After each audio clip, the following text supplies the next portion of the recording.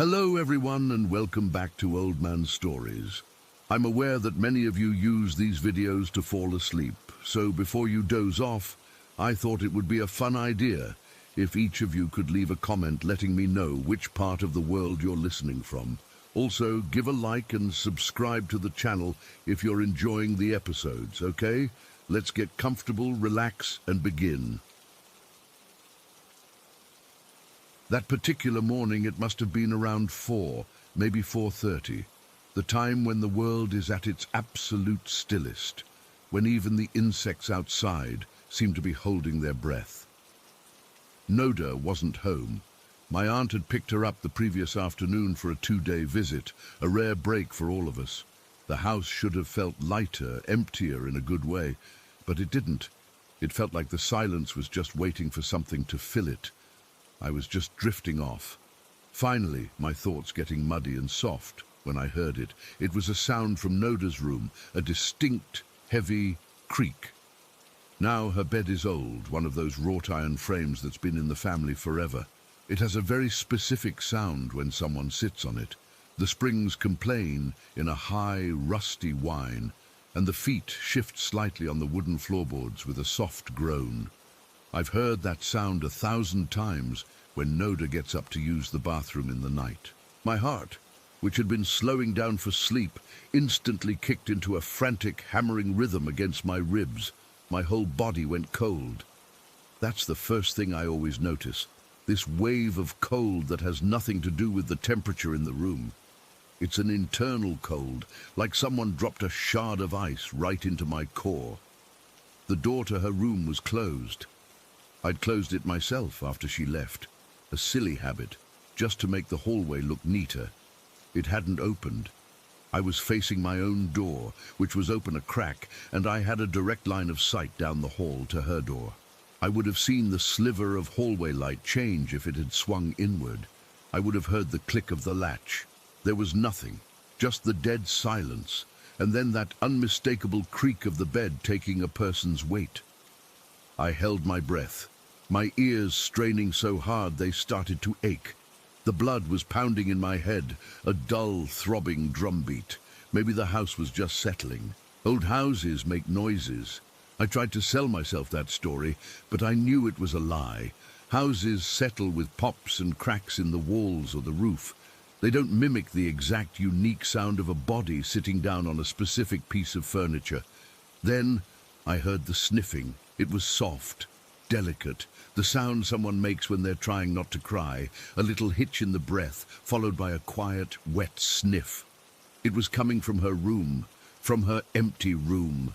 The sound was so human, so utterly forlorn, that for a split second my fear was overshadowed by a bizarre pang of sympathy. Someone was in there crying. But the logic crashed back in a second later, cold and hard. No one was in there. The door was closed. Noda was miles away. The sniffing continued, a soft, rhythmic pattern. In, hitch, out. In, hitch, out. It was the sound of genuine sorrow. My skin erupted in goosebumps, a violent, crawling sensation that started at the base of my spine and swept over my entire body. My scalp felt tight. I couldn't move. I was paralyzed, frozen in my bed, listening to this phantom weeping in my grandmother's empty bedroom. I remember the feel of my sheets, the cheap cotton ones that were a little pilled and rough against my fingertips where I was clutching them. I remember the taste of copper in my mouth, probably from biting the inside of my cheek. This went on for what felt like an eternity, but was probably only a minute or two. The sniffing didn't change, didn't build into sobs, didn't stop. It was just this constant, quiet, miserable sound emanating from behind a closed door. And the whole time I was viscerally aware of the space on the other side of that door. I could picture it in my mind, clear as day, the moonlight slicing through the slats of the blinds, striping the old floral quilt on the bed. And on that bed, a depression in the mattress where something was sitting, something that was crying without a body. I finally managed to move, not out of bravery, but out of a desperate animal need to confirm what I already knew. I slid out of my bed, my legs so weak they were shaking. The wooden floor was icy under my bare feet. I crept to my door, my breath held tight in my chest, and peered through the crack into the hallway. Her door was still shut. The house was dark and silent, except for that faint, heartbreaking sniffing sound. It seemed to be getting slightly louder, or maybe I was just hyper-focusing on it. I don't know what I was planning to do. Open the door? I couldn't. My hand wouldn't have reached for that knob for all the money in the world. I just stood there trembling, a silent witness to a private grief that wasn't meant for anyone to hear. Then, as suddenly as it started, it stopped. The sniffing cut off. There was no final sigh, no rustle of movement. It just ceased, leaving a silence that was somehow louder and more menacing than the sound had been. I stood there for another 5 minutes, maybe 10, just waiting, my muscles locked. Nothing. No creak of the bed as whatever it was stood up. No footsteps.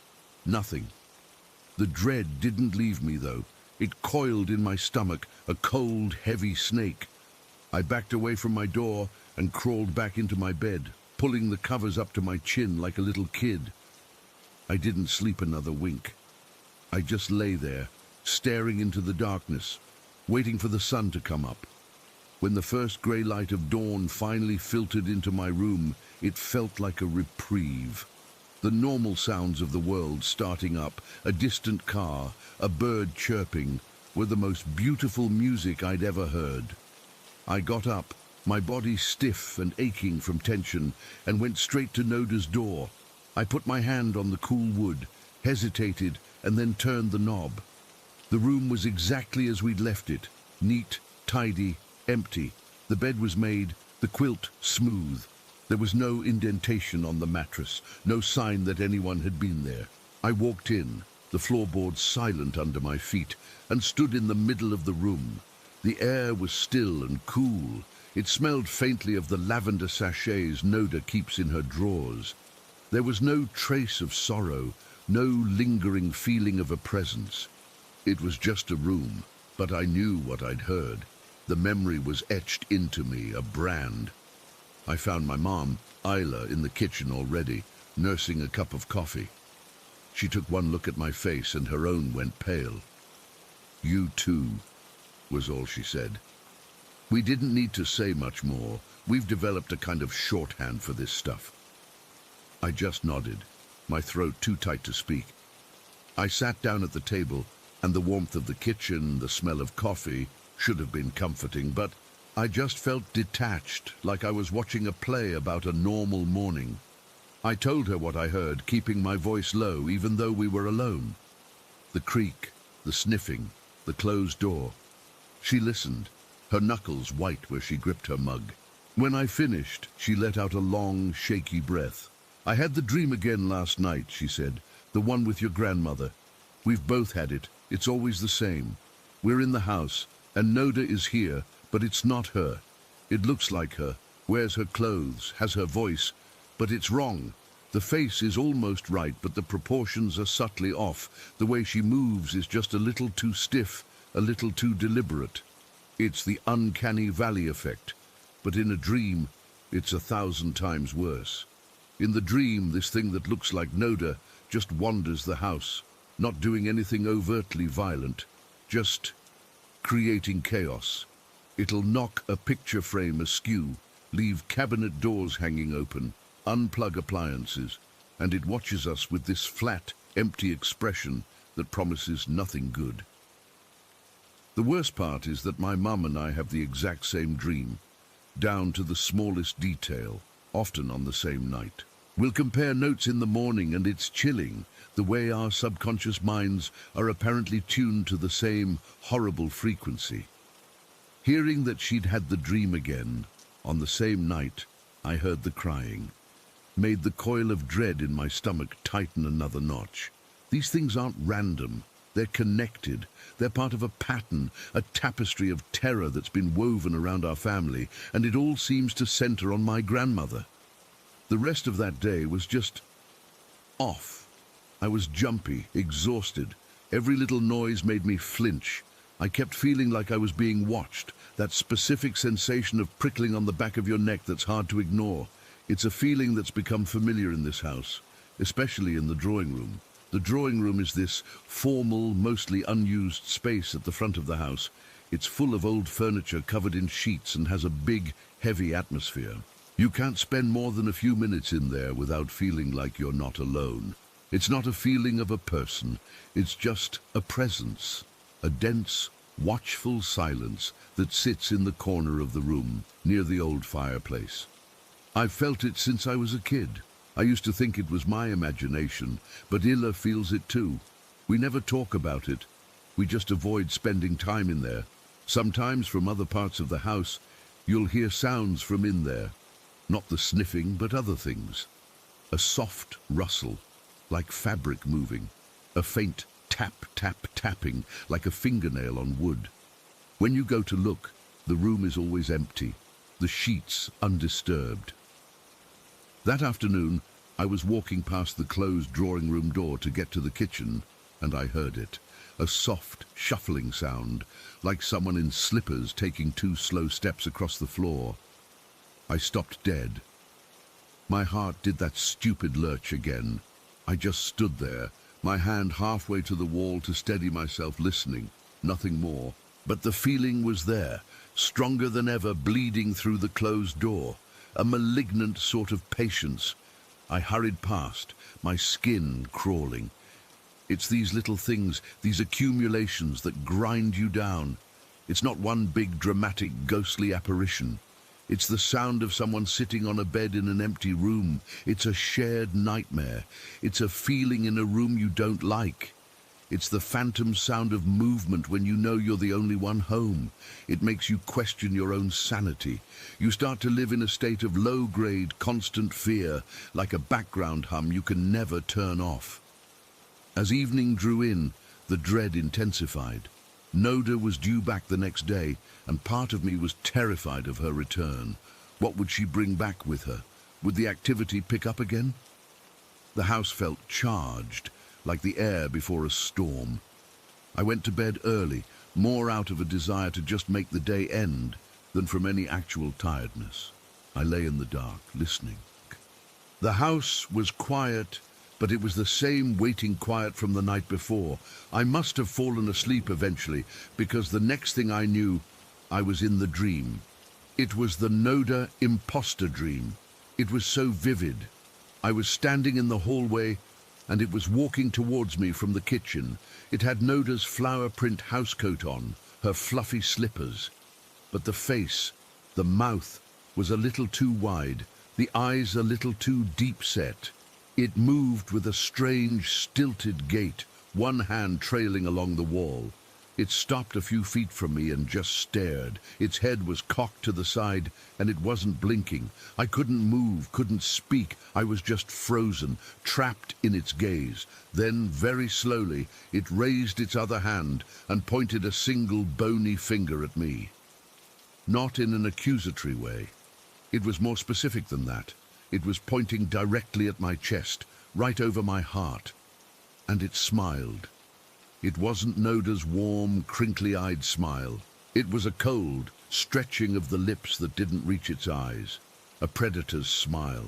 I woke up gasping, my heart trying to beat its way out of my chest. The room was dark. It was still the middle of the night. I was drenched in a cold sweat, the sheets clinging to me. The image of that pointing finger was burned onto the back of my eyelids. I fumbled for my phone on the nightstand, my hands shaking so badly I could barely swipe the screen. The light from it was blinding in the darkness. It was 2:17 in the morning, and then I heard it. Not from Noda's room this time, from the hallway. Right outside my door, a soft, slow, shuffling sound, the exact same sound I'd heard from the drawing room. Shuffle, drag, shuffle, drag.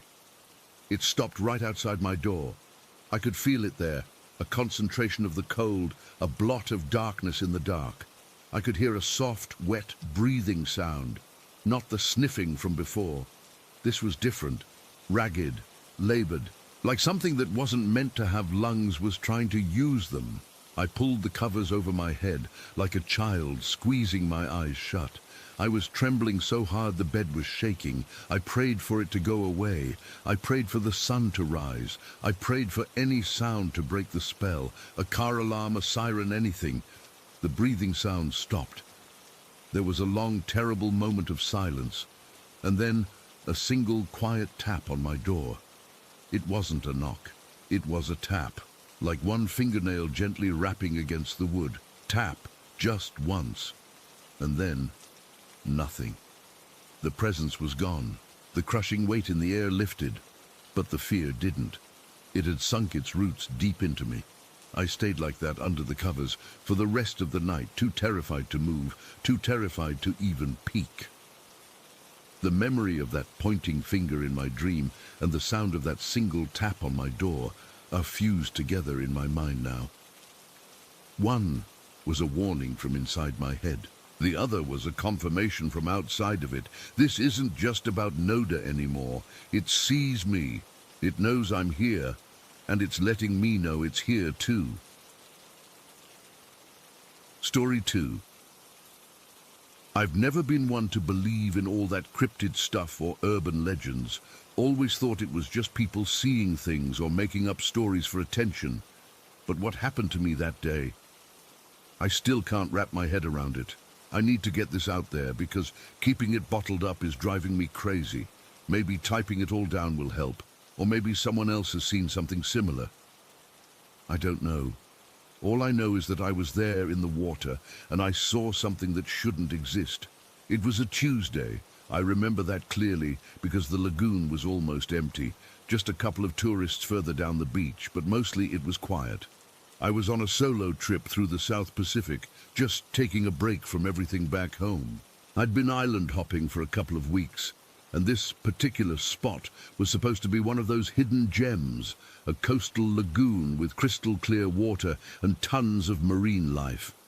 I'd heard about it from a guy at a hostel a few days before, and he said it was perfect for snorkeling, so I decided to check it out. The morning started off normal enough.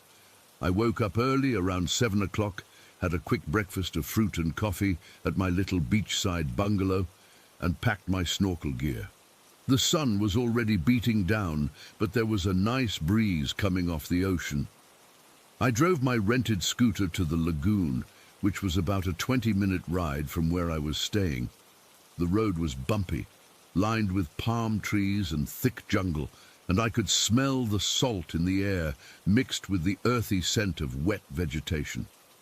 When I got there, the place was even more stunning than I'd imagined. A semi-enclosed lagoon with calm turquoise water, surrounded by rocky outcrops and white sand. It felt peaceful, like one of those postcard-perfect spots you see in travel magazines. I parked the scooter under a tree, slathered on some sunscreen, and waded into the water. The temperature was perfect, cool but not cold, refreshing against my skin. I put on my mask and snorkel, adjusted the fins, and started swimming out toward the deeper part of the lagoon. The visibility was incredible. I could see straight down to the seabed, maybe 30 or 40 feet below in some areas. Schools of small, colorful fish darted around coral formations, and every now and then I'd spot a ray gliding along the sand. It was serene, almost meditative. I remember thinking how lucky I was to be there, away from all the noise and stress of everyday life. I'd been in the water for about an hour, just floating and observing, when I decided to venture a bit further out. The lagoon opened up into a broader area where the water got deeper, and the seabed dropped off into what looked like a dark abyss. I'm not usually scared of the ocean, but there's always that little twinge of unease when you're over deep water, knowing that anything could be down there. I took a deep breath and pushed on, telling myself it was just my imagination. That's when I saw it. At first, I thought it was a large rock or maybe a patch of coral covered in algae. But as I got closer, my brain started trying to make sense of the shape. It was huge, way bigger than any sea turtle I'd ever seen or heard of. I froze, treading water, and just stared. The thing was resting on the seabed, maybe 50 feet below me, and it was disc-shaped, like a giant pancake or something, but with a rough, textured surface. The shell was covered in thick, greenish-brown algae, and it had this massive beak-like head that reminded me of pictures I'd seen of prehistoric animals. It looked ancient, like something that had been down there for centuries. My heart started hammering in my chest. I could feel it thumping against my ribs, and my breathing got shallow through the snorkel. I remember the taste of salt water in my mouth and the way my mask felt tight against my face. I was terrified, but also fascinated. I couldn't look away. The creature was just there. It wasn't moving much, just shifting slightly, and I could see its flippers, huge paddle-like things, resting on the sand. The head was turned slightly, and I swear it looked right at me. Not in an aggressive way, but like it was aware of my presence. Its eyes were dark and deep, and they seemed to hold this weird, intelligent calmness that sent chills down my spine. I stayed there, floating above it, for what felt like forever, but was probably only a few minutes. Every second I expected it to bolt or charge or something, but it didn't. It just moved slowly, almost lazily, as if it had all the time in the world. Then, without any sudden motion, it started drifting backward into the deeper water. It glided smoothly, its flippers pushing it along, and within moments it disappeared into the darkness. One minute it was there, this massive, impossible thing, and the next, it was gone. I didn't wait around. I turned and swam as fast as I could back toward the shore. My fins felt heavy, and my arms were burning with effort. I kept glancing back, half expecting to see it following me, but there was nothing, just the empty blue water. When I finally reached the shallows, I stumbled out onto the sand, pulling off my mask and snorkel, and collapsed on the beach. I was shaking all over, my hands trembling so badly I could barely unstrap my fins. I sat there for a while, just breathing, trying to process what I'd seen. The sun was still shining, the waves were still lapping at the shore, but everything felt different, tainted. After a few minutes, I gathered my gear and hurried back to my scooter. I drove straight to my bungalow, my mind racing. I needed to know what that thing was. As soon as I got inside, I grabbed my laptop and started searching online. I looked up giant turtles, prehistoric sea creatures, anything that might match what I'd seen. I found pictures of Archelon, that extinct turtle from the Cretaceous period, and my stomach dropped. The resemblance was uncanny, the disc-shaped shell, the beak-like head, the size. But Archelon has been extinct for millions of years. There's no way it could still be around. I checked modern species, leatherback turtles, green sea turtles, but nothing came close. Leatherbacks are big, but not that big, and they don't have that distinctive disc shape. What I saw was easily 6 to 8 feet across, maybe more. It was monumental. I spent the next couple of hours digging deeper, reading forums and scientific articles, but I kept hitting dead ends. No one had reported anything like it. I felt a mix of frustration and dread. Had I imagined it? But I knew I hadn't. The image was burned into my brain. The algae-covered shell, the slow movement, those eyes. I decided to report it. I found the website for the National Cryptid Society, a group that documents unexplained sightings, and filled out their online form. I described everything in detail, the location, the time, what I saw. I attached a rough sketch I drew based on my memory. I didn't know if they'd believe me, but I had to try. After I hit send, I just sat there, staring at the screen. The adrenaline had worn off, and I was left with this hollow, scared feeling. I kept replaying the encounter in my head, over and over. The way it moved, so calm and unaggressive, but still terrifying because it was so out of place. It felt like I'd glimpsed something I wasn't supposed to see, like I'd accidentally peered into a hidden part of the ocean's mysteries. The ocean is vast and mostly unexplored, and who knows what's down there in the deep, dark places. But seeing it up close, in broad daylight, in what I thought was a safe, familiar lagoon, that messed with me. I didn't sleep well that night. Every time I closed my eyes, I saw that turtle-like creature, drifting into the depths. I've been back to the lagoon once since then, but I couldn't bring myself to go in the water. I just stood on the shore, watching, wondering if it was still down there. Part of me wants to believe it was a one-time thing, a fluke. But another part is scared that it's always been there, lurking, and I was just lucky or unlucky enough to spot it. And that's it. That's what happened. I don't have any answers, and I probably never will. All I know is that on that Tuesday, in that beautiful lagoon, I saw something that defies explanation, and it's haunted me ever since. Story 3. I lived alone in this second-floor apartment after my divorce. It was a fresh start, or it was supposed to be. The place was cheap, which was the main draw. The building was old, one of those brick places that had probably seen better days decades ago.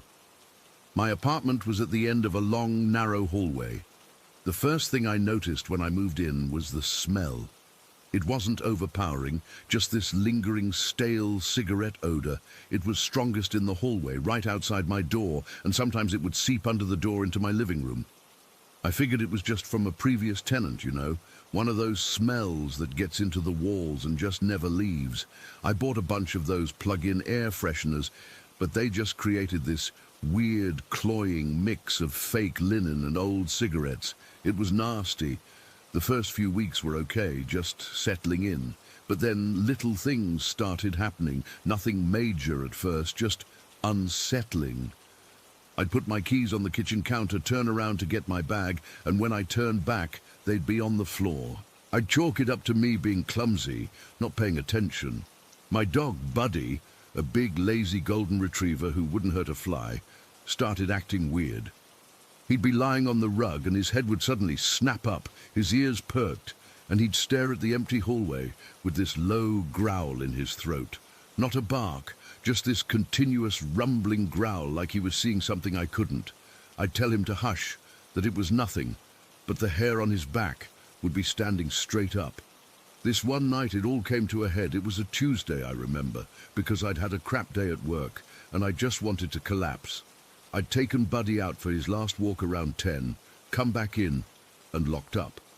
I have this ritual, deadbolt on the main door, chain lock, and then I checked the little sliding lock on the patio door in my bedroom. I did all of that. I remember the solid thunk of the deadbolt, the metallic scrape of the chain. I was in my bedroom, already in my pajamas, just scrolling through my phone in bed. Buddy was curled up on his dog bed in the corner. The TV was on in the living room, some late-night show, just for background noise. The apartment was quiet otherwise. Then Buddy lifted his head. I saw it out of the corner of my eye. He wasn't just alert, he was rigid. His whole body went stiff, and that low growl started again, deeper and more menacing than I'd ever heard from him. "Buddy, what is it, boy?" I whispered. He didn't even look at me. His eyes were fixed on the bedroom door, which was open just a crack, showing a slice of the dark hallway beyond.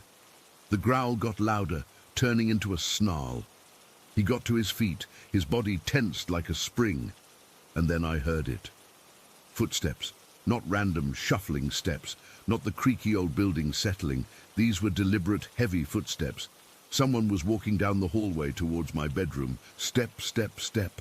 The pace was steady, unhurried, like they had all the time in the world, and they knew exactly where they were going.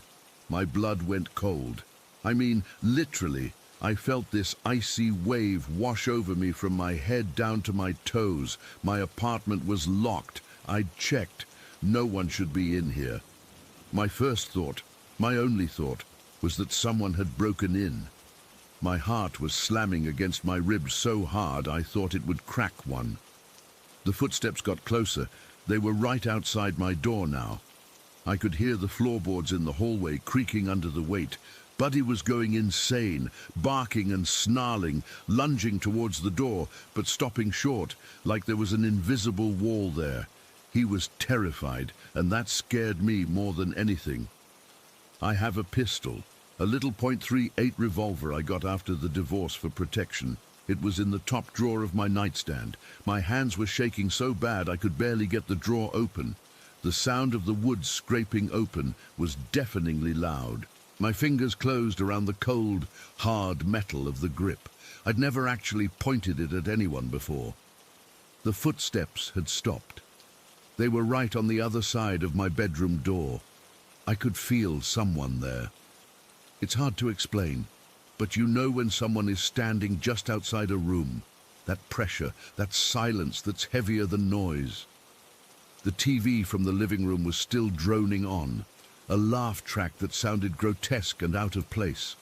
I took a breath, the air shuddering in my lungs. I had to look. I couldn't just lie there. I swung my legs out of bed, the floor cold on my bare feet. I held the pistol in both hands, my arms trembling. Buddy was still barking, a frantic, high-pitched sound now. "Who's there?" I yelled, my voice cracking. It wasn't a strong, commanding shout. It was thin and scared. No answer, just that heavy, waiting silence. I took a step towards the door, then another. I reached out with one shaking hand, my finger resting on the trigger guard of the gun. I pushed the door. It swung open slowly. The hallway was empty. I mean, completely, utterly empty. There was no one there. The hallway stretched out to the front door, dark and silent. I flicked the light switch on. The yellow bulb illuminated nothing but the worn carpet and the blank walls. I checked the bathroom, the closet. Nothing. My front door was still locked, the deadbolt thrown, the chain still in place. The patio door was still locked. It made no sense. I had heard those footsteps. They were so clear, so real. Buddy had heard them too. He was still whining and pacing, his tail tucked between his legs.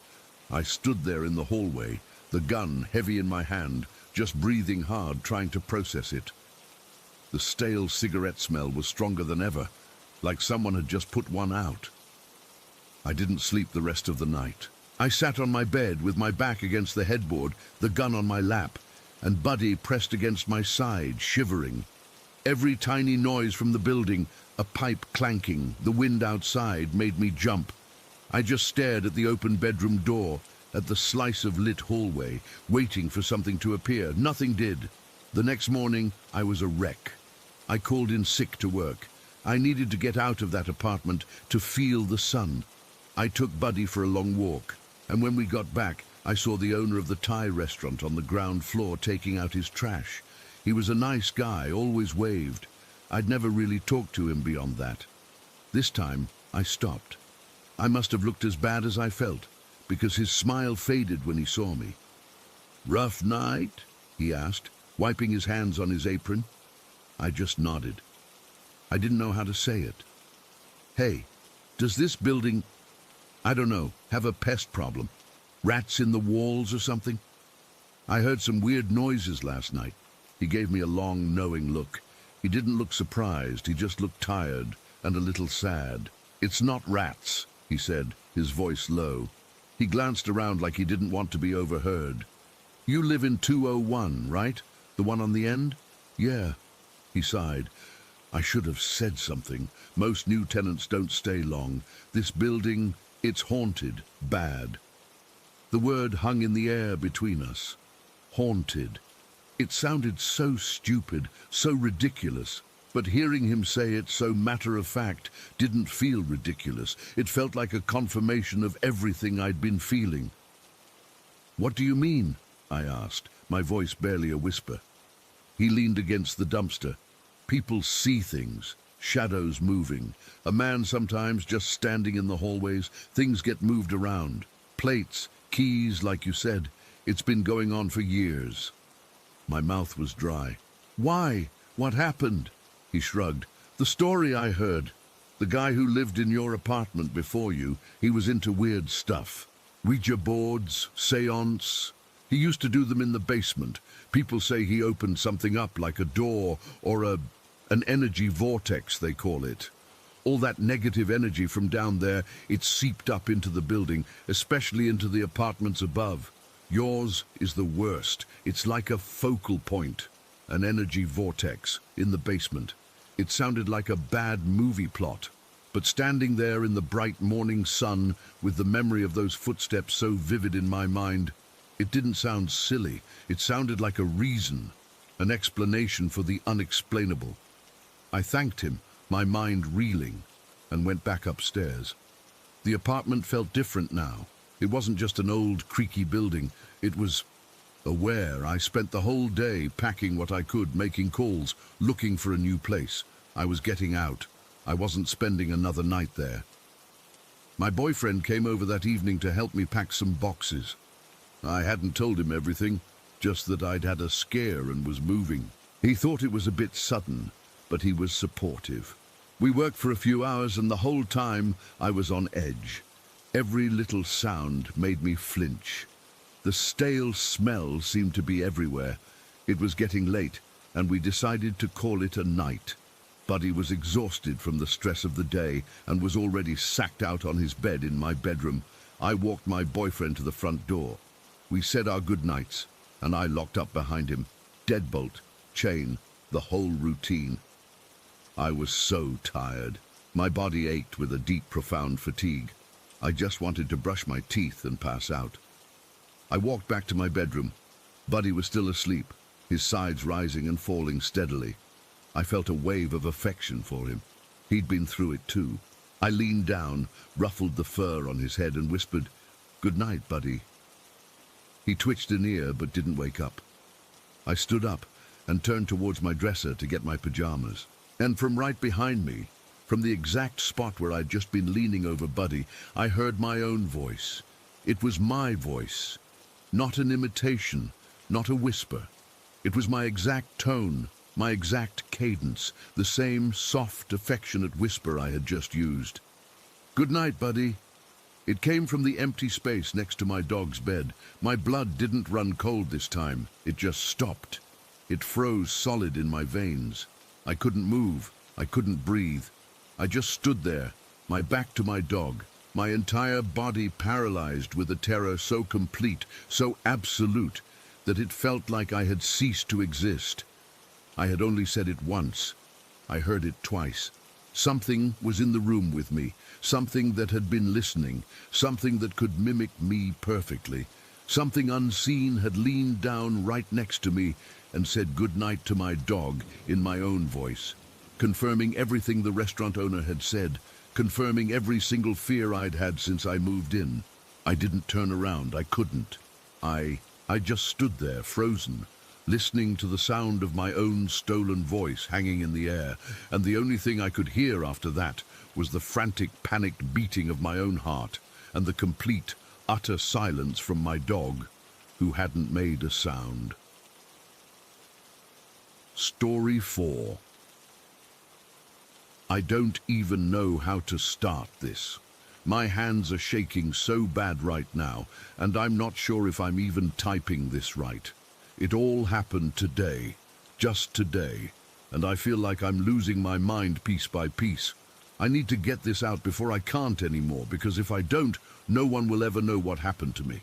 I'm sitting here in my living room, the same room where everything went wrong, and I'm trying to remember it all, but it's like parts of my brain are just gone. Blank spots where there should be memories. I woke up this morning feeling weird, like I'd slept wrong or something. My head was fuzzy, and when I looked at the clock it said 7:30, but for a second I thought it was yesterday. I actually believed it was Tuesday, not Wednesday. I know that sounds stupid, but it felt real. I got out of bed and stumbled to the bathroom, and my reflection in the mirror looked off, not like me, but like someone else was wearing my face. I shook it off, thinking I was just tired from work or something. I've been stressed lately, but nothing like this. My wife was already up. I could hear her moving around in the kitchen. The smell of coffee should have been comforting, but it just made me nauseous. I went downstairs and she was there, humming some tune I didn't recognize. She smiled at me, and for a split second I didn't know who she was. It was like looking at a stranger. My heart started pounding, and I had to grip the counter to steady myself. She asked if I was okay, and I mumbled something about not sleeping well. But inside, I was freaking out. Why couldn't I place her face? We've been married for 5 years, for God's sake. I tried to eat breakfast, but every bite felt wrong. The toast was too dry, the eggs too runny, and I kept glancing at the calendar on the wall. It said Wednesday, October 12th. But in my head, I was sure it was Tuesday the 11th. I even argued with my wife about it. She looked at me like I was crazy, and maybe I am. She said, "Honey, it's Wednesday. We have that dinner with your parents tonight, remember?" But I didn't remember. I couldn't recall planning anything like that. My mind was just empty. After she left for work, the house felt too quiet. I called in sick because I knew I couldn't focus. I started pacing around, trying to shake off this fog in my head. I went into the living room and saw our wedding photo on the mantelpiece. We're both smiling, her in that white dress, me in my suit. It's one of my favorite pictures. But today, when I looked at it, her face seemed to shift, like it wasn't her anymore. I rubbed my eyes, thinking it was just my vision blurring, but when I looked again, it was normal, or at least, I thought it was. The whole morning was a blur. I tried to watch TV, but the sounds were too loud and the colors hurt my eyes. I kept checking the time, and each hour felt like it was dragging but also speeding up. Around noon, I went to the kitchen to make a sandwich, and that's when I first saw it. Out of the corner of my eye, I saw someone moving in the hallway. I thought it was my wife coming home early, so I called out her name. No answer. I walked to the hallway, and it was empty. But then I heard footsteps upstairs. My heart was hammering in my chest. I grabbed a knife from the kitchen drawer, not because I thought I'd need it, but just for something to hold on to. It felt cold and heavy in my hand. I crept upstairs, my breath coming in short gasps. The bedroom door was slightly open and I pushed it wider. There she was, standing by the window, her back to me. She was wearing the same clothes she'd left in that morning. I said her name again, and she turned around. But it wasn't her. I mean, it looked like her, but her eyes were wrong. They were empty, like black holes. She smiled, but it was a twisted, unnatural smile. I stumbled back, dropping the knife. It clattered on the floor, and when I looked up, she was gone. The room was empty. I was sweating now, my shirt sticking to my back. I ran downstairs thinking I was having a breakdown. Maybe I needed to see a doctor. But then I saw the wedding photo again, and this time her face was different. It was pale, gaunt, like a corpse. I snatched it off the mantel and stared at it. My hands were trembling so hard I almost dropped it. That's when I noticed something else, the date on the photo. It said our wedding was last year, but I know it was 3 years ago. I know it was. I started rifling through other photos, and in every one the dates were wrong. My anniversary, our vacations, all mixed up. It was like someone had rewritten my past.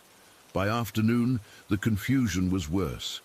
I couldn't remember simple things, like what I ate for lunch or if I'd even eaten. I kept seeing movements in the shadows, hearing whispers that weren't there. I tried to call my wife, but my phone wouldn't work right. The numbers kept changing, and when I finally dialed, it went to voicemail. Her voice sounded distant, like she was miles away. I left a garbled message, something about needing her to come home. As the sun started to set, the fear really set in.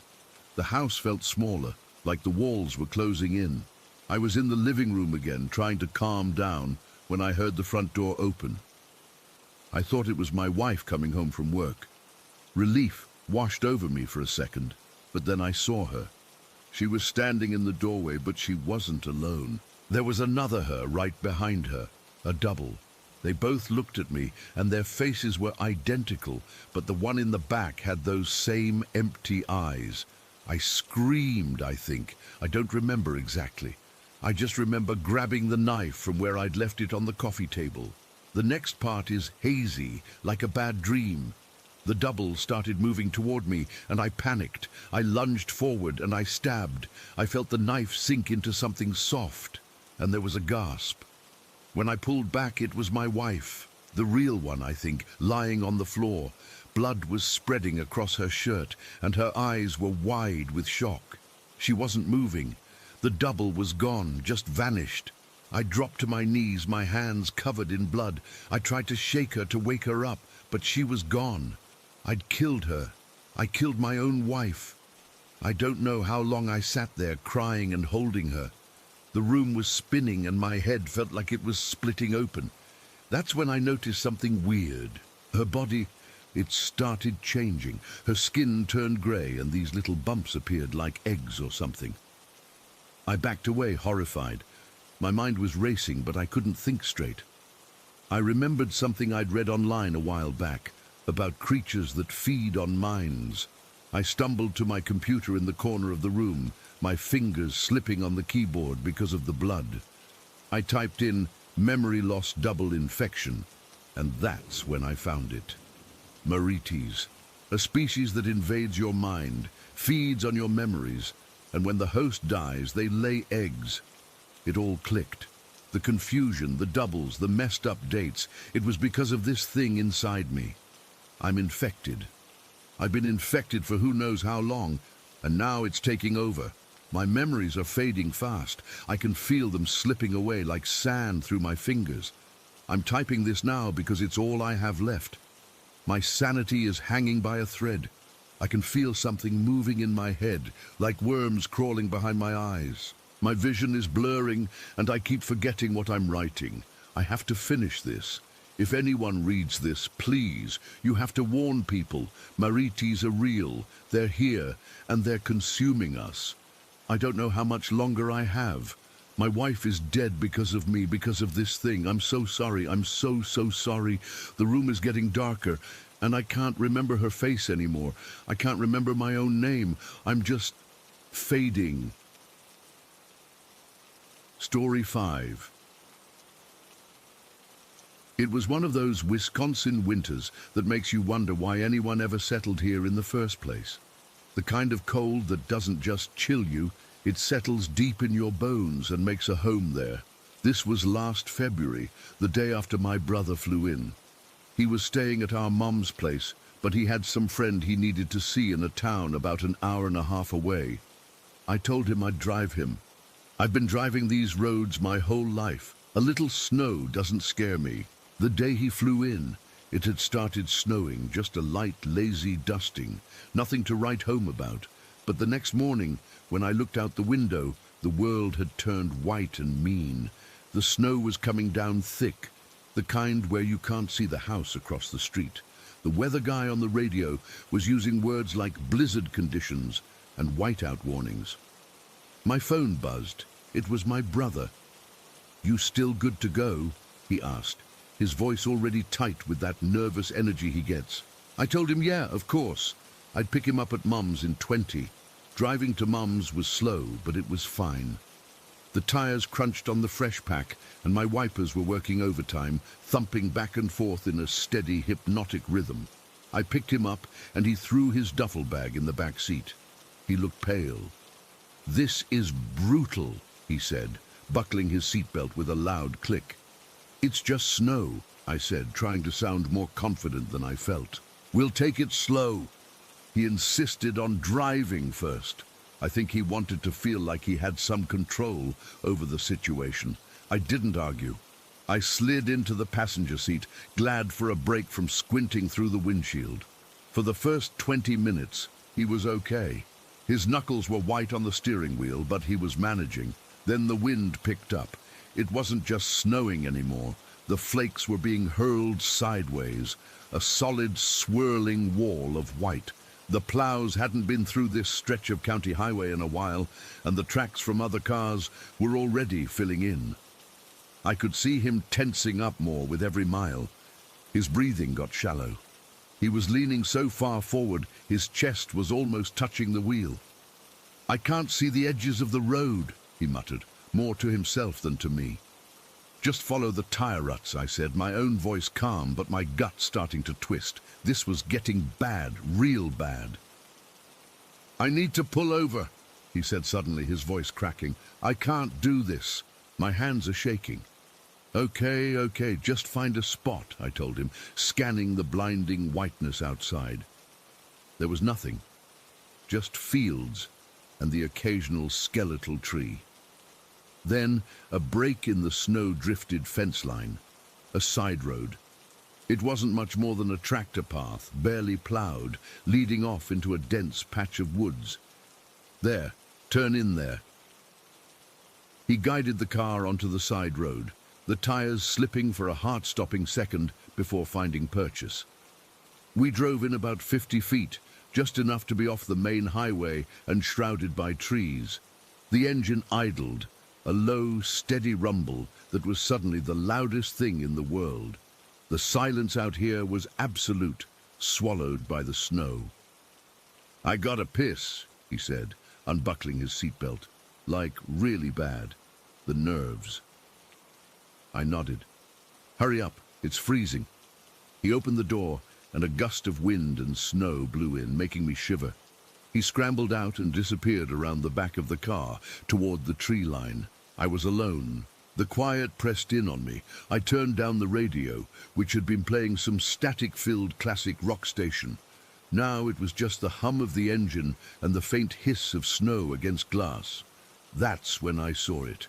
It was a sign, off to the right of the road, half hidden by a snow-laden pine branch.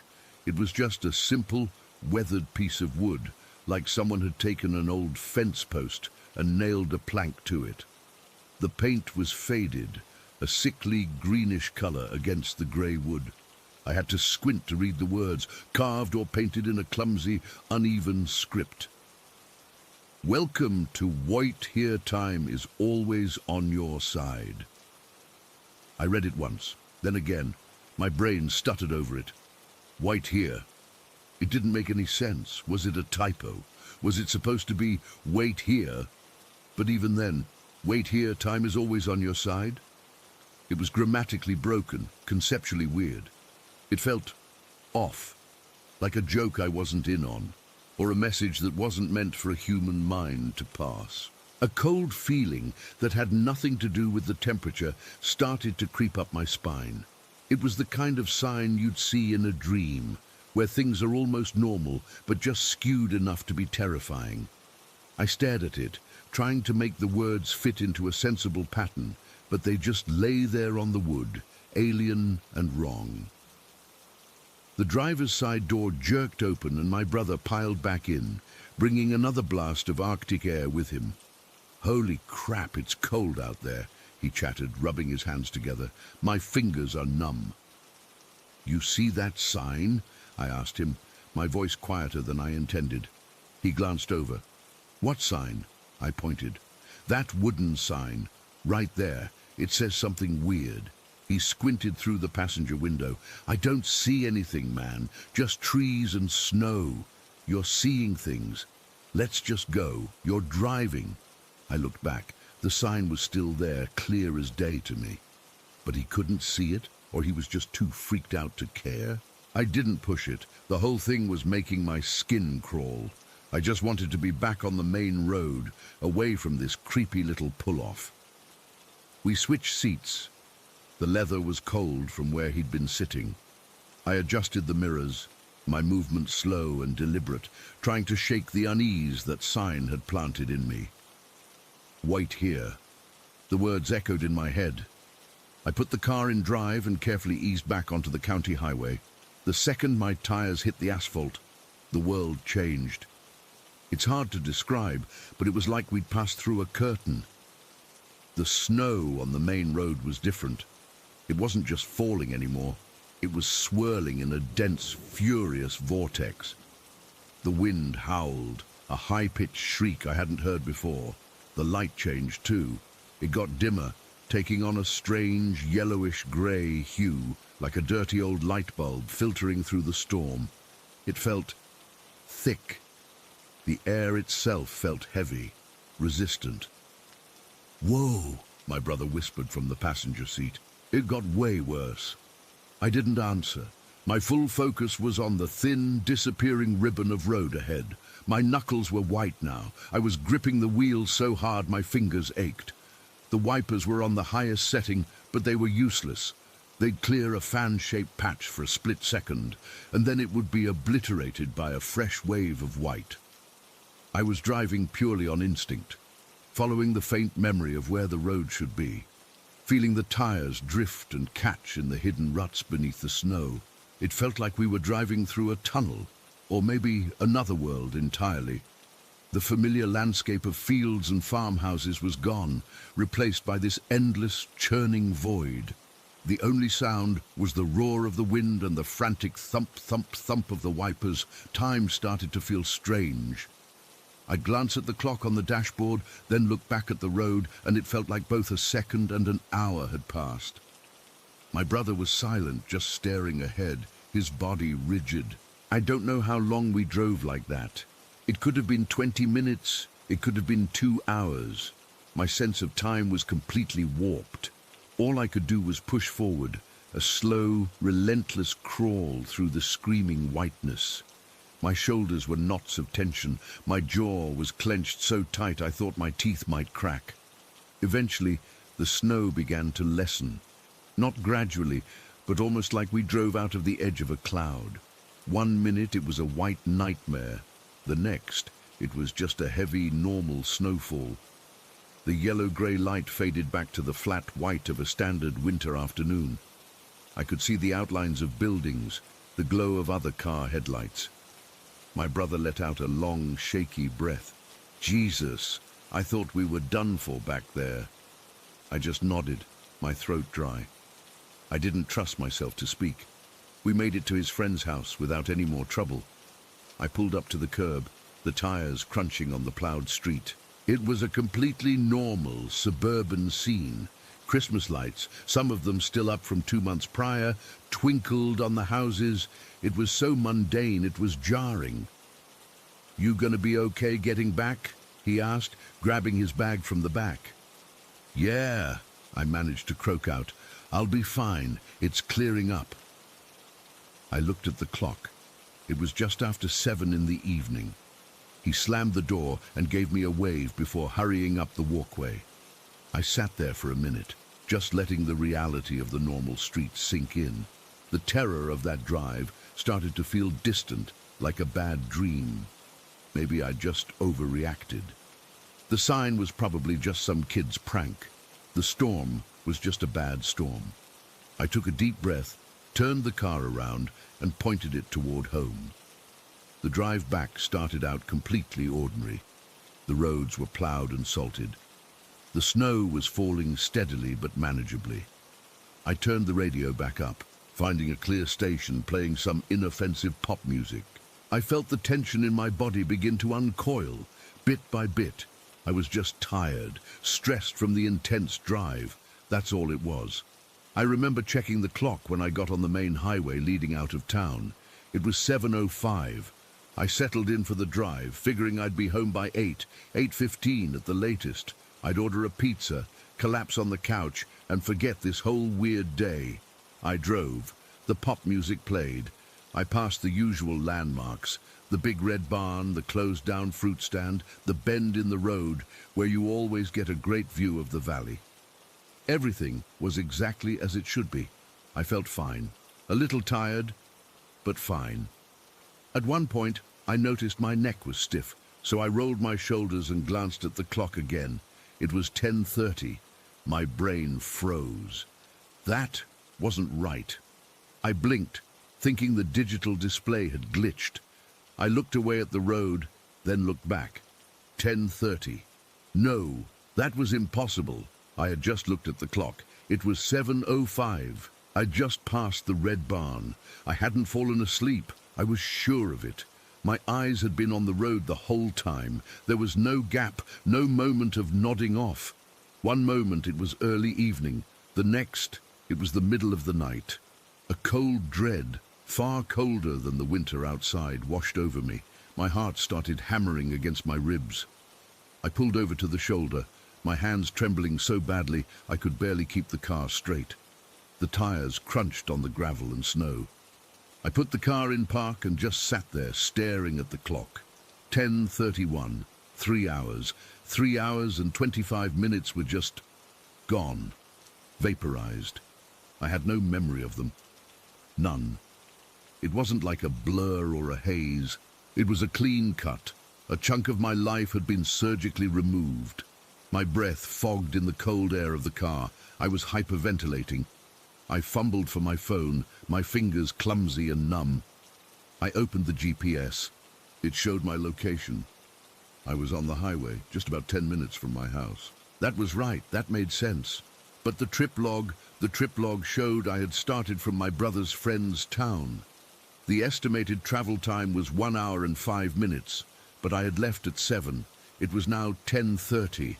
The math was screamingly, terrifyingly wrong. Then my eyes dropped to the odometer.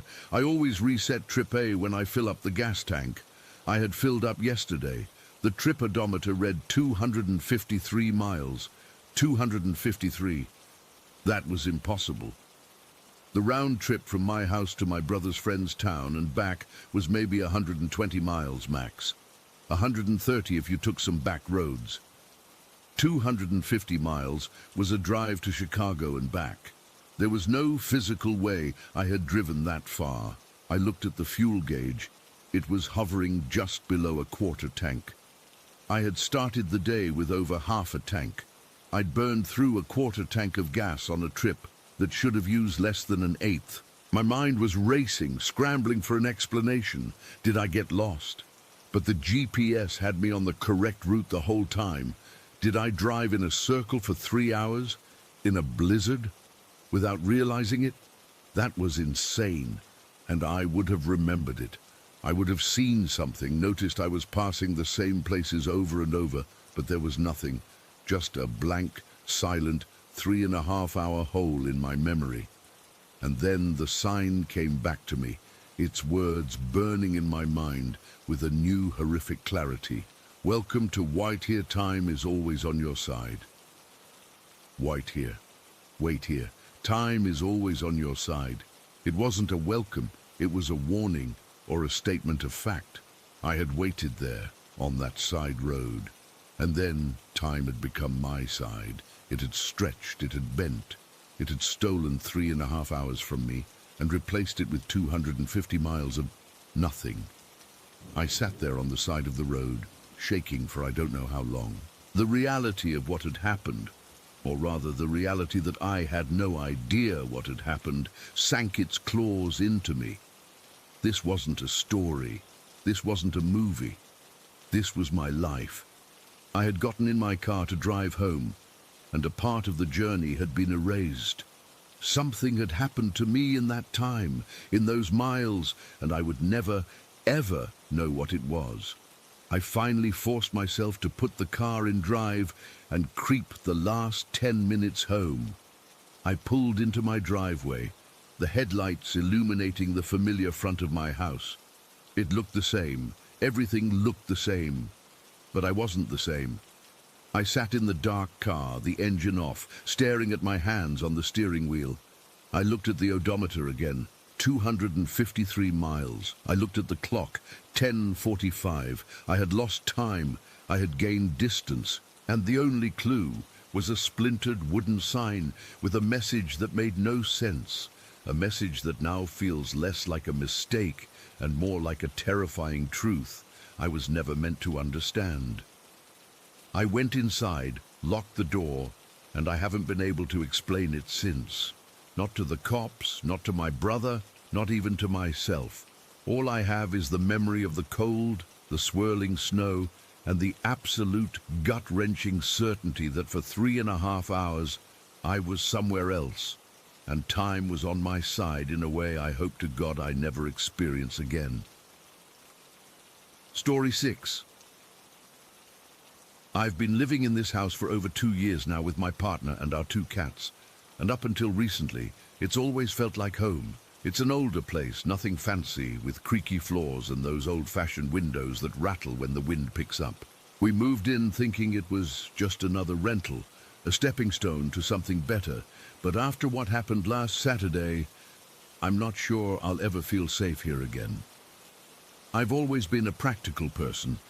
I don't believe in ghosts or demons or any of that stuff you see in movies, but what I saw that day, it's left me with this sharp, aching feeling in my chest every time I think about it, like something's pressing down on me and I can't shake it off. Let me start by saying that things had been mostly normal. Sure, there were the usual odd noises you get in an old house, the plumbing groaning at night, or the attic door shifting when the temperature changed, but nothing that ever made me think twice. Then, about a week before that Saturday, something weird happened. It was late, probably around 10 at night, and I was in the kitchen feeding the cats. We have this routine where I scoop their food into their bowls, and they come running as soon as they hear the bag rustle. That night, though, as I was pouring the kibble, I heard this sound, like a wet slap, the kind you'd hear if someone smacked a raw steak against a wall. It came from down the hallway, and it was so out of place that I froze mid-pour. One of the cats, the grey one, was standing right next to me, and she went completely stiff. Her ears flattened, and she stared down the hall with her eyes wide, like she'd seen a predator. I followed her gaze, and that's when I saw it. A flesh-colored shape, kind of like a person but with no features, no eyes, no nose, no mouth, just this smooth, skin-covered thing sliding along the floor. It moved in a way that didn't seem natural, almost gliding, and it disappeared around the corner into the living room. The cat didn't move for a good minute, just stayed there, trembling, and I was too shocked to do anything. I told myself it was a trick of the light, maybe a shadow from a car passing outside, but deep down, I knew it wasn't. I didn't tell my partner at first because I didn't want to sound crazy, but that feeling stuck with me, like a low hum of dread in the back of my mind. Fast forward to last Saturday. It started out like any other weekend. We slept in, had a lazy breakfast, and spent the morning tidying up the house. The weather was overcast, with that grey, heavy sky that makes everything feel quiet and still. My partner was in the living room reading, and I was puttering around in the kitchen thinking about what to make for lunch. The cats were napping in their usual spots, one on the couch and the other curled up on a chair. Everything felt calm, almost too calm, like the air was holding its breath. Around 2 in the afternoon, I decided to go upstairs to grab a sweater because it was getting chilly. That's when I heard the first noise, a series of heavy, pounding footsteps coming from the room above me.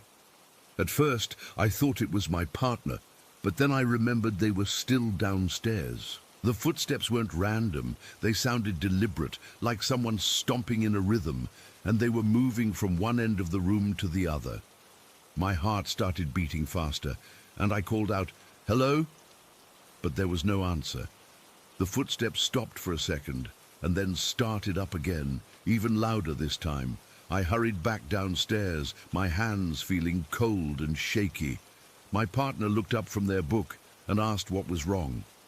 I told them about the footsteps, and they shrugged it off, saying it was probably the neighbors or something settling in the attic. But we don't have neighbors above us. It's a single-family house, and the attic is mostly empty, just some old boxes and holiday decorations.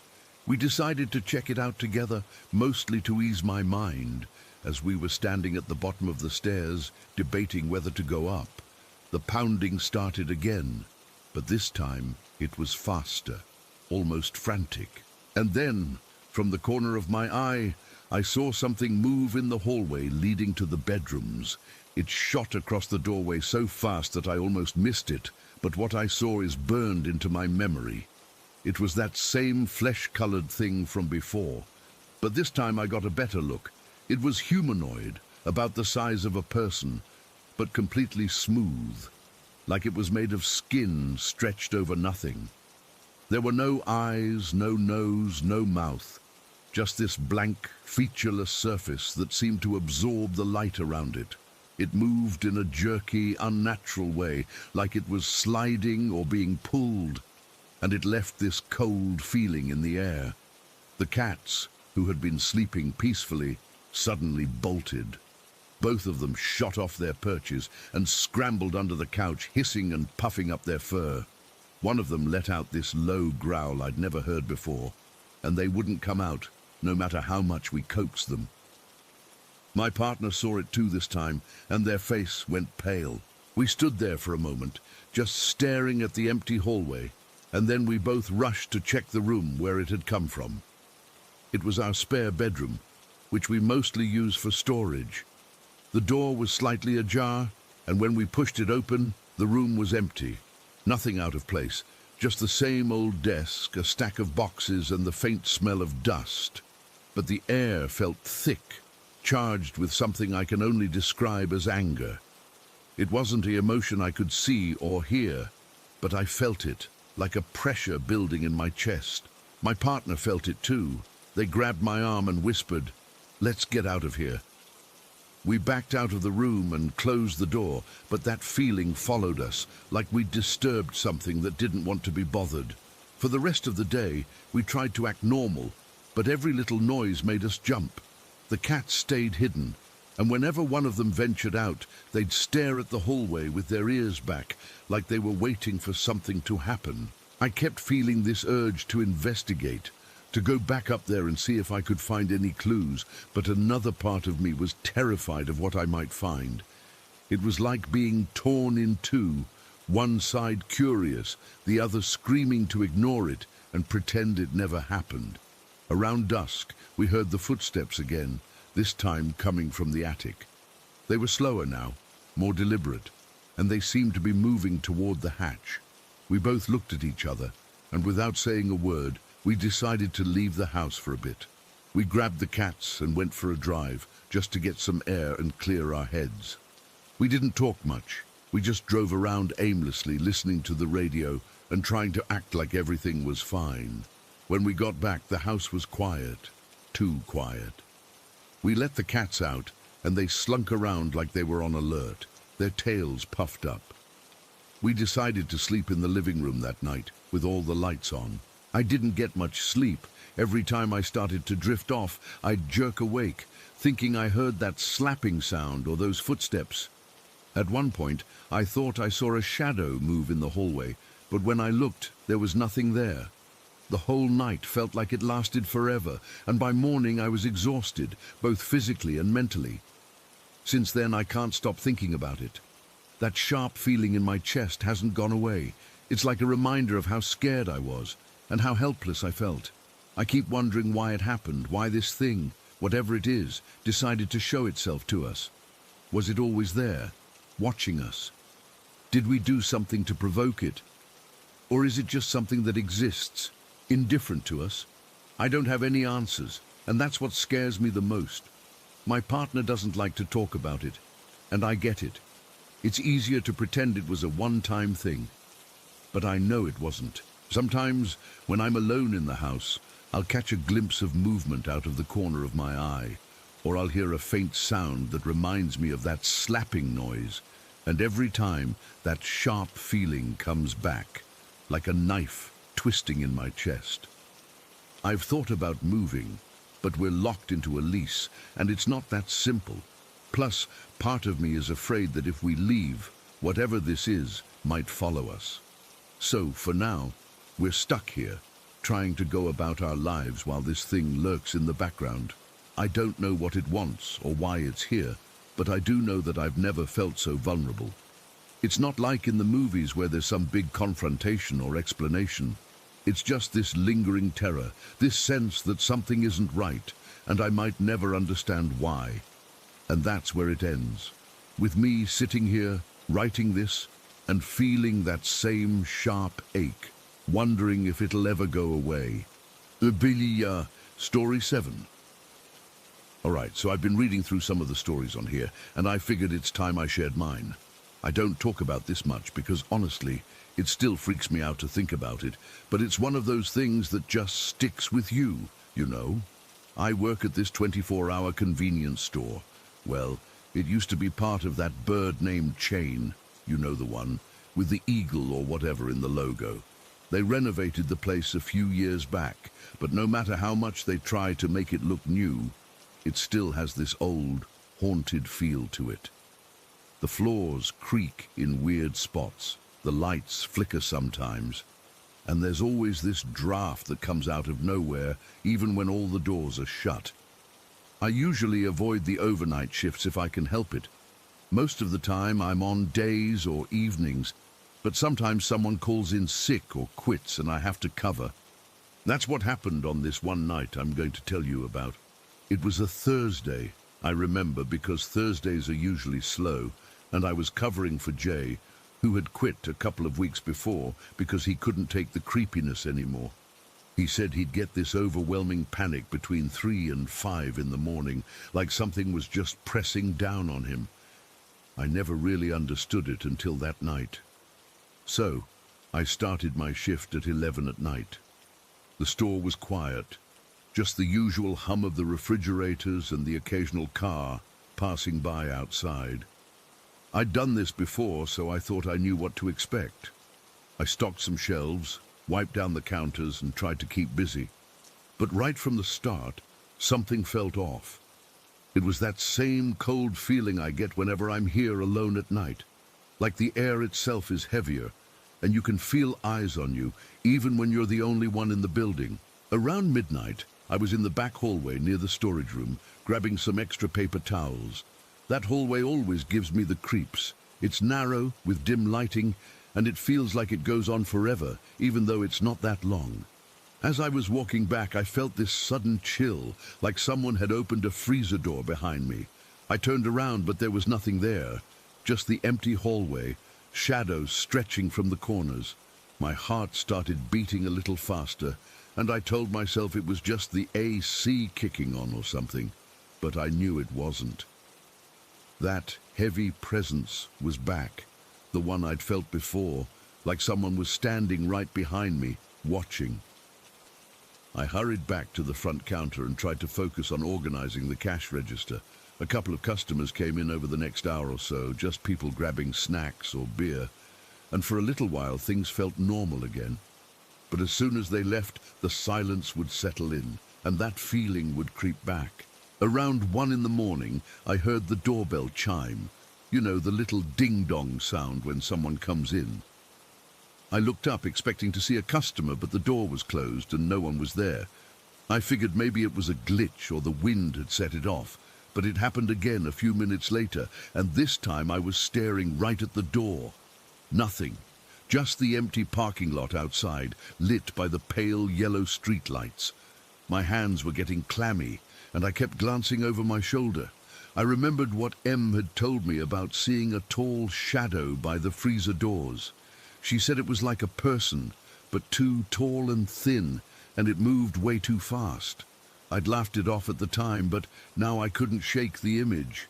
I decided to stay near the front, where it felt safer, but even there, I couldn't escape the sense that I wasn't alone.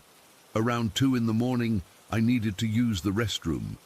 The employee restroom is down that same creepy hallway, past the storage room. I didn't want to go, but I had to. I grabbed my keys, we always lock the front door if we're going to be out of sight for a bit, just in case, and headed back. The hallway seemed darker than usual, like the lights were dimming on their own.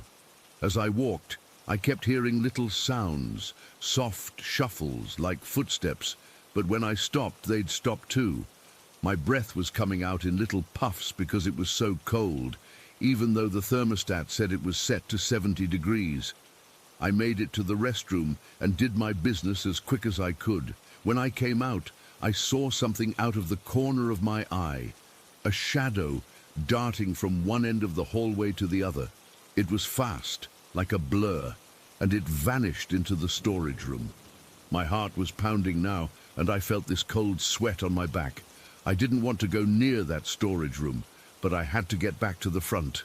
I started walking faster, my shoes squeaking on the linoleum floor, and that's when I heard it, a soft crash from the manager's office.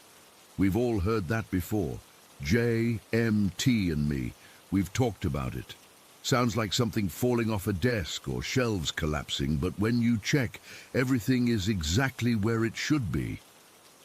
I froze for a second, debating whether to investigate or just run.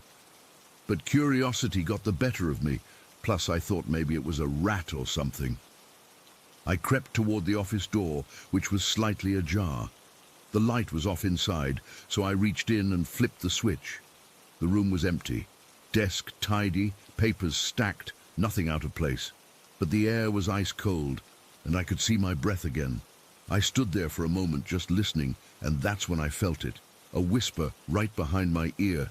It was so close, I could feel the breath on my skin, cold and damp. It didn't say anything I could understand, just a hushed sound, like someone trying to get my attention. I spun around, but there was no one there.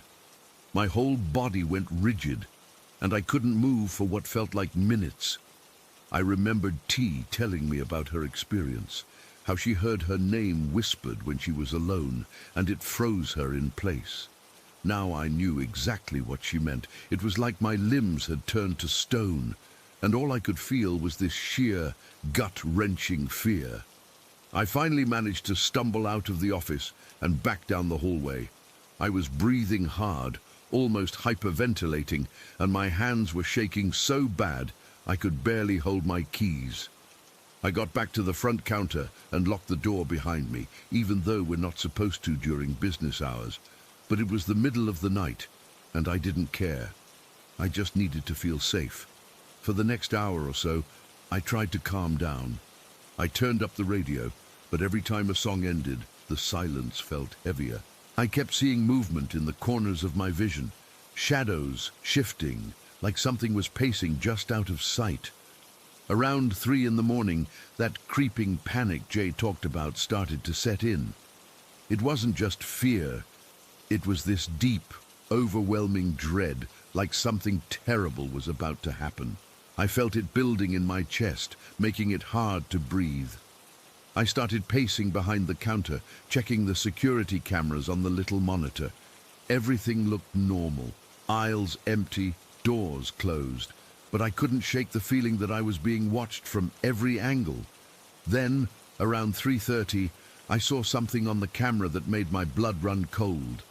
In the frozen food section, near the freezer doors, there was a tall, dark shadow standing still. It was just like M described, too tall to be a person, and it didn't move like one either. It was just there, and then it wasn't. I blinked, and it was gone. I rewound the footage on the monitor, but it showed nothing. Just the empty aisle. My mind was racing, and I started questioning everything. Was I losing it?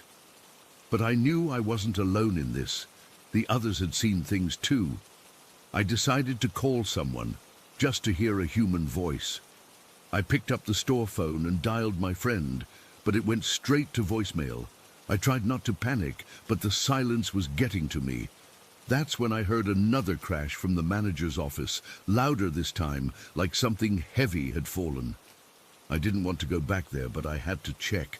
What if it was a break-in or something? I grabbed the baseball bat we keep under the counter. Never used it before, but it made me feel a little better, and slowly made my way back. The hallway was even colder now, and the lights were flickering. I could hear a faint whispering, like multiple voices overlapping, but I couldn't make out any words. It was coming from the storage room. I pushed the door open, and the smell hit me first. Musty and old, like wet paper and decay. The room was dark, so I fumbled for the light switch. When the lights came on, everything looked normal at first. Boxes stacked neatly, shelves organized. But then I noticed something in the corner. A small, shadowy figure that looked like a little boy, just like Em said she saw once. It was crouched down, and for a split second I thought it was real. But when I looked closer, it faded away, like smoke. My heart was hammering in my chest, and I felt dizzy. I backed out of the room and leaned against the wall, trying to catch my breath. That's when the doorbell chimed again, over and over, like someone was repeatedly pressing the button. I ran back to the front, and through the glass door I saw nothing, no one. But the chimes kept going faster and faster, until it was just a constant, frantic ringing. I covered my ears, but I could still hear it, and underneath it, that whispering was getting louder, like it was right next to me. I felt a cold hand on my shoulder and I screamed. I actually screamed out loud, and I never do that. I spun around, but there was nothing there. The chimes stopped abruptly and the store went dead silent. I stood there, shaking, for what felt like an eternity. The fear was so intense I thought I might pass out. I looked at the clock. It was just after 4 in the morning. The worst part was knowing I had 2 more hours until my shift ended and the sun would come up. But those 2 hours felt like a lifetime. I spent them huddled behind the counter, jumping at every little sound. I kept my eyes glued to the security cameras, but nothing else happened. No shadows, no whispers. Just that heavy, watching feeling that never went away. When 6 in the morning finally rolled around and the day shift manager came in, I must have looked like a wreck. She asked if I was okay, and I just mumbled something about not feeling well. I didn't tell her what happened. I don't think she would have believed me anyway. I clocked out and got in my car, and as I drove home, I couldn't stop thinking about it. That sense of being utterly alone in that building with something that wasn't human, watching me, messing with me. It's stuck with me ever since. I've covered a couple of overnight shifts since then, and every time that cold feeling returns. The doorbell still rings with no one there, and sometimes I'll catch a shadow moving in the corner of my eye. But nothing as intense as that night. Jay quit, and I don't blame him. M&T still work there, but we don't talk about it much. It's like we all know, but saying it out loud makes it more real. The building has a history, I'm sure of it, but no one knows what it is. All I know is that on that night something was in there with me, and I'll never forget the terror of feeling so completely helpless and alone. Story 8. I lived in this old house with 4 other people and our landlord, who stayed in a separate unit out back. The rent was cheap, dirt cheap, which is why we put up with the weirdness at first. The house was a 2-story place with creaky floors and windows that never quite sealed right. It had this smell too, not musty, but like old wood and something else, something metallic almost, that clung to the back of your throat. That morning, I lay in bed for a bit listening. The dragging stopped, and then there was this faint scratching sound like nails on wood coming from the wall near my head.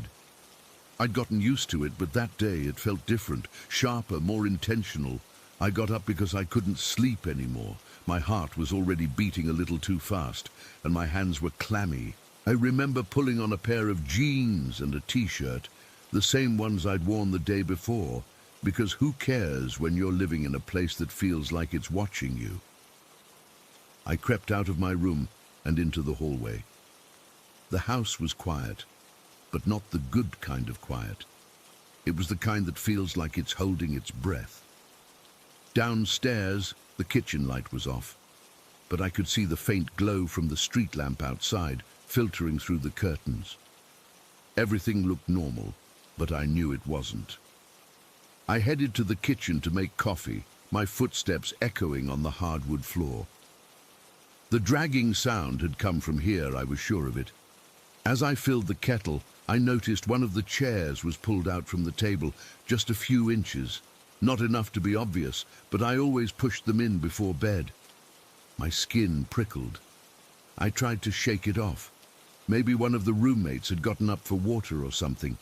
But then I saw it, a long, thin scratch on the floorboards, fresh-looking like something had been dragged from the table to the door. I knelt down and ran my fingers over it. The wood was rough, splintered in places. It hadn't been there last night.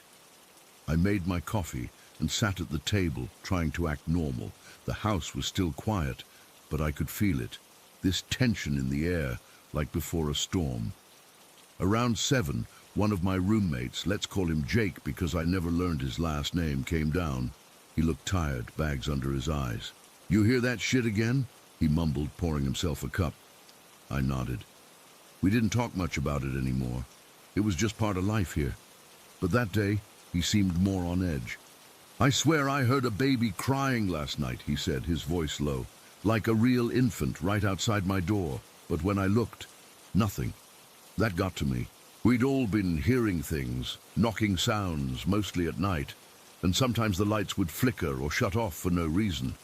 But the baby cries had started a couple of weeks ago, and they were getting louder. At first we thought it was a neighbor's kid, but the houses around us are mostly empty or owned by older folks, no babies nearby, and the cries didn't sound normal. They were too shrill, too desperate, and they'd cut off suddenly, like someone had muffled them. The morning dragged on. I had work to do. I freelance from home, so I set up my laptop in the living room.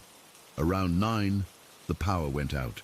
Not just a flicker, it cut off completely. The hum of the fridge died, and the room went silent except for the ticking of an old clock on the wall. We'd been having electrical issues for a while, but this was the first time it happened in broad daylight. I sighed and got up to check the breaker box in the basement. I hate the basement. It's damp and dark, with a single bare bulb that never seems to brighten the corners. As I opened the door, that metallic smell hit me stronger, mixed with something earthy, like wet soil. I started down the stairs, my hand on the railing. It was cold and slightly sticky. Halfway down, I heard a grunting sound from below, low and guttural, like an animal in pain. I froze. My breath caught in my throat. "Hello?" I called out, my voice shaky.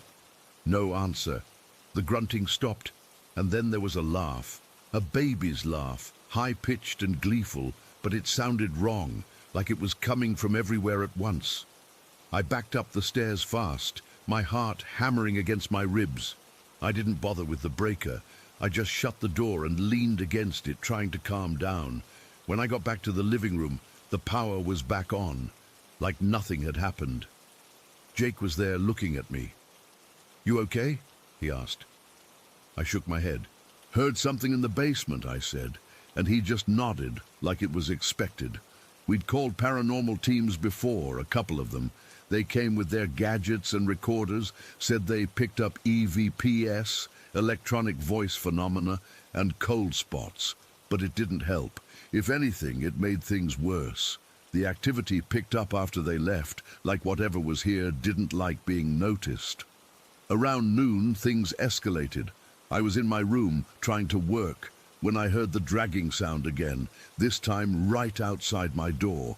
Then knocking, 3 sharp raps like someone was tapping with knuckles. I stood up slowly, my legs feeling weak. I opened the door, and the hallway was empty. But the air was cold, freezing cold, and I could see my breath. That's when I heard the voice for the first time that day. A woman's voice, but it wasn't human. It was mechanical, robotic, like one of those old text-to-speech programs. Loud and clear it said, "Hello, hello." Just like that, twice from the direction of the stairs. I stumbled back into my room and locked the door. My hands were trembling so bad I could barely hold my phone. I texted the group chat with my roommates. "Did you hear that?" Replies came back fast. "Yeah, from upstairs. Sounded like it was in the walls." We were all freaking out. We decided to go find the landlord. He lived in a small cottage behind the house, and he'd been dealing with this longer than we had. He's an older guy, quiet, but he'd seen things too. I met Jake and another roommate, Sarah, in the kitchen. We went out back together. The sky was still grey and the wind had picked up, making the trees sway like they were dancing. The landlord's place was a few yards away, and as we approached, he came out, looking pale. "I saw her again," he said without greeting us. "The previous owner.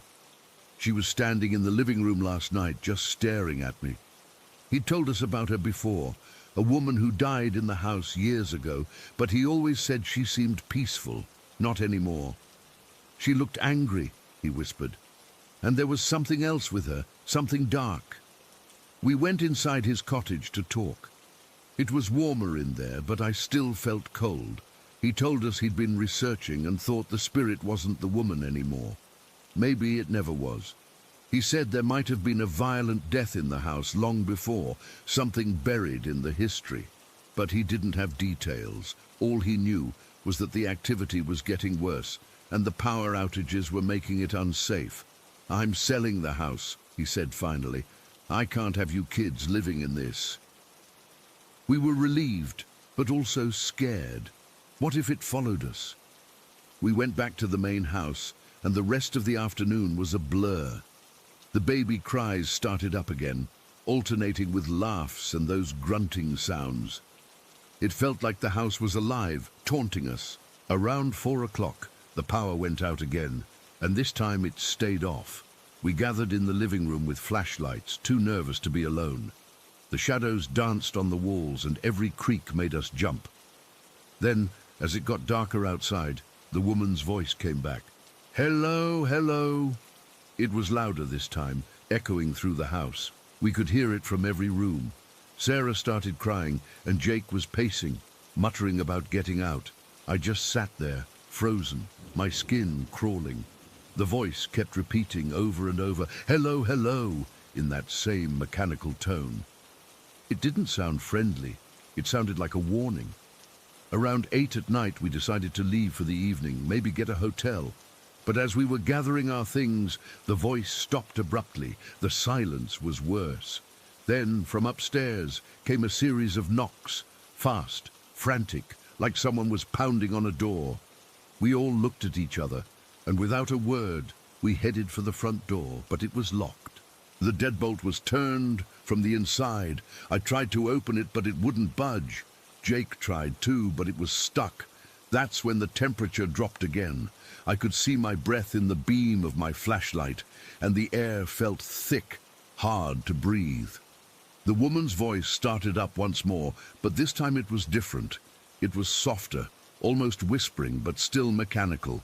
"Hello," it said right behind me. I spun around and there was nothing there, but I felt something. A presence, cold and heavy, pressing against my back.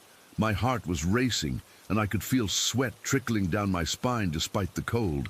We managed to get the door open after what felt like hours, but was probably only minutes. We stumbled outside into the night air, which felt clean and normal compared to inside. We didn't look back.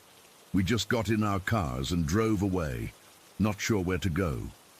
That was the last day I spent in that house. The landlord sold it quickly, and I heard the new owners painted the whole thing black, except for the front door, which they left red. I don't know why, and I don't want to know. But sometimes, when I'm alone in the quiet, I still hear that voice. "Hello, hello." And I remember the fear, so real and sharp, it feels like it's happening all over again. I can't explain it, and I don't think I ever will. Story 9. I still don't know how to talk about this without feeling like I'm going crazy, but I need to get it out there. Maybe someone else has been through something similar. Or maybe I just need to say it so it doesn't eat me up inside anymore. This happened about 7 years ago, right after I got out of the military. We moved to a townhouse near Washington, D.C., not too far from the city, but in one of those quieter neighborhoods that felt safe for the kids. It was supposed to be a fresh start, you know.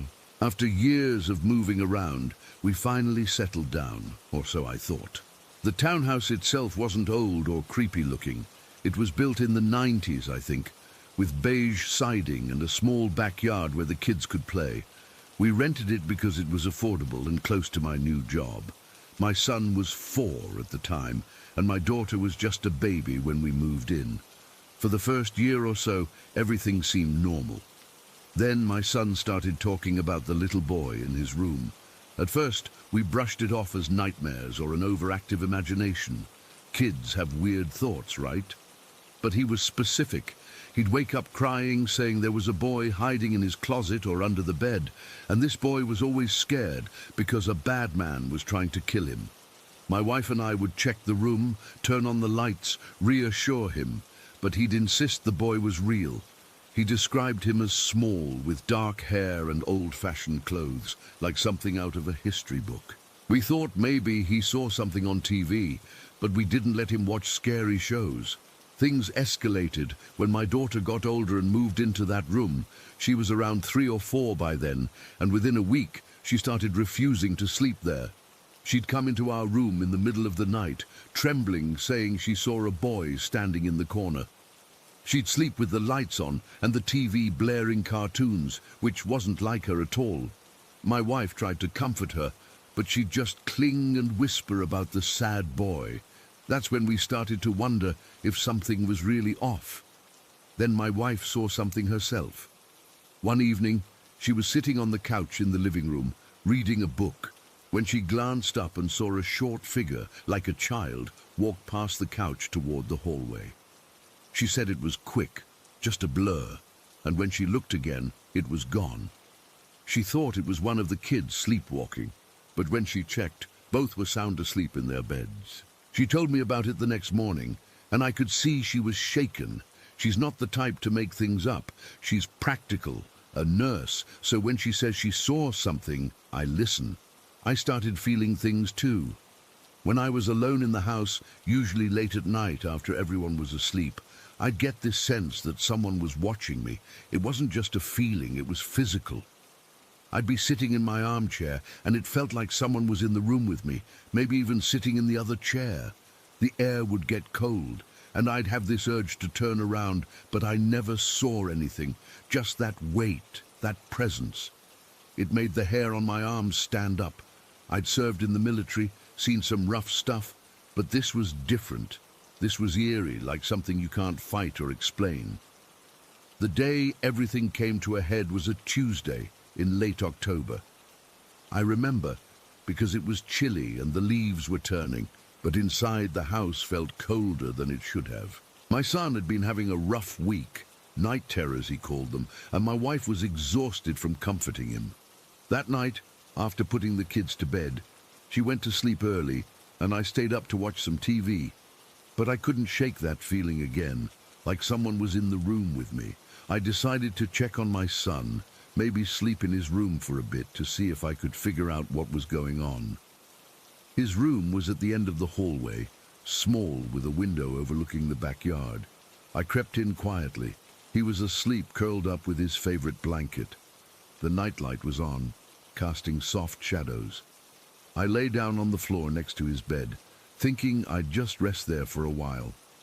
The carpet was thin, and I could feel the hardness of the floor through it. I closed my eyes, trying to relax, but the room felt off, too quiet, like the air was thick. After a few minutes, I must have dozed off. Then I felt it. Something shifted on the bed next to me. Not my son. He was still asleep. I could hear his steady breathing. This was different. It felt like someone else lay down beside me, on the other side of the bed. I froze. My heart started pounding so hard I thought it would wake my son. I could feel the mattress dip, like weight was added, and then a cold spot spread out from that area. I didn't open my eyes at first. I was too scared, but I could sense it. A presence, right there, inches away. It wasn't threatening, not like some monster, but sad, lonely. I felt a chill run down my spine, and my skin prickled with goosebumps. I forced myself to open my eyes and look. Nothing. The bed was empty, except for my son, still sleeping peacefully. But the feeling was still there, that cold, that weight. I sat up slowly, my hands shaking. I reached out to where I felt the dip, and the air was icy. I pulled my hand back like I'd been burned. That's when my son stirred and mumbled in his sleep. "He's here again, Dad. Don't be scared." And then he rolled over and went back to sleep like it was nothing. I couldn't stay in that room. I got up and went back to the living room, my heart still racing. I sat on the couch trying to calm down, but I kept feeling like I wasn't alone. I ended up staying awake the rest of the night, just staring at the wall, too freaked out to sleep. The next morning I asked my son about it, and he said, "Oh, that happens all the time. The boy lays down with me when the bad man isn't around." He said it so casually, like it was a normal part of his life. We tried to research the house after that, looked up records, asked neighbors, but no one knew of any boy dying there. The only thing we found was that the area was once a Civil War battlefield. Lots of soldiers died there, but no specific stories about a child. It didn't make sense. Why would a little boy ghost be there? The terror wasn't in some dramatic haunting. It was in the loneliness of it all. This spirit, if that's what it was, seemed trapped, scared and needing company. And we left him behind when we moved out a few years later. I still feel horrible about that, like I abandoned a kid who needed help. But that night, that one night I slept in his room, is what sticks with me. The way the cold seeped into my bones, the weight on the bed that wasn't there, and my son's calm acceptance of it all. I've never been able to explain it, and I doubt I ever will. It's just one of those things that happened, and now I'm left wondering if that boy is still there, hiding from whatever bad man he's afraid of, all alone in that room. Story 10. But the church itself has been there since I was a kid. Everyone in town knows about it. It's made of this dark grey stone that always looks wet, even on the sunniest days. The roof has partially caved in on one side, and all the stained glass windows are long gone, just empty sockets staring out at the overgrown lot around it. There's a rusty iron fence around the property, but whole sections of it are down, twisted and lying in the weeds. A no trespassing sign is so faded you can barely read it. Nobody goes there. It's just a sad, forgotten place, or it was supposed to be. About a month ago, I was driving home from work, taking the back way to avoid traffic, and I passed it. I'd passed it 1,000 times before and never thought twice. But that day, I had to pull over. It wasn't a conscious decision. My hands just turned the wheel, and I stopped the car on the gravel shoulder. I got out and stood by the fence. The air was still and quiet, the kind of quiet that feels heavy. I could hear the blood rushing in my ears, and I felt it. This pull, like a hook had been set deep in my chest, and a line was slowly reeling me in. I stood there for maybe 10 minutes, just staring at the big gaping hole where the front double doors used to be. It was just a black rectangle from where I was standing, and the whole time I had this crawling sensation on the back of my neck, the kind you get when you just know someone is watching you. I looked around. The road was empty, the fields were empty, but the feeling was so intense it made my skin prickle. That was the first time. After that it became a thing. I'd find myself driving that way even when I didn't need to. I'd stop, I'd stand there. The pull got stronger every time. The feeling of being watched became a constant companion during those visits. It wasn't a curious watchfulness, it felt hungry, and the dreams got worse, more frequent. I started waking up feeling exhausted, like I hadn't slept at all. Yesterday was the day it all came to a head. I'd had the dream again, the most vivid one yet. This time when I died in the dream, there was a sound, a low, wet gurgle, like someone drowning. I shot up in bed, gasping, my t-shirt soaked with cold sweat. The clock said 4:17 in the morning. I couldn't get back to sleep. All I could think about was the church. The compulsion to go there was a physical ache in my bones. It was a weekday, but I called in sick. I felt sick. My hands were shaking as I made coffee.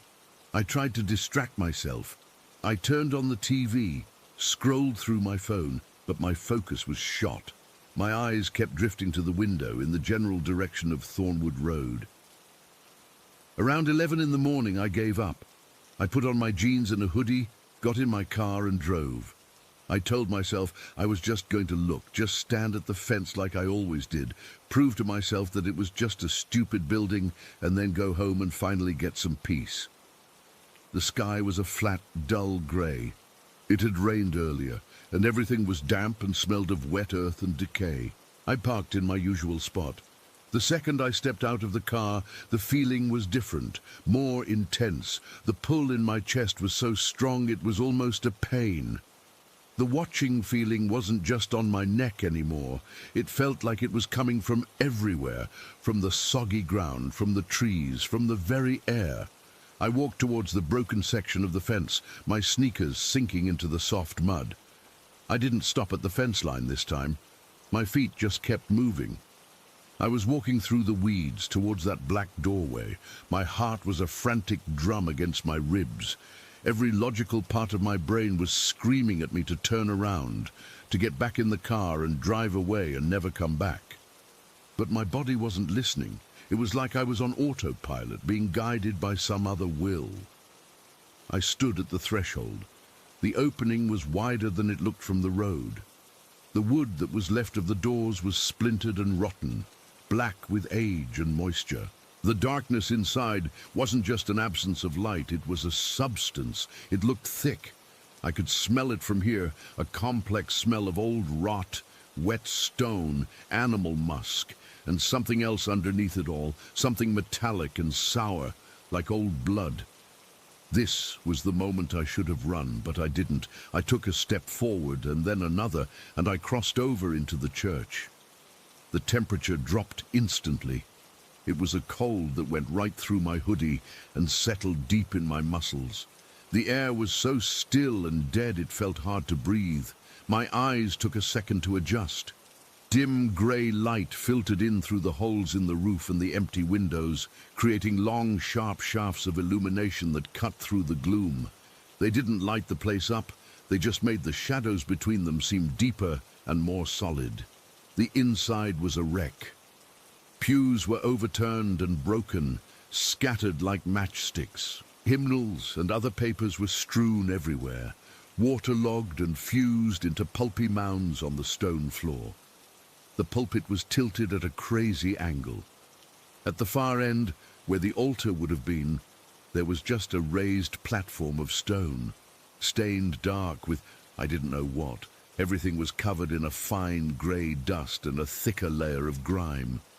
I took a few cautious steps forward, the crunch of my footsteps on grit and broken glass absurdly loud in the silence.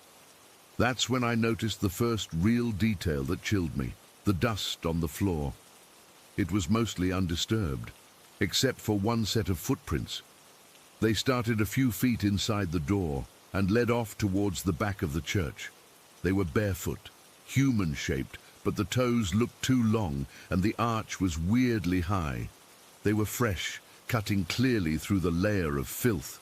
My own boots were right next to them. I wasn't alone in here. The thought hit me like a punch to the gut. The feeling of being watched was now a crushing weight. It was no longer a vague sensation from outside. It was a focused, intelligent attention coming from inside this room with me. I could feel it pressing in from all sides. I stood completely still, listening. Nothing. No scuffling, no breathing, just the frantic thumping of my own heart and a low hum of terror in my ears. I should have turned back then, but some insane part of me, the same part that had driven me here, wanted to see. I had to know. I followed the footprints. They led me down the center aisle between the wrecked pews. I moved slowly, my body tense, ready to bolt. I kept scanning the shadows, expecting to see a shape, a movement, anything. The footprints led all the way to the stone platform at the front, and there they just stopped. It was as if whoever, or whatever, had made them had simply vanished into thin air. My eyes scanned the platform. There was nothing there.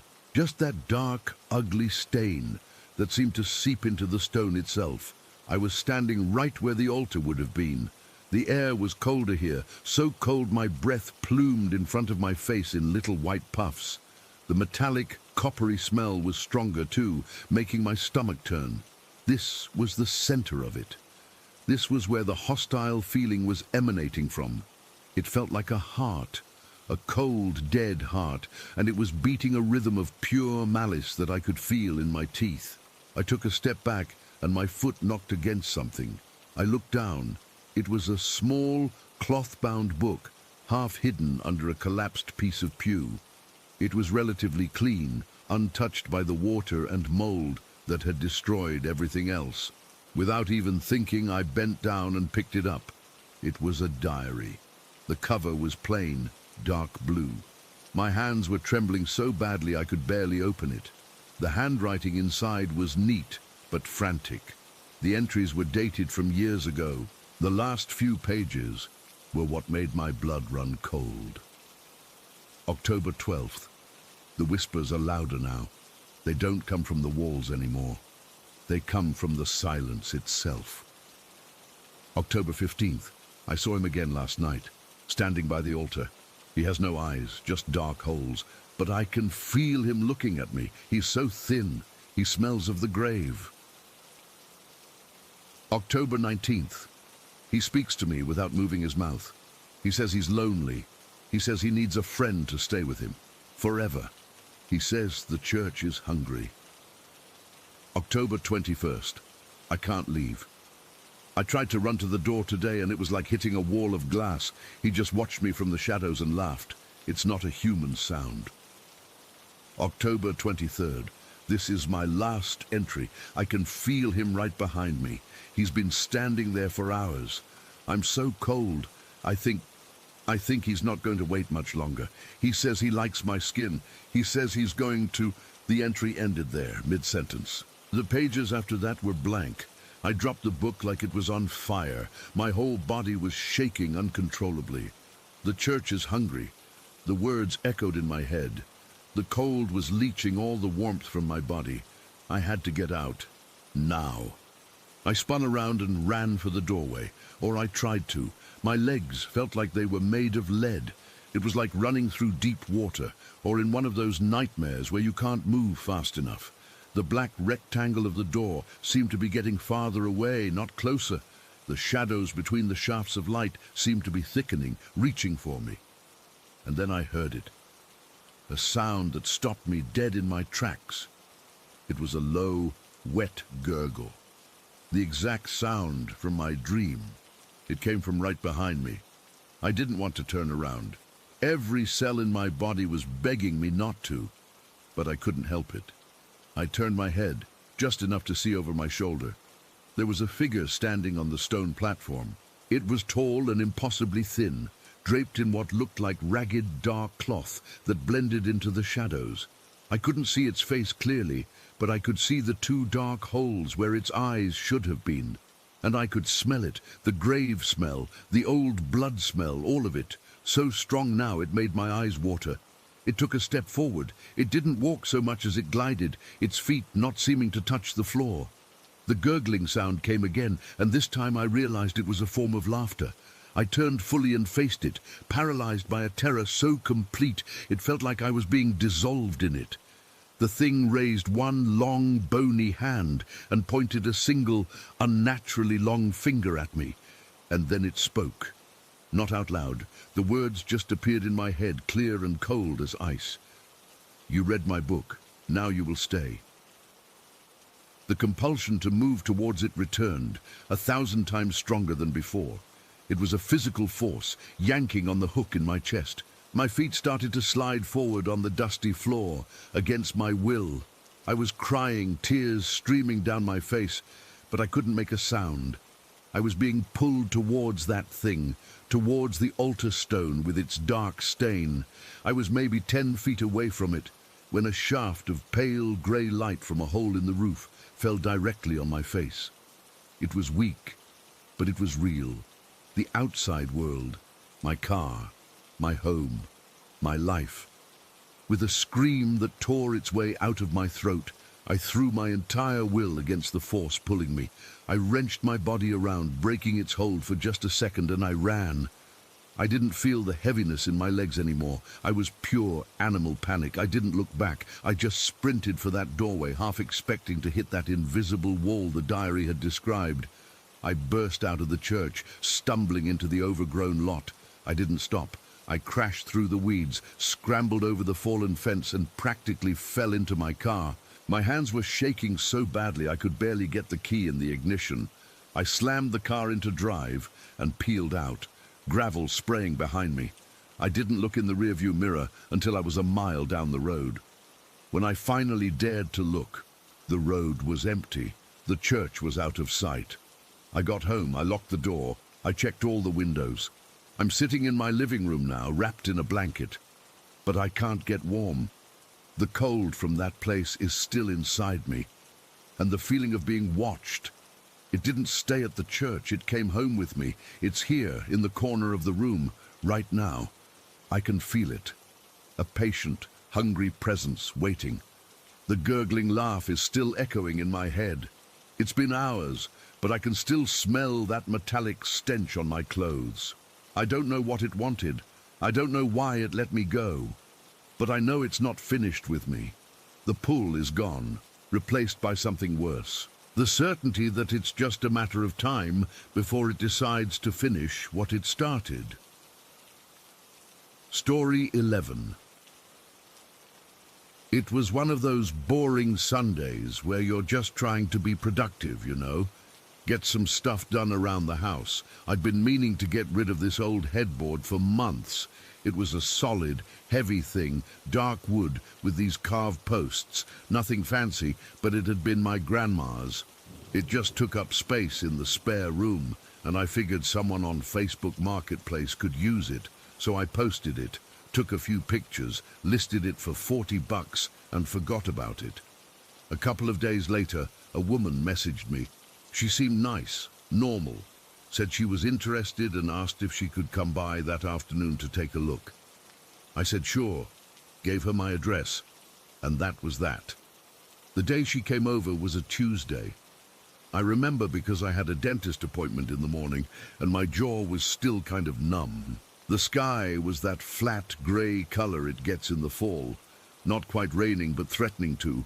I dragged the headboard out to the garage so she wouldn't have to come into the house. It felt easier that way, safer. I'm a single woman living alone. You can't be too careful. She showed up right on time with her daughter. The mom was maybe in her 40s, dressed in jeans and a puffer vest. The daughter was younger, probably early 20s. She had this really intense look about her, like she was seeing everything and nothing at the same time. She was quiet, didn't say a word when her mom introduced them. Just stood there, with her arms crossed, looking past me into the garage. The headboard was leaning against the wall, next to my old mountain bike and a stack of plastic totes. The mum walked over to it, ran her hand over the top. "It's sturdy," she said. "Good condition." I nodded. "Yeah, it's solid wood. No cracks or anything." We made small talk for a minute about the weather, about how parking was on my street. The whole time, I was aware of the daughter. She hadn't moved. She was just staring at the headboard, not looking at it like a piece of furniture, but like it was a person. Her expression was completely blank, but her eyes were focused. It was starting to weird me out a little. Then, without a word, she walked past her mum and me. She went right up to the headboard. She didn't ask. She just reached out and placed her palm flat against the dark wood, right in the center. The second her skin touched it, she gasped. It wasn't a big gasp, but it was sharp, like someone had punched her in the stomach. Her whole body went rigid. Her eyes, which had been so vacant, were now wide and fixed on the wood under her hand. Her mom noticed and took a step toward her. "Honey, you okay?" The daughter didn't answer. She was breathing faster now, shallow little breaths. Her fingers were splayed out, pressing hard into the headboard. "It's hot," she whispered. Her voice was thin, strained. I frowned. The garage was cool, almost cold. There was no way that wood was hot. It had been sitting in an unheated room for months. "It can't be hot," I said, trying to sound reasonable. "It's just wood." She shook her head, a quick, jerky movement. She tried to pull her hand away, but it was like it was stuck. She was pushing against it now, her arm trembling with the effort to break contact. "It's burning me," she said, and her voice cracked. Real fear, not play acting. This wasn't for attention. Her face was starting to contort, her lips pulling back from her teeth in a grimace. Her mom rushed over. "Addison, what's wrong? Let go." "I can't," she cried out, and now there were tears welling in her eyes. "It won't let me. It's like it's holding me here." I just stood there, frozen. This was not part of the normal Facebook Marketplace script. This was insane. My heart was starting to thump hard in my chest. The air in the garage felt thicker, heavier. Finally, with a grunt of effort, the girl wrenched her hand back. She stumbled away from the headboard, clutching her right hand with her left. She was cradling it like it was broken. Her skin was bright red, not just a little pink, but a deep, angry red, the kind of red you get from a bad sunburn or from actually touching a hot stove. She was breathing in these ragged sobs, staring at her palm. "It's fire," she kept whispering. "It's like fire inside my hand." Her mom had her arm around her, trying to look at the injury. "What happened? Did you get a splinter?" "No," the girl said, and she looked up, first at her mom, then directly at me. Her eyes were wild, full of a certainty that was terrifying. "It's a man. There's a man attached to this." A cold dread, completely different from the chill in the garage, started seeping into me. This was going from weird to straight-up horror movie, and I was the unwitting star. "What are you talking about?" I asked, my voice coming out smaller than I wanted. She was still holding her hand. The redness wasn't fading. If anything, it looked more pronounced. "His spirit. It's bound to the wood. He's so angry. He's furious." She was speaking fast, the words tumbling out. "He doesn't want it to be sold. He doesn't want it to leave this house. He's been here a long time." I felt the blood drain from my face. This was my grandma's headboard. It had been in her house for decades before I got it. Who knew where it was before that? The thought had never even crossed my mind. How do you know that?" I managed to ask. "I felt him," she said, her voice dropping to a harsh whisper. "When I touched it, I felt him. He's strong. The heat, that's him. His anger. It's so hot it can transfer. He made me feel it." Her mom was looking back and forth between us, her face a mask of confusion and growing concern. "Addison, stop it. You're scaring her." "It's the truth," the girl insisted, her gaze locked on me. There was no doubt in her face, none. It was the most terrifying part. She wasn't a crazy person. She was a witness, and she was delivering a verdict. "He's male, middle-aged. He died. It was sudden. He's tied to this piece. He thinks it's his. He will not let it go." I looked at the headboard. It was just a piece of furniture, a silent, inanimate object. But now, under her words, it seemed different. The dark wood looked darker. The carved patterns on the posts looked less like decoration and more like symbols I couldn't understand. The shadows around it seemed deeper. "You have to believe me," she pleaded, her voice cracking again. "Don't sell this. Don't let anyone else touch it. He's not just a memory. He's present, he's aware, and he's really, really angry." Her mom had had enough. "We're leaving. I'm so sorry," she said to me, her voice tight with embarrassment and fear. She started pulling her daughter toward the car. The girl, Addison, let herself be led, but she kept her eyes on me until the last second. That look, it was a warning, a genuine, terrified warning. Then they were out the garage door, getting into their sedan. I stood there, rooted to the spot, listening to the car door slam and the engine start. I watched their taillights disappear down the street. The garage was silent again, eerily silent. The hum of the freezer seemed too loud. I was alone with the headboard. My eyes were drawn back to it. It was just leaning there. Nothing had changed, and yet everything had. The girl's hand had been burned. I saw it. It was a physical mark. How do you explain that? You can't fake that kind of instant redness. It wasn't a trick. I took a hesitant step closer. The air around it didn't feel any warmer. I reached out a hand slowly, my heart hammering against my ribs.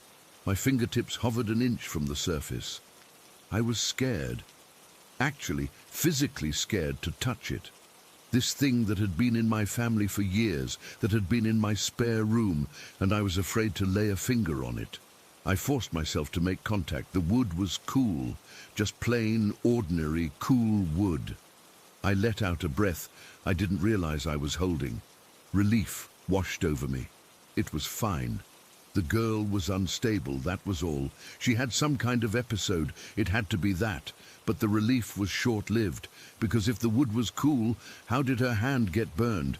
The question echoed in my head, loud and persistent.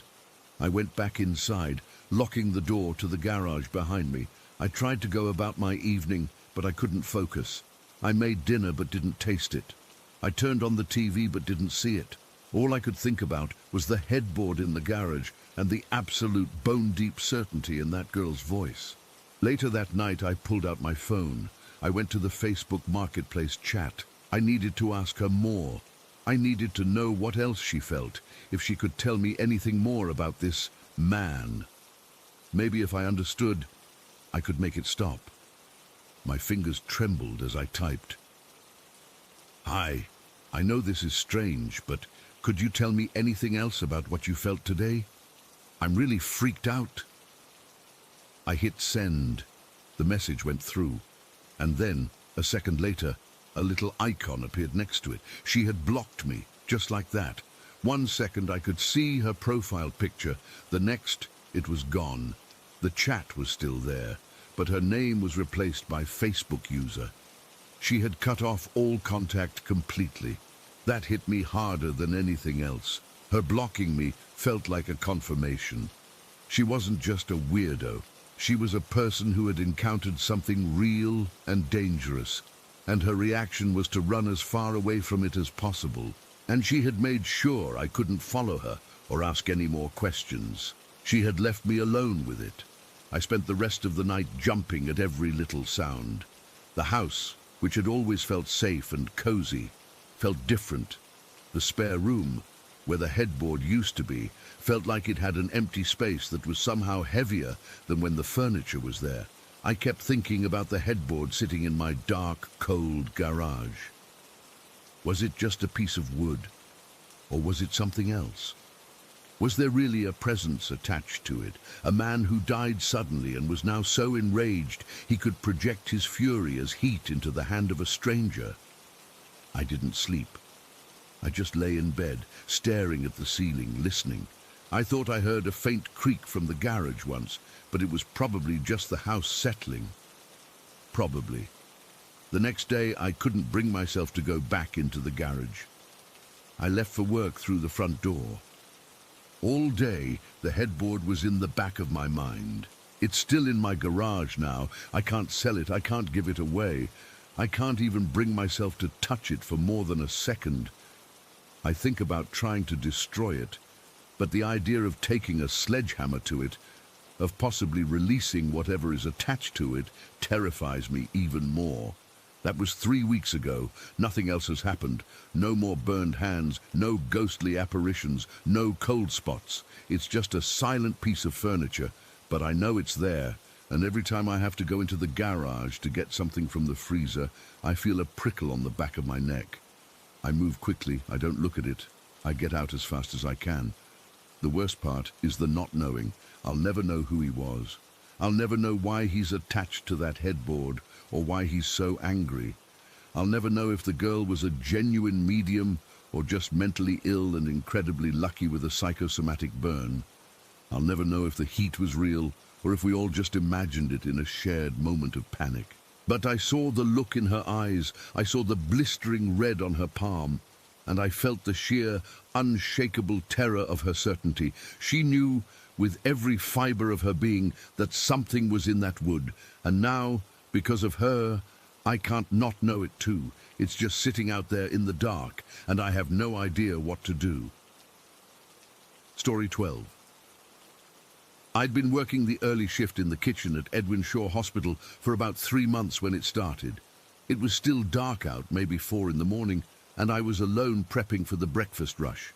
The kitchen was this huge old space with stainless steel tables, industrial ovens, and those big roll-down metal security doors at each entrance.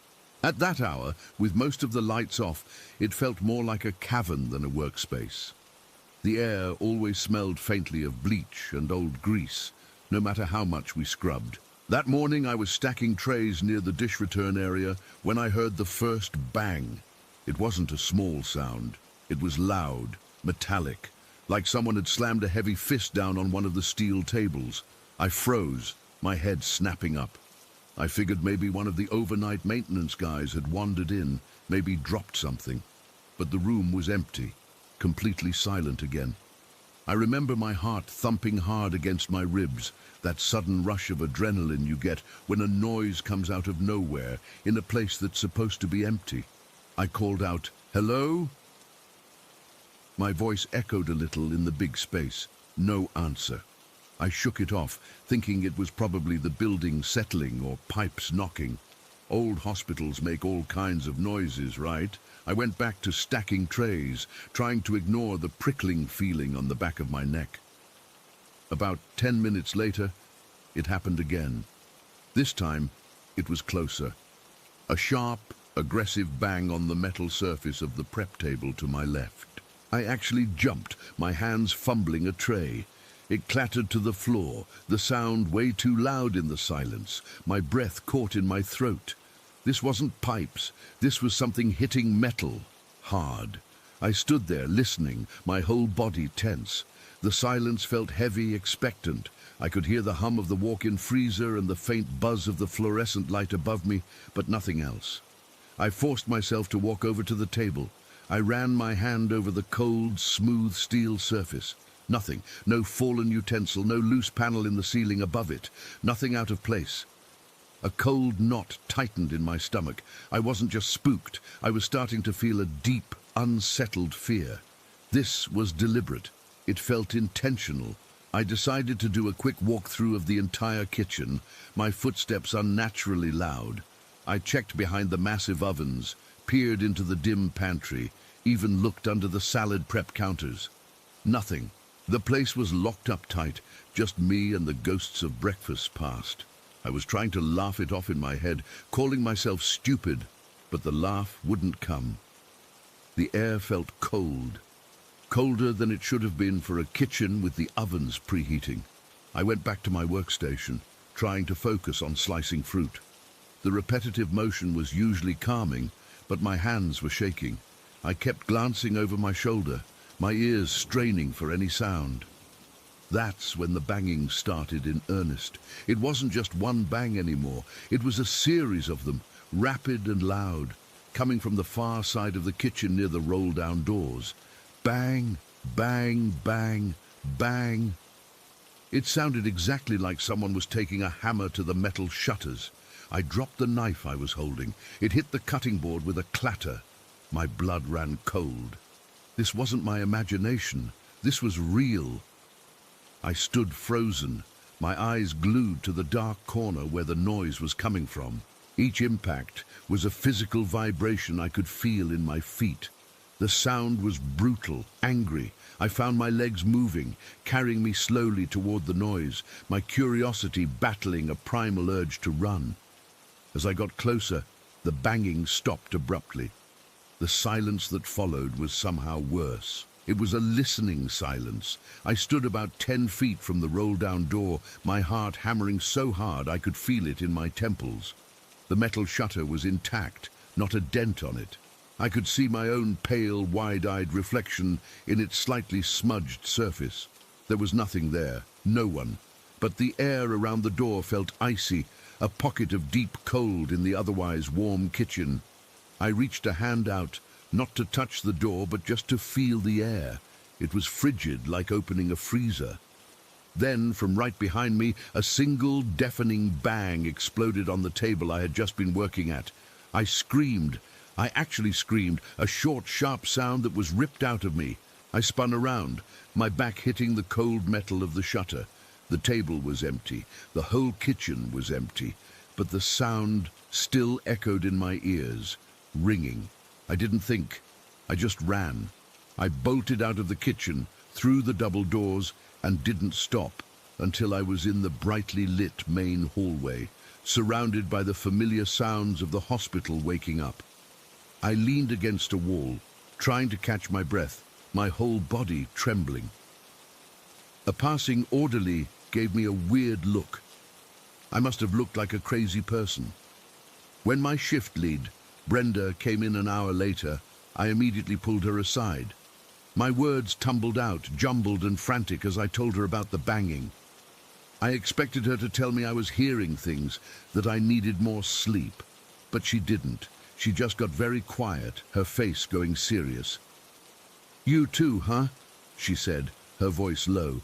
She told me she'd worked at Edwin Shaw for 20 years, on and off. She said the kitchen had always had a reputation, not for a ghost, not for anything you could see, just for the banging. She said she'd heard it a dozen times over the years, always in the early morning, always when you were alone.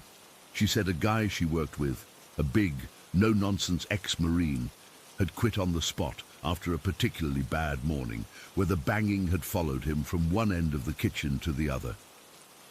"We don't talk about it," she said, "but everyone who's worked the early shift here long enough has heard it. It's just a thing." Knowing I wasn't crazy should have been a relief. It wasn't. It made it so much worse. This was a known thing. This happened to people. This presence, this unseen force that just liked to bang on metal, was a part of the job. For the rest of my time there, I dreaded the early shift. Every small noise made me jump.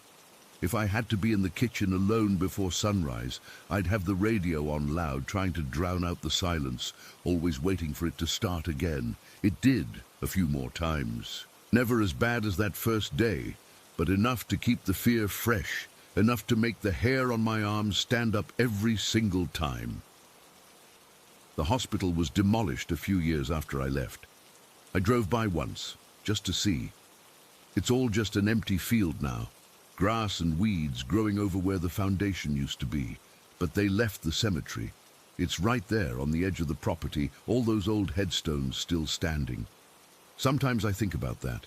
They tore down the building, but they left the dead right where they were. I don't know what was in that kitchen, what was making all that noise. I don't have an explanation, not one that makes any sense. All I know is what I heard, what I felt in that icy air, and I know that cemetery is still there. Story 13. I've never been one to believe in ghosts or anything supernatural. Always thought it was just stuff for movies or campfire stories, you know? But what happened to me and my wife at that resort in Lake Delavan, Wisconsin, it changed everything. We'd driven up there for a little weekend getaway, just to unwind after a rough few months at work. The place was nice enough, one of those older resorts right on the lake, with big wooden lodges and a kind of rustic feel. We checked in around midday, and everything seemed normal. The room was clean, had a big bed, a small kitchenette, and a bathroom with one of those old-fashioned sinks that takes forever to warm up. We spent the afternoon walking by the water, had dinner at the resort's restaurant, and turned in early, both of us tired from the drive. I remember falling asleep pretty quickly, the kind of deep sleep where you don't even dream, but then I woke up suddenly, like someone had shaken me. The room was pitch black, and for a second I didn't know where I was. My heart was already thumping hard in my chest, and I felt this cold sweat on my back. I glanced at the clock on the nightstand. It was exactly 3 in the morning. I've always been a light sleeper, so waking up in the middle of the night isn't unusual for me. But this felt different. There was this heavy silence, like the whole world had stopped breathing. That's when I saw her, standing right beside the bed on my wife's side. A woman, tall and slender, wearing a light-colored dress that looked almost like it was made of mist or something. It was a pale, off-white color, maybe linen or cotton, and it hung straight down without any folds, like it was stiff. She had long, dark hair that fell over her shoulders, and her face, I couldn't make out her features clearly, but I knew she was looking right at me. There was no anger or anything in her expression, just this empty, sad kind of stare. My breath caught in my throat and I couldn't move. I was frozen, just staring back, my mind racing, trying to make sense of what I was seeing. Was I still dreaming? But I felt wide awake. The cold air on my skin, the weight of the blankets, my wife's quiet breathing next to me. Then my wife stirred. She sat up slowly, rubbing her eyes, still half asleep. She didn't look at the woman. She just mumbled something about needing water and started to get out of bed. As she moved, the woman, she just faded away. Not like she walked off or vanished suddenly, but like smoke dissipating in the air. 1 second she was there, solid and real, and the next she was gone, and the spot where she'd been standing was empty. I felt this chill run down my spine, so intense it made me shiver. My wife didn't notice anything. She just shuffled to the bathroom and came back a minute later, lying down and falling asleep again, almost instantly. I couldn't sleep after that. I lay there for what felt like hours, my heart still pounding, staring at the spot where the woman had been. The room felt colder, and I kept hearing little noises. The creak of the floorboards, the wind outside, but nothing out of the ordinary. Part of me wanted to wake my wife up and tell her, but she's always been skeptical about this kind of stuff, and I didn't want to scare her over what might have been a dream, but it wasn't a dream. I was awake. I know I was.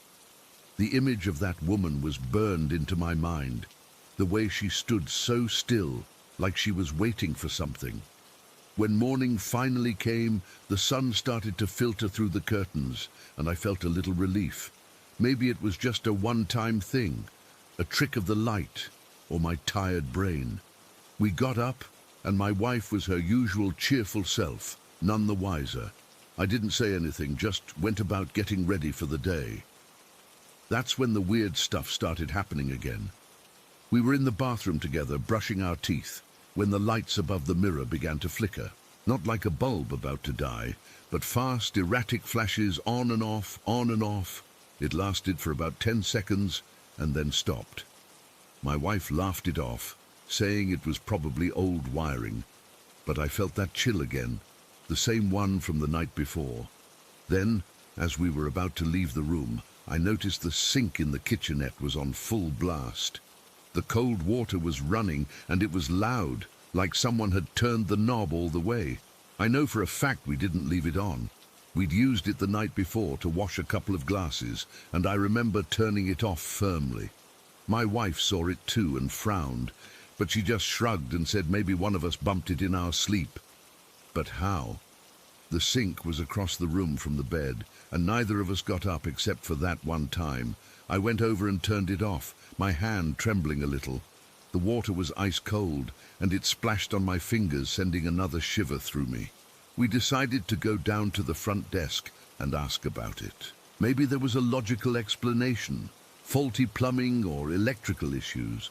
The woman at the desk was friendly at first, but when I mentioned seeing something in our room and the lights flickering, her smile tightened.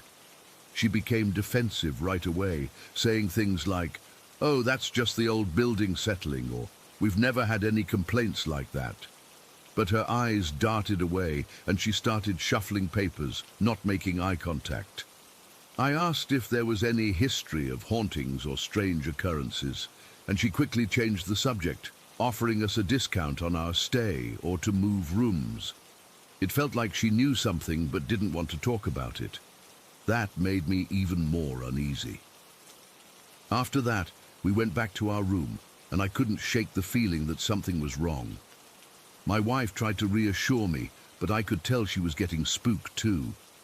We spent the morning by the lake, but I was distracted, my mind going back to that woman in the dress. Around lunchtime, I pulled out my phone and started searching online for anything about the resort or Lake Delavan hauntings. That's when I found it. Articles and forum posts about Native American burial mounds in the area. Turns out, the land around the lake was once sacred ground for local tribes, and there were stories of spirits, especially a woman in a light dress who appears at 3 in the morning. Some people said she's a protector of the land. Others called her a lost soul. Reading that, my stomach dropped. It wasn't just me. Others had seen her too. The rest of the day, I was on edge. Every little sound made me jump, and I kept looking over my shoulder, half expecting to see her again. We decided to cut our trip short and leave that evening. As we packed up, the room felt heavier, like the air was thick with something I couldn't see. Driving away, I kept glancing back at the resort in the rearview mirror. and that image of the woman was stuck in my head. I've never felt so unsettled in my life. To this day, I can't explain what happened, and sometimes, when I wake up at 3 in the morning, I still feel that cold dread, like she's there watching me, even in my own home. Story 14.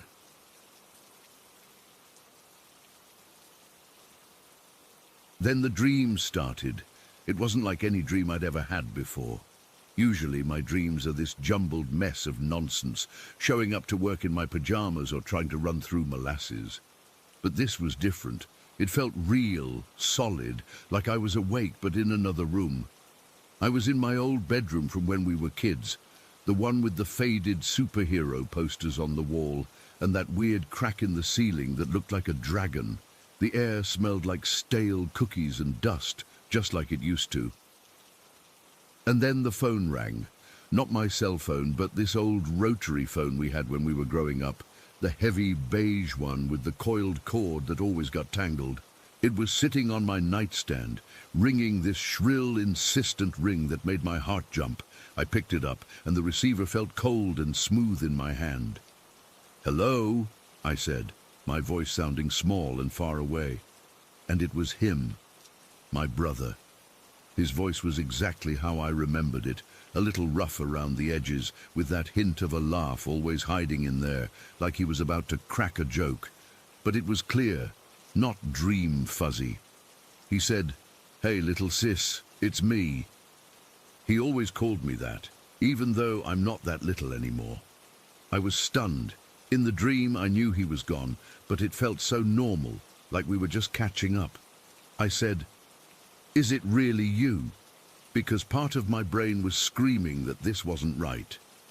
He laughed, this easy, familiar sound that made my chest tighten. "Yeah, it's me. I'm good, really good. Better than I've been in years."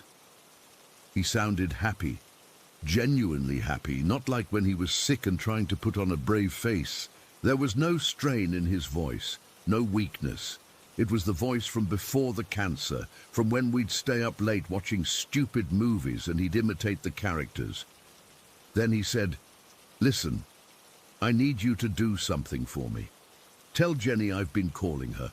I'm always with her, especially today. It's our anniversary, and I don't want her to forget that. Jenny is his wife." In that moment, I had no idea what date it was. I don't keep track of their anniversary. It's not something I ever memorized. We're close, but not that close. I just nodded in the dream, feeling this weird calm, like of course he'd call me from beyond to pass on a message. It made sense in that dream logic. He said, "I feel great, sis. No more pain. Tell her I love her and I'm here." Then the line went quiet, but not dead, more like he'd set the phone down gently. I could still hear a faint hum, like static or distant breathing. I woke up bolt upright in my bed, sweating and gasping. My heart was hammering against my ribs so hard, I thought it might burst out. The room was dark, but the digital clock on my bedside table glowed red. 4:17 in the morning. I could feel the cold sweat on my back, my pajamas sticking to my skin. The dream was so vivid that for a second I expected to see that old phone on my nightstand. But it was just my phone, silent and dark. I lay there for what felt like forever, trying to catch my breath. My mouth was dry, and I could still hear his voice in my head, clear as if he'd been in the room with me. It wasn't a scary voice. It was comforting. But that made it worse. Because he's dead. He's been dead for months. We had the funeral. I saw his body. I helped carry the casket. There's no coming back from that. But that dream, it felt more like a memory than a dream. I could still smell that dusty room, feel the cool plastic of the phone. I sat up and turned on the lamp, the sudden light making me blink. My hands were shaking. I reached for my water glass on the nightstand and took a sip, but my throat felt tight like I'd been crying. I kept replaying what he said. "Tell Jenny I've been calling her. It's our anniversary." I had no clue if it was their anniversary or not. I mean, I know it's sometime in the fall, but I couldn't remember the exact date. My brother and Jenny got married about 10 years ago, and I was there, but I'm bad with dates. I don't even remember my own parents' anniversary half the time. The rational part of my brain was trying to shut this down. It was just a dream, a vivid dream, because I'm grieving. Maybe I heard something on TV or online that triggered it. But it didn't feel triggered. It felt delivered, like a package I hadn't ordered but now had to deal with. I got out of bed and paced around my room. The floor was cold under my bare feet. I checked my phone. No missed calls, nothing unusual. It was still dark outside, the kind of deep night where everything is quiet and still. I could hear the faint hum of the refrigerator from the kitchen, and it reminded me of that static on the phone line in the dream. My skin prickled. I thought about calling Jenny right then, but it was the middle of the night. She's a light sleeper, and I didn't want to scare her. Plus, what would I say? Hey, I had a dream your dead husband called me and said happy anniversary? She'd think I'd lost it. Maybe I had, but the urge was there, itching under my skin. I felt like I had to do it, like he'd given me a task, and I couldn't ignore it. So I decided to wait until a reasonable hour. I sat on the edge of my bed, watching the clock tick slowly toward morning. Every time I closed my eyes, I could see his face in the dream, not how he looked when he was sick, thin and pale, but how he was in his 30s, smiling, with that mischievous glint in his eyes. When the sun finally started to come up, around 6:30, I got dressed mechanically. I didn't even think about what I was wearing. I just pulled on jeans and a t-shirt. My hands were still a bit shaky. I made coffee, but I didn't drink it. The smell usually comforts me, but today it just made my stomach churn. At 7 o'clock, I figured it was late enough. I picked up my phone, my thumb hovering over Jenny's name in my contacts. My heart was racing again, this nervous, jittery feeling like before a job interview. I took a deep breath and pressed call. It rang a few times and then she answered. Her voice sounded tired, but she perked up when she heard it was me. "Hey, what's up?" she said. I didn't know how to start. I stammered a bit, then just blurted it out. "I had this weird dream last night about Mike. Mike's my brother's name. I never use it much anymore. It hurts too much." There was a pause on the other end. I could hear her breathing, a little uneven. "What kind of dream?" she asked, her voice softer now. I told her everything, stumbling over the words. How real it felt, the phone call, him saying he felt great, and then the part about their anniversary. I said, "He told me to tell you he's been calling you and that he's always with you, especially today because it's your anniversary. But I don't even know if that's today, is it?" The silence that followed was heavy, so thick I could almost feel it through the phone. Then she started crying. Not loud sobs, but this quiet, broken weeping that made my own eyes sting. "Yes," she whispered, her voice cracking. "It's our anniversary today." "How did you know?" "I didn't tell anyone. I didn't want to make a big deal out of it without him." My blood ran cold. It was like someone had poured ice water down my back. I felt dizzy, and I had to sit down on the kitchen floor, the tiles cool through my jeans. "I didn't know," I said, my voice barely a whisper. "He told me in the dream." She cried for a few more seconds, then took a shaky breath. "He's been calling me," she said, "in my dreams too, almost every night this week. I thought I was going crazy, but I didn't want to say anything. He always says he's okay and that he's here, but I never told anyone, not even you." We talked for a few more minutes, but I don't really remember what we said. It was all a blur. After we hung up, I just sat there on the floor, staring at nothing. The coffee had gone cold, and the morning light was streaming through the window, but it felt wrong, like the world should be darker. The terror didn't hit me all at once. It crept in slowly, this deep, unsettling certainty that what happened wasn't just a dream. It was a message. My brother, from wherever he is, reached out and bridged that gap between life and death in a way I can't explain. I've never believed in ghosts or an afterlife, not really. I'm the kind of person who needs proof, who questions everything. But this, there's no questioning it. He called me, he verified it was him, he gave me information I didn't have, and it was confirmed. All day I felt off.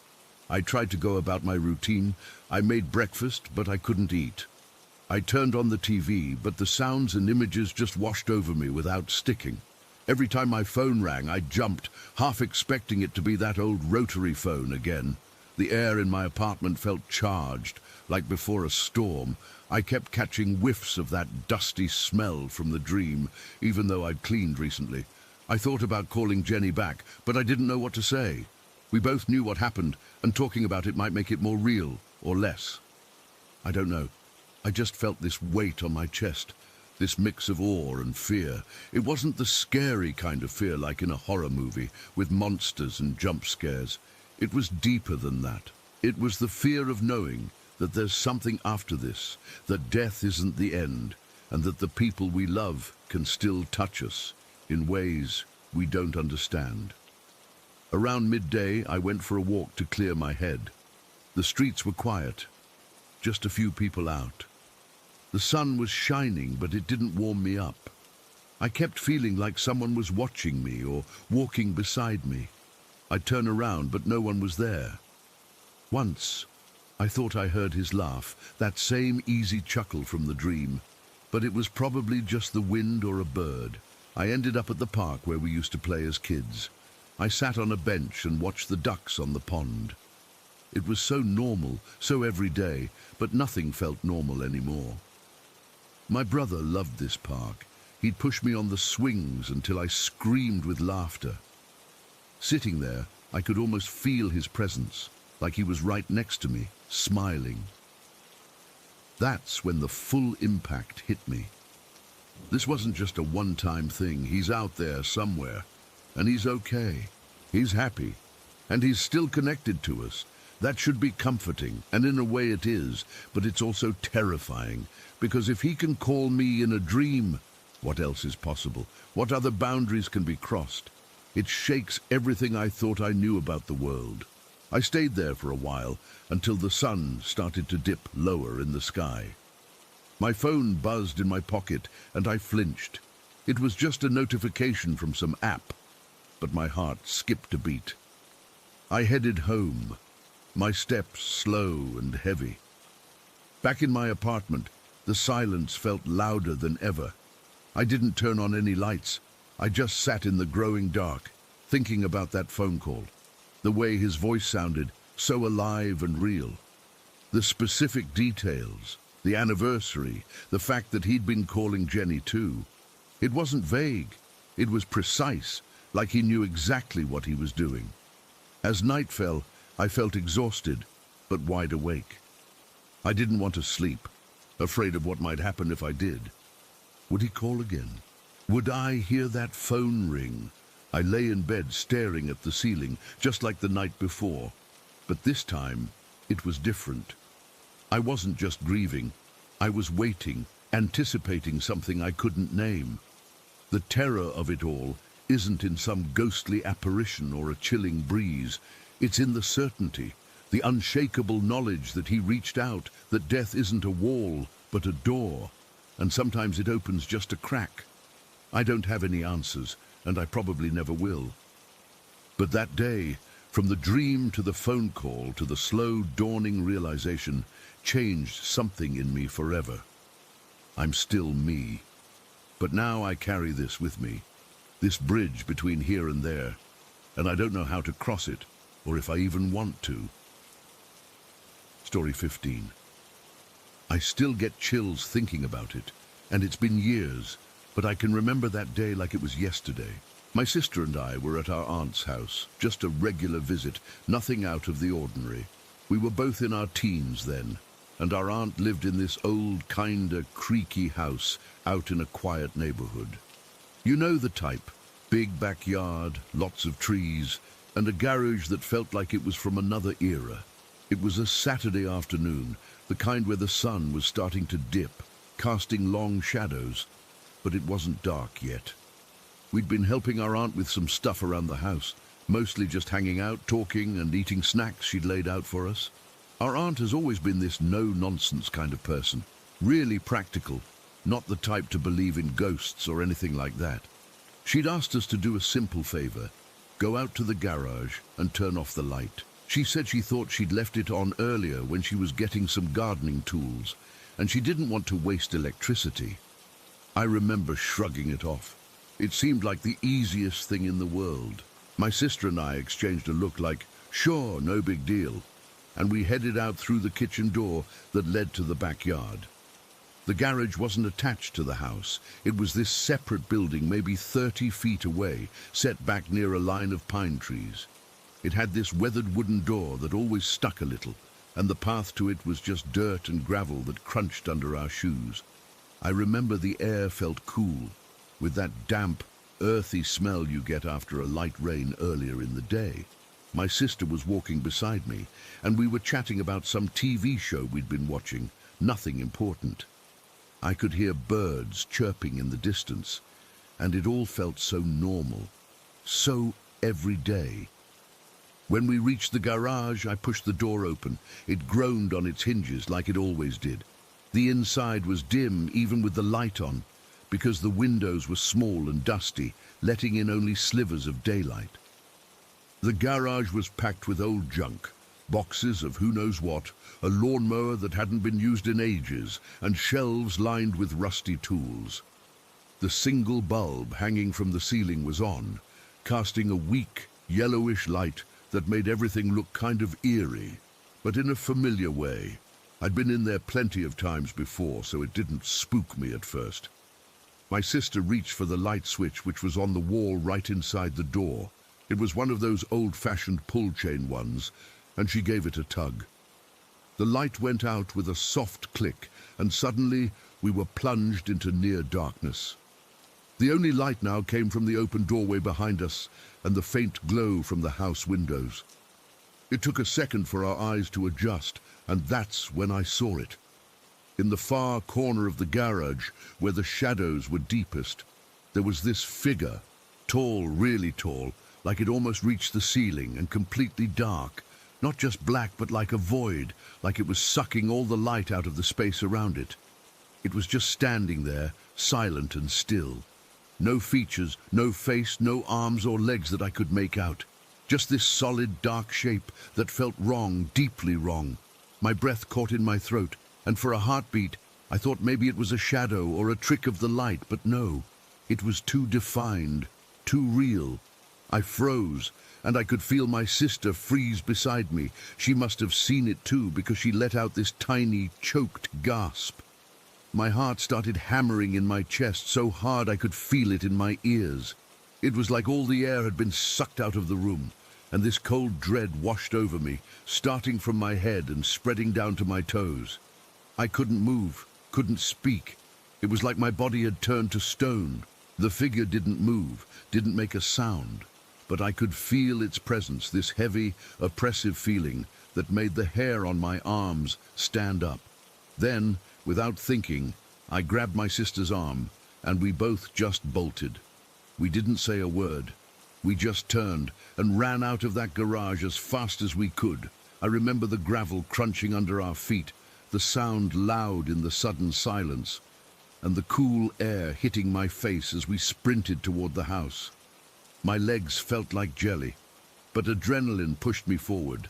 I didn't look back. I was too scared to, but I could feel something, like eyes on my back, this intense feeling of being watched. We burst through the kitchen door, slamming it shut behind us, and leaned against it, panting and trembling. My aunt was in the living room, and she came in to see what the commotion was about. She asked what was wrong, and we were both trying to talk at once, our words tumbling out in a jumble. I was still shaking, my hands cold and clammy, and I could see the fear in my sister's eyes, wide and glassy, like she'd seen a ghost. We told her about the figure in the garage, describing it as best we could, but it came out all messy.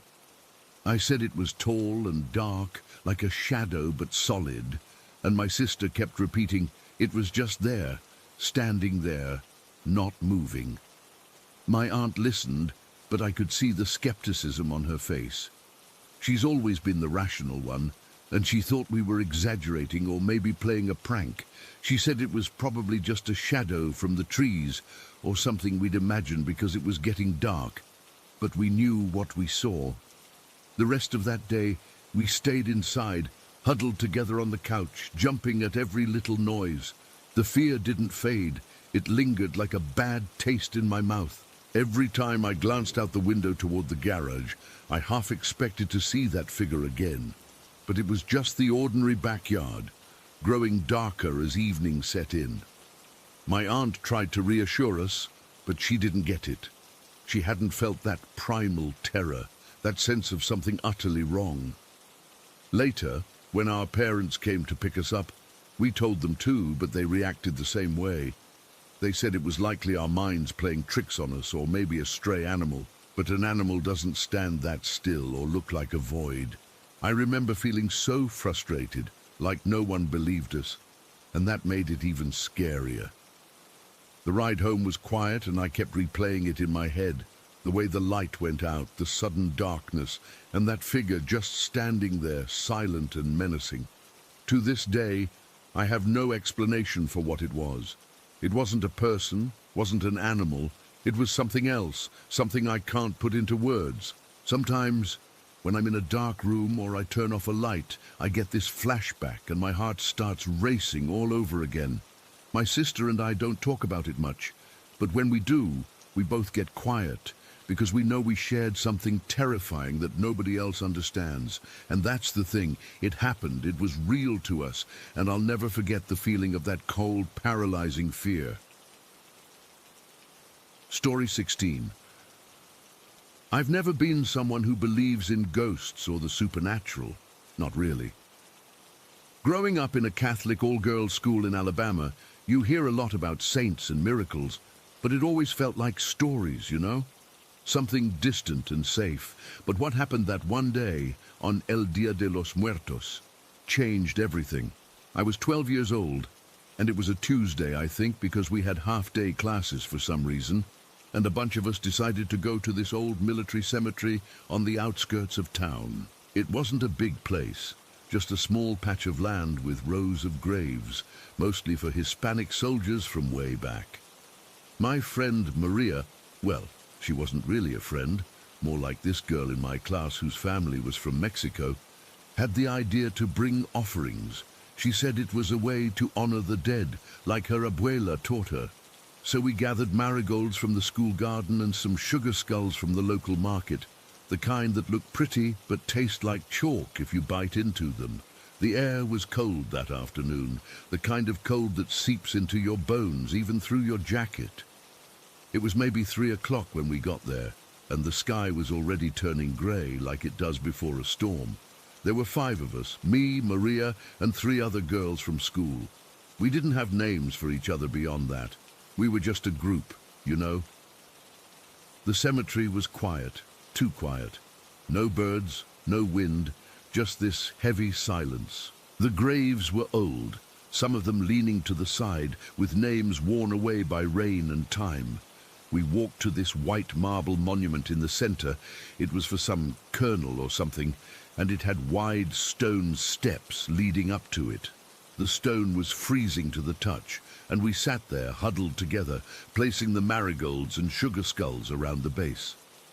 Maria started talking about El Dia de los Muertos, how it's not supposed to be scary, but a celebration. But then someone, I think it was the girl with the braids, she was always the nervous one, said we should tell ghost stories. You know how kids are, trying to scare each other. So we did. We talked about La Llorona and other tales, but it was all in fun, until Maria got quiet. She said her grandmother practiced these spiritual rituals, things from the old country, and she knew a chant that was supposed to call the dead.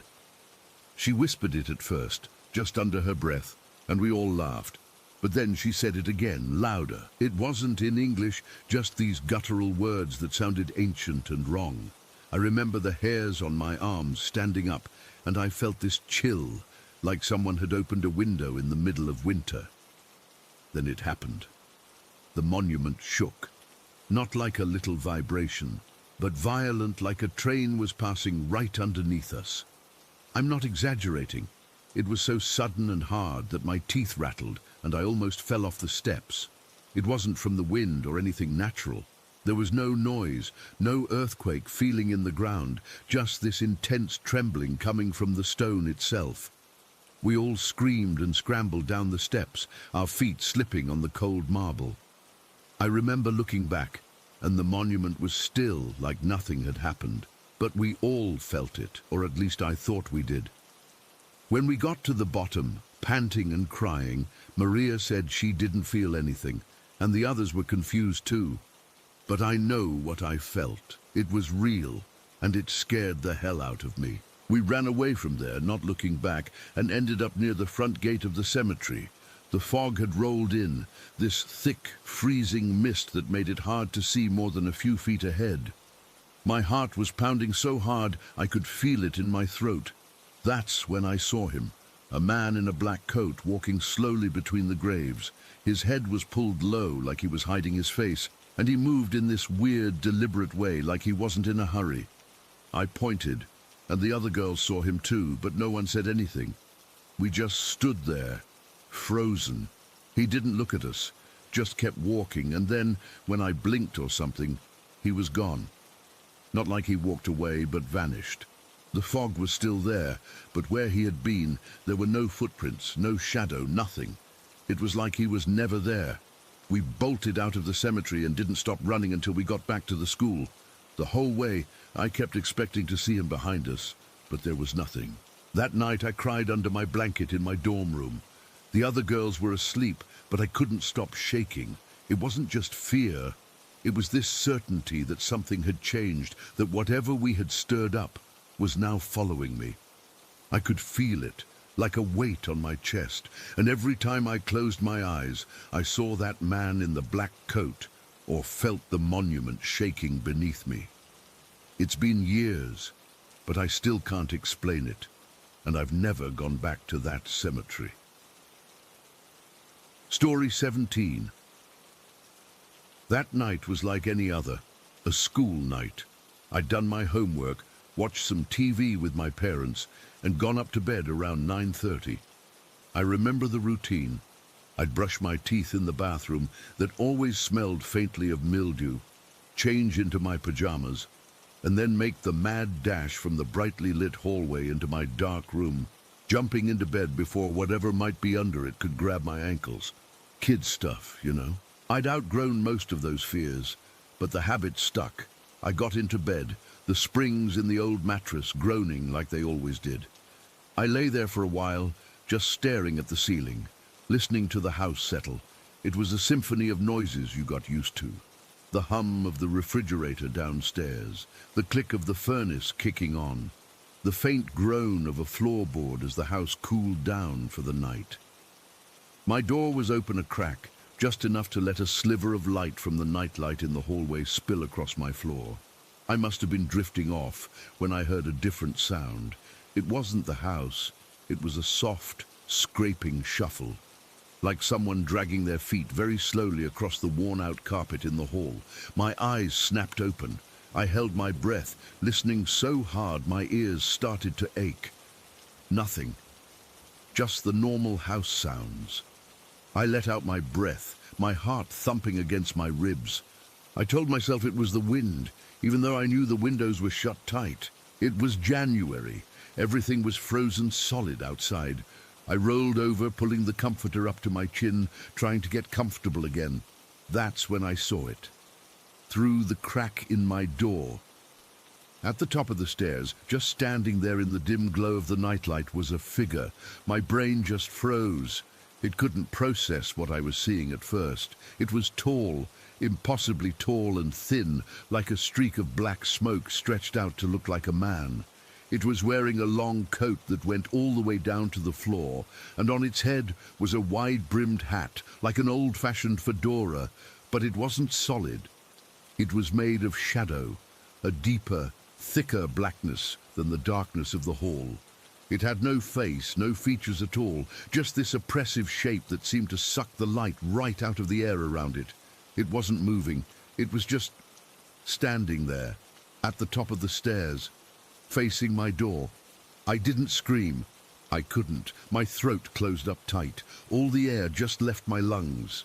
A coldness washed over me that had nothing to do with the temperature in my room. It was a deep, gut-level chill, the kind that locks your joints. I was paralyzed. I just stared, my eyes glued to that slit of light and the thing standing in it. My first thought wasn't even a thought. It was just a raw feeling of wrongness. This thing did not belong here. It wasn't a person. It wasn't a trick of the light. It was a presence, a weight in the world that shouldn't be there. I could feel its stillness. It was more still than anything I'd ever seen, like it wasn't even breathing because it didn't need to. I remember the texture of my blanket under my fingers, the cheap, fuzzy polyester of my comforter. I was clutching it so hard my knuckles hurt. I could hear the blood pounding in my head, a whooshing sound that drowned out everything else. I kept waiting for it to move, to take a step, to turn its head, if it had a head, towards me. It didn't. The seconds stretched out into what felt like hours. We were stuck in that horrible tableau, me in my bed, it at the top of the stairs. I don't know how long it was. A minute? 5? Time lost all meaning. The only thing that existed was me and that shadowman and the terrifying space of the hallway between us. Then, a single sane thought cut through the panic. If I can't see it, it can't see me. It was childish, stupid logic, but it was all I had. In one frantic, jerky movement, I yanked the blanket up and over my head, pulling it down until I was completely enclosed in a hot, dark cave of polyester and fear. I curled into a tight ball, my knees pulled up to my chest, my eyes squeezed shut. Under the blanket, it was just me and the sound of my own ragged breathing. I could smell my own sweat, sharp and sour. The fabric was pressed against my face and I could feel the tiny, staticky threads against my lips. I prayed. I didn't even know what I was praying to, just please, please make it go away. I don't know how I fell asleep. I think my body just shut down from the sheer terror. 1 minute I was trembling under the covers, convinced the thing was standing right over my bed. The next, I was waking up to my mom calling me for school. Sunlight was streaming through my window. The house was normal. The hallway was empty. I never told my parents. What would I have said? I saw a shadow with a hat. They'd have said it was a bad dream, and part of me wanted to believe that, desperately. So I buried it. I tried to forget. A few years later, we moved. My dad got a new job downstate, and we left the old farmhouse behind. We ended up in a double-wide trailer in a small park. It was newer, tighter, with no creepy upstairs hallway. I felt safer. I was a teenager by then, more concerned with friends and school, and my first boyfriend, than childhood fears. That's when the dreams started. They weren't about the shadow man at first. They were about the old house. I'd dream I was back there, but things were off. In the first dream, I was walking through the living room, and I noticed all the family photos were gone from the walls. Just empty rectangles of lighter-colored paint. The house felt hollow. The next dream, it was colder.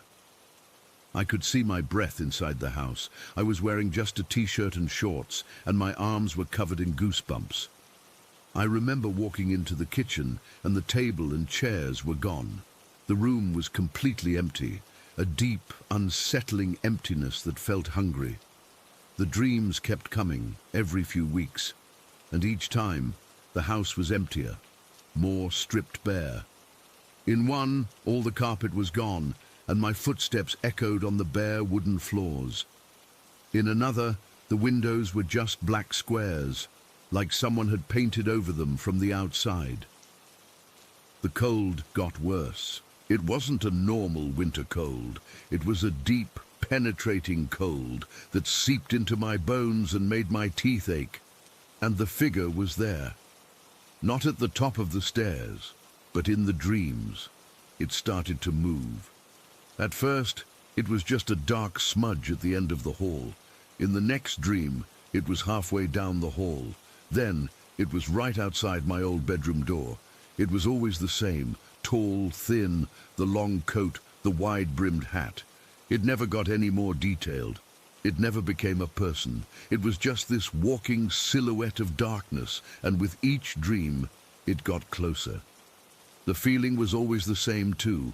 That same gut-wrenching terror I'd felt when I was 12. That feeling of profound wrongness.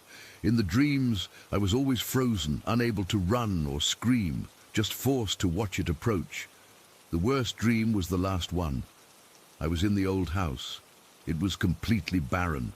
No furniture, no curtains, no light fixtures. Just bare, dusty floors and stark white walls. And it was so cold my fingers were numb. The shadow man was there, but it wasn't at the end of the hall. It was standing right in front of me in the empty living room. I could feel the cold radiating from it, a dry, static ice. And then a voice. It didn't come from the figure exactly. It was more like the words just appeared in my head. They were blurred, distorted, like a radio station not quite tuned in. "Come home," it said. Or maybe it was, "I can take you home." The meaning was clear, even if the words were fuzzy. In the dream, I found my voice. It was a tiny, choked sound. No. That was it, just no. The dream ended. I woke up in my bed in the trailer, shivering so hard the whole bed was shaking. I was drenched in a cold sweat, my pajamas sticking to my skin. The fear was so real, so present. It felt like the thing was right there in the room with me. I turned on every light and didn't go back to sleep. The next day I was a wreck. I couldn't concentrate at school. I couldn't. I was jumpy, looking over my shoulder all the time. That evening I was at my boyfriend's house. We were just hanging out in his room, listening to music, and I must have looked awful because he asked me what was wrong. I hadn't told anyone about any of it, not the sighting, not the dreams, but it all just came pouring out. I told him everything, my voice shaking the whole time. The figure at the stairs, the blanket, the recurring dreams of the empty house, the cold, the thing getting closer, and finally the blurred voice asking me to go home, and me saying no. He listened quietly, not interrupting. When I was finished, he was quiet for a minute, just thinking. He was into weird stuff, conspiracy theories, paranormal podcasts, all that. "You know," he said, his tone completely serious, "I heard that sharing a bad dream, saying it out loud to someone, it breaks its power over you. It's like you're not holding it inside anymore. You let it out and it can't hurt you." I didn't know if I believed that. It sounded like superstition, but something about telling him, about putting the whole terrifying experience into words and releasing it into the air between us, felt like a weight had been lifted. It was no longer just my secret horror. Someone else knew. And he was right. The dreams stopped. Just like that. They never came back. I've never seen the Shadow Man again. Not in a dream, and certainly not in waking life. The sheer, pants-wetting terror of that night in the old house, and the slow, chilling dread of those dreams, just ended. But the memory didn't. It's been years now, but I can still feel it. I can still feel the texture of that blanket against my face. I can still feel that absolute mind-numbing fear, seeing that tall, thin darkness standing at the top of the stairs, a silent sentinel in a wide-brimmed hat. I can still feel the deep, unnatural cold of those dreams. The terror wasn't just the thing itself. It was the gradual stripping away of everything that was safe and familiar, first in my home and then in my own mind while I slept. It was the slow, inevitable approach of something I couldn't understand. I live in an apartment now on the 3rd floor. There are no long hallways. But sometimes, if I wake up in the middle of the night to get a glass of water, I'll pause before opening my bedroom door. I'll stand there for a second, my hand on the knob, and I'll remember what it felt like to see that shape in the sliver of light. And a chill, the exact same chill from when I was 12, will run straight down my spine. I never look through the crack in the door. I just open it, quick, and flip on the hall light every single time. Story 18. It had been months since John Fisher went missing. John was a good man, a respected settler who'd been in the area for years. He had a decent-sized property where he raised livestock, and he was the kind of neighbor you could count on. If you needed help fixing a fence or moving cattle, he'd be there without a second thought. Then one day, he just vanished. According to George Wall, his farmhand, John had gone on a business trip to sell some livestock and never came back. George said John had decided to extend his trip, maybe look into new opportunities, but it didn't sit right with me. John wasn't the type to just up and leave without telling anyone. He had roots here, friends, a life. Over those months, my suspicion grew. I'd ride past Fisher's place on my way home from town, and things felt off. The farmhouse started to look neglected, peeling paint, overgrown weeds in the garden. George was still around, tending to the animals, but he seemed jumpy, always avoiding eye contact when I asked about John. I tried to brush it off, tell myself I was imagining things, but that gut feeling wouldn't go away. I'm not a detective or anything, just a neighbor who cared, and the unease kept nagging at me. Then came that night. It was late, probably around 9 or 10 in the evening, and I was riding home on my horse after spending the day in town running errands. The fog had rolled in thick, the kind that swallows sound and makes everything feel isolated. You know how it gets out here. The air turns heavy, and the world shrinks to just what's in front of you.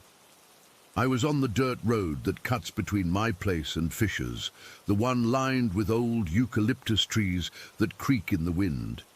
My horse, Bella, was steady, but even she seemed tense, her ears twitching at every little noise. As I approached Fisher's property, the fog was so dense I could barely see the fence line ahead. That's when I saw it, a figure sitting on the top rail of the fence, right where the road curves toward the farmhouse. At first, I thought it was a trick of the light, maybe a shadow from the trees. But as I got closer, my heart started hammering in my chest. It was John Fisher, or what looked like him. He was pale, almost glowing in the fog, and he was completely still. Not moving, not breathing, just sitting there with this empty stare that went right through me. I reined in Bella, and we stopped a few feet away. My hands were shaking so bad I could barely hold the reins. I wanted to call out, but my throat felt tight, like I'd swallowed sand. This wasn't right. John was supposed to be gone, on some trip, but here he was, looking exactly like I remembered him, except wrong.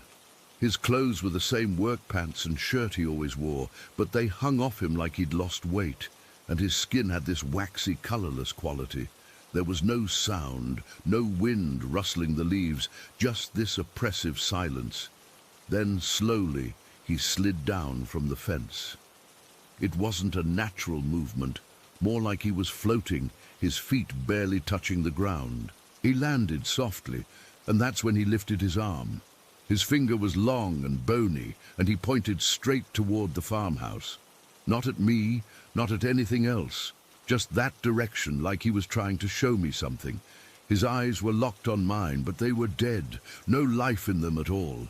I felt a cold sweat break out all over my body, and my breath caught in my lungs. I couldn't look away. After what felt like an eternity, he started to drift backward, fading into the darkness between the trees. One moment he was there, the next he was gone, swallowed by the fog. The pointing gesture stayed with me, burned into my vision. I sat there frozen, my heart pounding so hard I thought it might burst.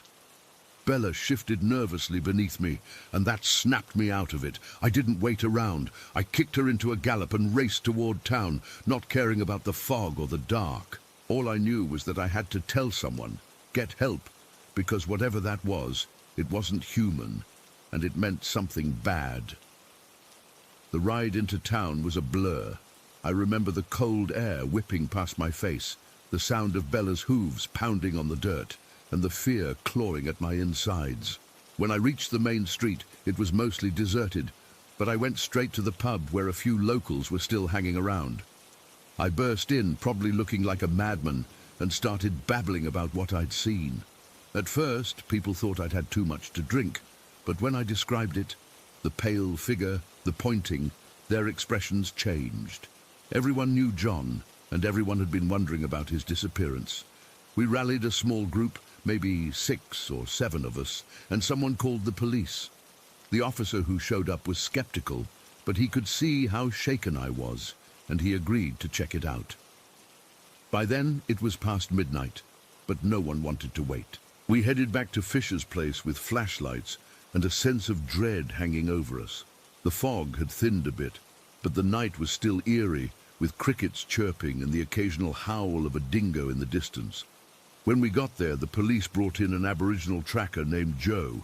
He's known for his skill in reading the land. Joe didn't say much, just listened to my story and started scanning the area around the fence where I'd seen the ghost. He moved slowly, his eyes focused on the ground, and after a few minutes he stopped near a fallen log. He pointed out a dark stain on the wood, something that looked like old blood, but it was faint, almost washed away by rain. Joe said it was a sign, and he led us deeper into the woods, toward a small pond on the property. The pond was murky and still, surrounded by tall grass and gum trees. Joe probed the edge with a stick, and that's when he found something, a patch of disturbed earth, soft and muddy. We started digging with shovels we'd brought from the farmhouse, and with every scoop, the air got heavier. I could smell the damp soil and something else, something foul, like rot. My hands were trembling, and I had to stop a couple of times to steady myself. The others were quiet, focused on the task, but I could feel the tension building. Then one of the shovels hit something solid. We cleared away more dirt, and that's when we saw it. A body, wrapped in a tarp, partially decomposed. It was John Fisher. I recognized his clothes, what was left of them, and the sight made my stomach turn. His skull was caved in on one side, a clear fracture that looked like it came from a heavy blow. The reality hit me like a physical blow. He'd been murdered, buried here in this shallow grave, and his ghost had led us right to him. The police took over from there, securing the scene and arresting George Wall later that night. George didn't put up a fight, he just looked defeated when they found him. I heard later that he confessed to killing John for money, something about embezzling from the livestock sales, but I didn't stick around for the details. By the time the sun was starting to rise, I was back home, exhausted and numb. The ghost never appeared again. But that pointing finger, that silent accusation, it haunts me to this day. I can't explain it, can't rationalize it away.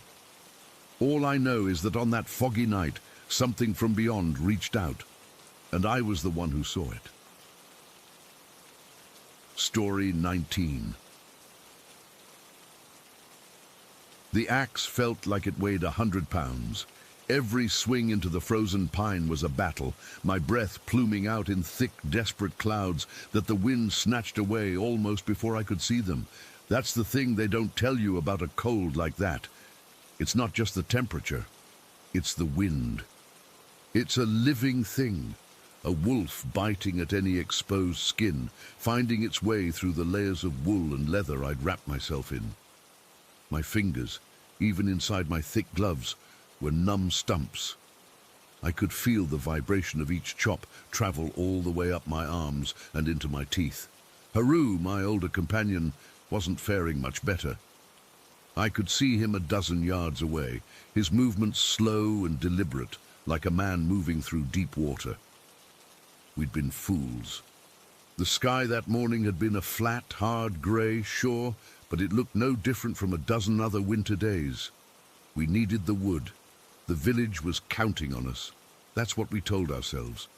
But by midday, the wind had picked up, and the first few flakes began to fall, not the gentle, lazy snow of stories, but hard, sharp little needles that stung the face. We should have turned back then. Haru had squinted at the sky, his face a roadmap of wrinkles etched deeper by the cold, and just grunted. "We can make a few more cuts," he'd said, his voice raspy. That was Haru, stubborn as an old mule. I was younger, and I trusted his judgment. It was a mistake I'd carry for the rest of my life. Within an hour, the world disappeared. The trees around us became grey ghosts, then vanished entirely. The wind wasn't just biting anymore. It was screaming, a high, thin wail that blocked out all other sound. The snow wasn't falling. It was flying sideways, a solid white wall that made it impossible to see my own boots. Panic, a cold thing sharper than the wind, started to claw its way up my throat. We were lost, completely and utterly lost, a stone's throw from a path we'd walked 1,000 times. I stumbled toward where I thought Haru was, calling his name, but the wind stole the words. My face was a mask of ice. I could feel the cold seeping into my bones, a deep, dull ache that promised sleep. A sleep you don't wake up from. I bumped into him then, literally walked right into his back. He turned, his eyes wide with a fear I'd never seen in the old man before. He didn't speak, just jerked his head and grabbed my arm.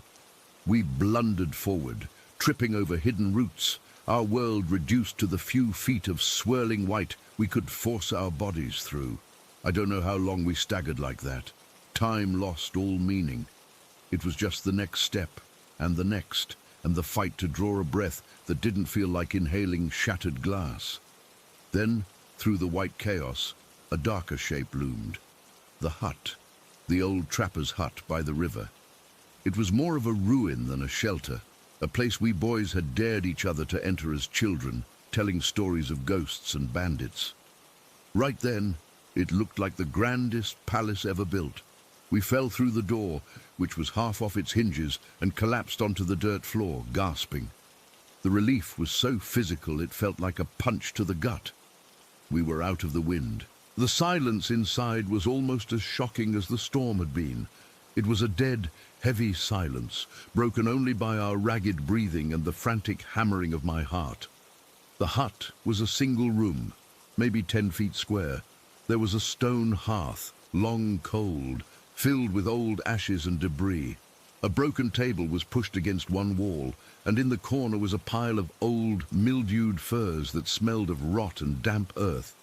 But it was a roof. It was walls. It was salvation. We didn't speak. We were too exhausted. We just sat there, shivering uncontrollably, as the feeling slowly and painfully returned to our hands and feet. It was a burning, prickling agony, but it was better than the numbness. We used some of the drier wood from the broken table to get a small fire going in the hearth. The flames were weak and sputtering, but the tiny circle of warmth and light they cast was the most beautiful thing I had ever seen.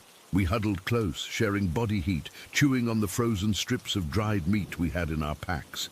The storm outside raged on, a constant, furious pounding against the thin walls.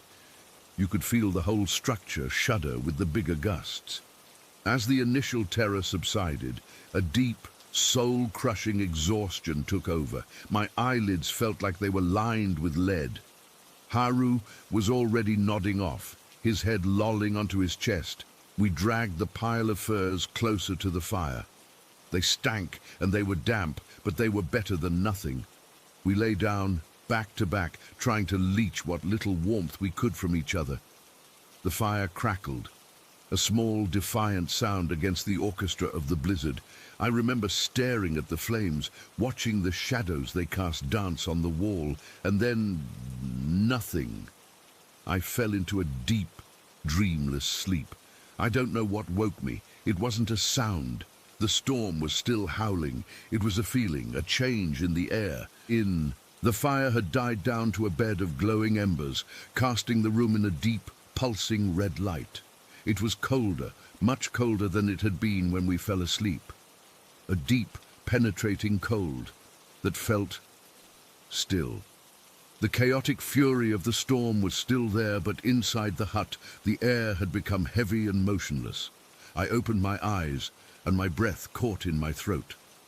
She was there, between us and the dead fire. A woman. Her back was to me, and she was leaning over Haru.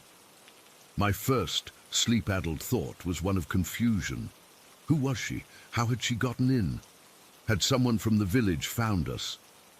Then she shifted, and the faint red light from the embers illuminated her profile. Her skin wasn't just pale, it was white, the white of fresh-fallen snow, of bone, of pure frost. It had a faint, almost bluish translucence to it. Her hair was long and straight, the color of a moonless midnight, and it fell around her shoulders without a single strand out of place, despite the drafts in the hut. She wore a thin, simple kimono, the color of a winter sky just before a storm, and it didn't rustle or move. It was as if the air around her was as frozen as she was. But it was her eyes I will never forget. She turned her head just slightly, and I saw them.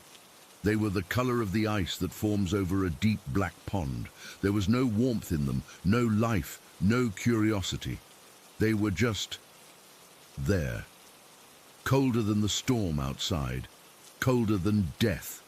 I was paralyzed, not just with fear, though the fear was a taste of copper in my mouth, a fist squeezing my heart so tight I thought it would stop. It was a physical paralysis, as if the very air she occupied had turned to ice and was holding me down. I couldn't move a muscle, I couldn't even blink, I could only watch. She bent lower over Haru, who was still asleep, his breathing deep and steady. She brought her face close to his, her lips almost touching his forehead. And then, she breathed out, it wasn't a breath like yours or mine. It was a mist, a cloud of shimmering, glittering particles that flowed from her lips like liquid silver. It swirled around Haru's face, and where it touched him, his skin changed. The healthy, weathered tan of his face turned waxy, then a pale, blotchy grey. A delicate tracery of frost, like the most intricate lace, spread from his nostrils, across his cheeks, and into his hair and beard. He didn't wake up. He didn't struggle.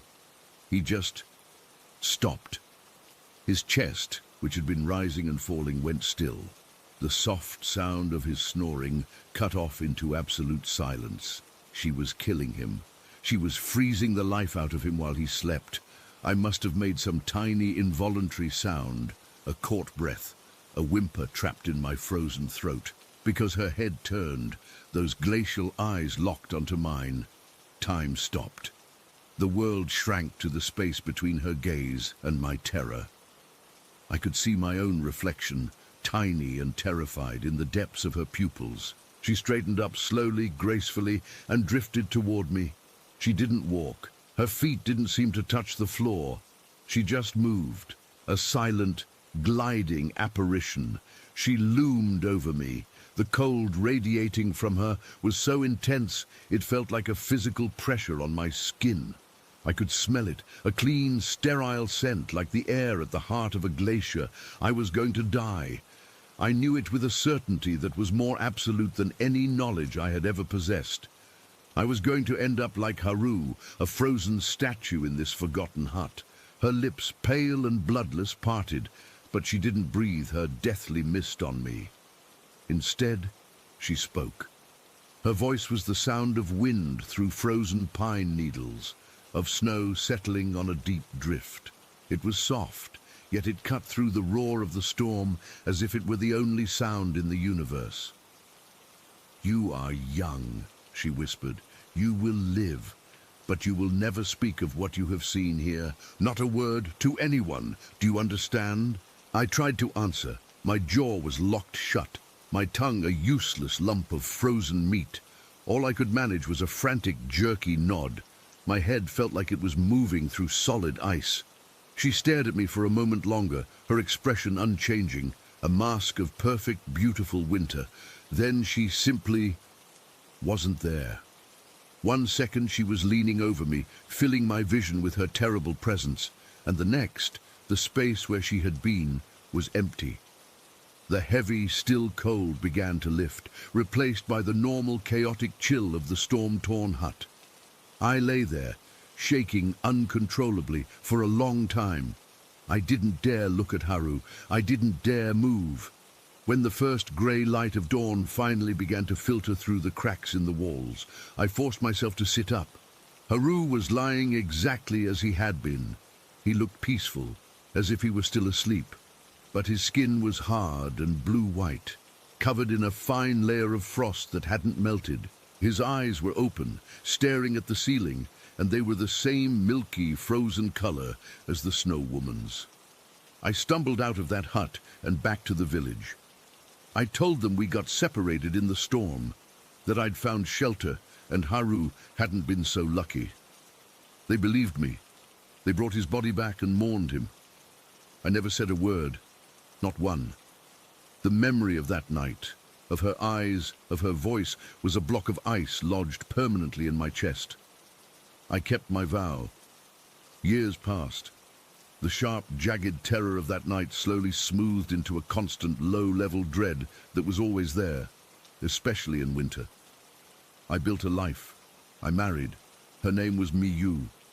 She came to the village during another snowfall, a beautiful woman with hair as dark as a raven's wing and a quiet, reserved nature.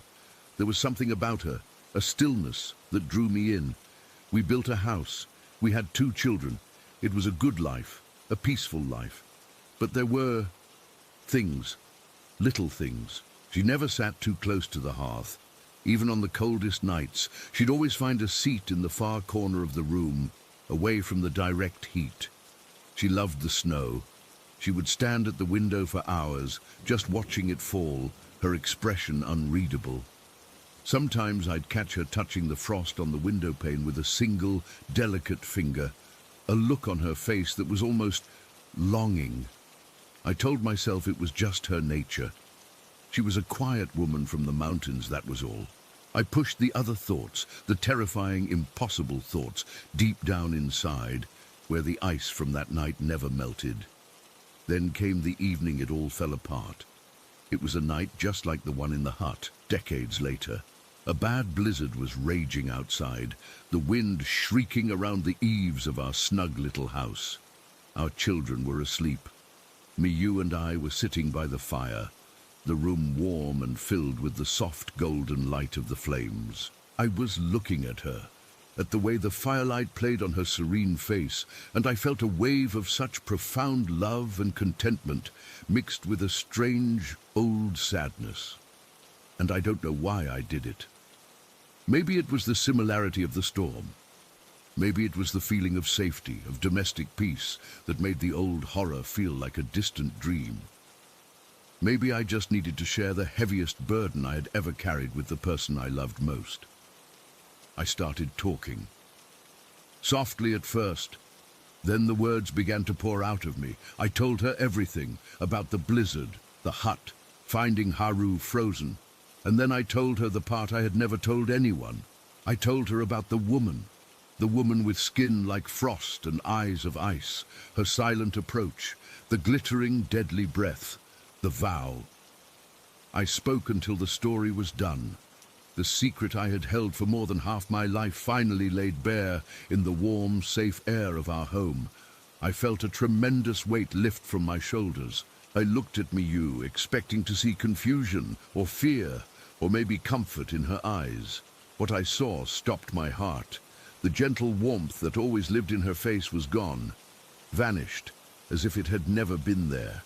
Her expression was utterly blank, a smooth, unreadable mask. Her eyes, which were usually so soft and dark, had changed. They had taken on a pale, distant sheen, like the surface of a frozen lake. She stood up, and the movement was unnaturally fluid, just like hers. The comfortable warmth of the room seemed to be sucked away, replaced by a creeping, familiar cold that started in the space immediately around her and began to spread. die, she said. Her voice was different. It was no longer the soft, melodic voice of my wife. It was the voice from the hut, the sound of winter's heart. You promised.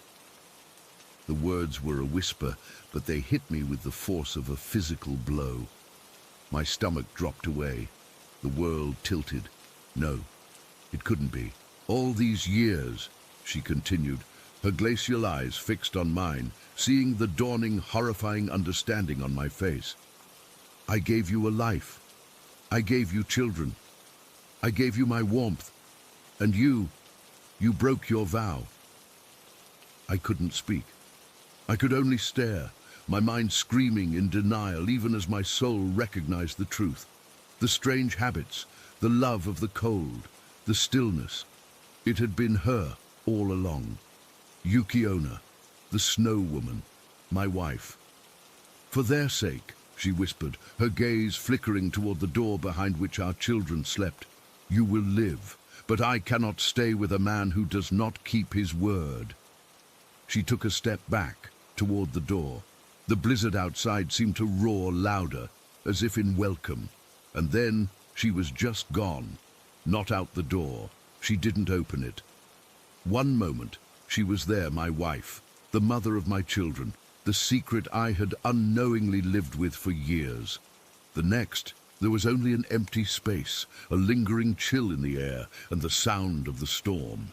I ran to the door and threw it open, stumbling out into the driving snow. I screamed her name until my throat was raw. But there was nothing, no footprint, no shadow, no sign she had ever existed, just the endless whirling white.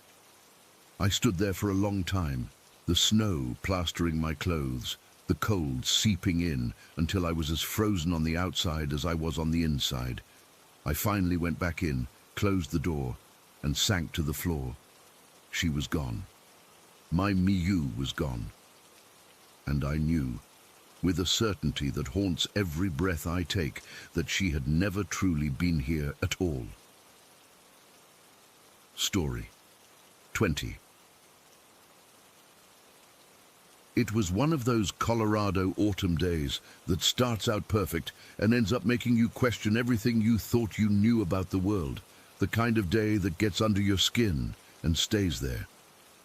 I'd been living in a little cabin just off Bear Creek Road for about 3 months. It was supposed to be a reset, a quiet place to finish my thesis, away from the noise of Boulder. Most of the time it was just that, quiet, too quiet sometimes. But that day, the quiet felt different. I remember I'd spent the whole morning staring at my laptop, the words on the screen just blurring together. The cabin was a single room with a loft for sleeping, and the wood stove was fighting a losing battle against the chill that had settled in overnight. It must have been around 2 in the afternoon. I decided I needed a drive, just to clear my head, to feel the sun on my face through the windshield. My car, an old Jeep Cherokee that had seen better days, was parked in the gravel patch out front. The key turned over with that familiar grinding sound, and I pulled out onto Bear Creek Road. The road itself is narrow, winding its way up into the mountains. It's paved, but just barely, with potholes that'll jolt you awake if you're not paying attention. On one side, the mountain goes straight up, all rock and scraggly pine trees. On the other, it drops off into a steep gulch where Bear Creek runs, though from the road you can usually just hear it, a constant, distant rushing sound.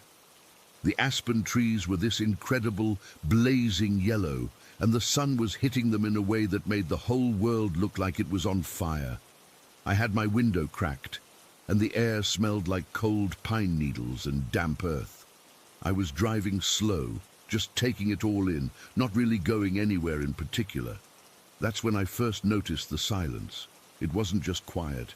It was a dead silence, the kind that feels heavy, like a blanket smothering everything. I realized I couldn't hear the creek anymore.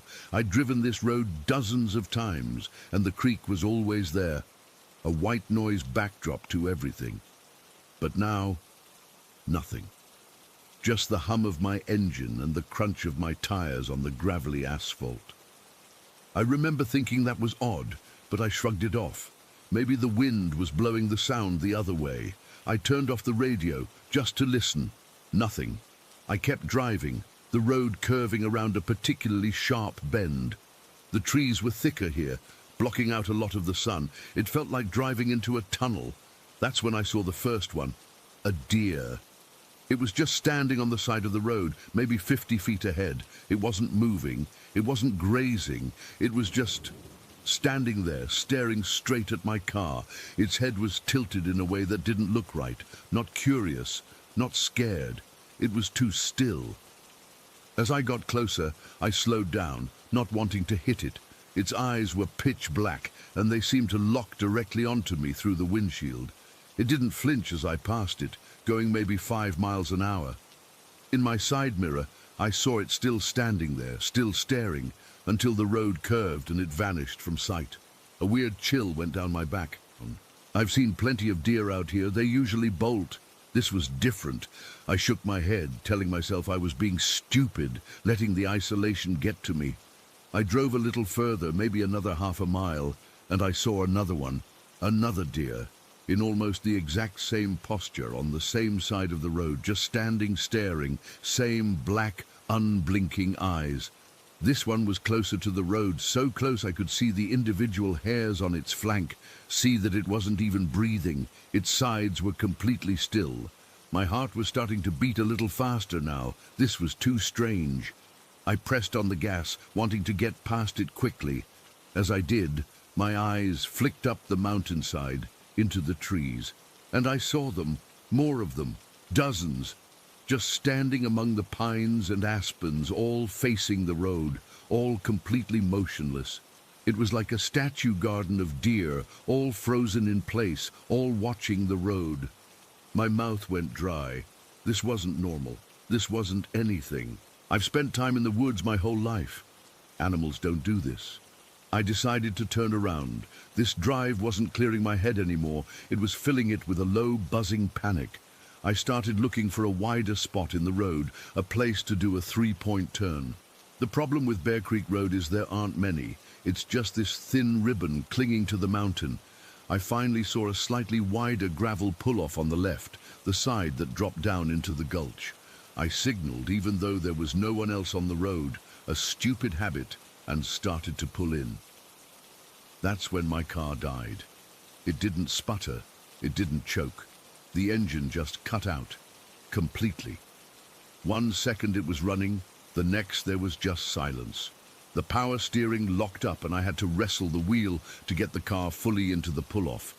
My heart was hammering against my ribs now. This was bad. This was really bad. I turned the key. Nothing. Not a click, not a groan. The dashboard lights were dead. The radio was dead. Everything was dead. I sat there for a minute, just listening to the blood pounding in my ears. The silence was absolute. I got out my phone. No service, of course. There's never service up here. I felt a wave of cold, sickening dread wash over me. I was alone. My car was dead, and I was surrounded by a forest full of statuesque, staring deer. I got out of the car. The air was bitterly cold, much colder than it had been just 15 minutes before. I popped the hood, even though I know next to nothing about cars. I looked at the engine. Everything looked normal. The battery terminals were connected. Nothing was smoking or leaking. It was just a silent, cold lump of metal. I slammed the hood shut, the sound unnaturally loud in the stillness. That's when I heard it. A sound. It wasn't the creak. It was a low, rhythmic thumping, like a drum beat, but not from an instrument. It was a wet, meaty sound. Thump, thump, thump. It was coming from down in the gulch. From where the creek should have been. The sound made my stomach clench. It was deeply, primally wrong. I walked to the edge of the pull-off, where the ground fell away into the steep, tree-covered slope.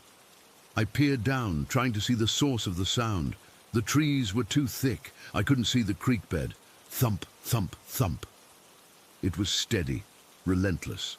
I looked back at my car, a stupid, helpless metal box. I looked up the road, then down the road. Both directions were empty, disappearing into the dark tunnel of trees. I was trapped here. The thumping was the only thing I could hear, and it felt like it was getting louder, or maybe I was just focusing on it more. It seemed to be vibrating up through the soles of my boots. I had a choice. I could stay with the car and hope someone came by, which could be hours, or I could start walking. The nearest house was probably 3 miles back the way I came. The thought of walking back down that road, past those frozen deer, made my skin crawl. But the thought of staying here, listening to that thumping, felt even worse. I decided to walk. I locked the car, another pointless habit, and started back the way I came. My footsteps on the asphalt were too loud. I felt exposed, like every one of those deer eyes in the woods was tracking my progress. I tried not to look at them, to just keep my eyes on the yellow line in the center of the road. But it was impossible. In my peripheral vision, I could see them standing like sentinels among the trees. I passed the spot where I'd seen the second deer. It was gone. There was just an empty stretch of road and a wall of silent, watching forest. The thumping sound followed me. It didn't fade as I moved away from the pull-off. It stayed with me, the same volume, as if the source was moving parallel to me, down in the gulch. Thump, thump, thump. I started walking faster. My breath was coming out in ragged white puffs. The cold was biting through my jacket. I came around the bend, where I'd seen the first deer. It was still there, but it had moved. It was now standing directly in the middle of my lane, its body facing me, its head still cocked at that unnatural angle. It was blocking my path. I stopped walking. We stared at each other from about 100 feet apart. Its black eyes were like holes punched in the world. I felt a terror so pure it was almost clean. This wasn't an animal. This was something else wearing an animal's skin. I couldn't go forward. I couldn't go back to the dead car. My only other option was the woods.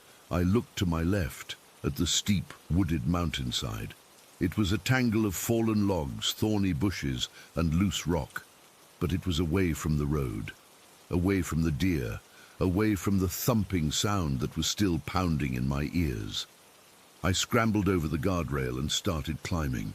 It was hard going. The ground was slippery with fallen leaves, and my hands were soon scraped and bloody from grabbing onto branches. I didn't care. I just had to get away, to get up high, to see something that made sense. I climbed for what felt like an hour, but was probably only 10 minutes. My lungs were burning.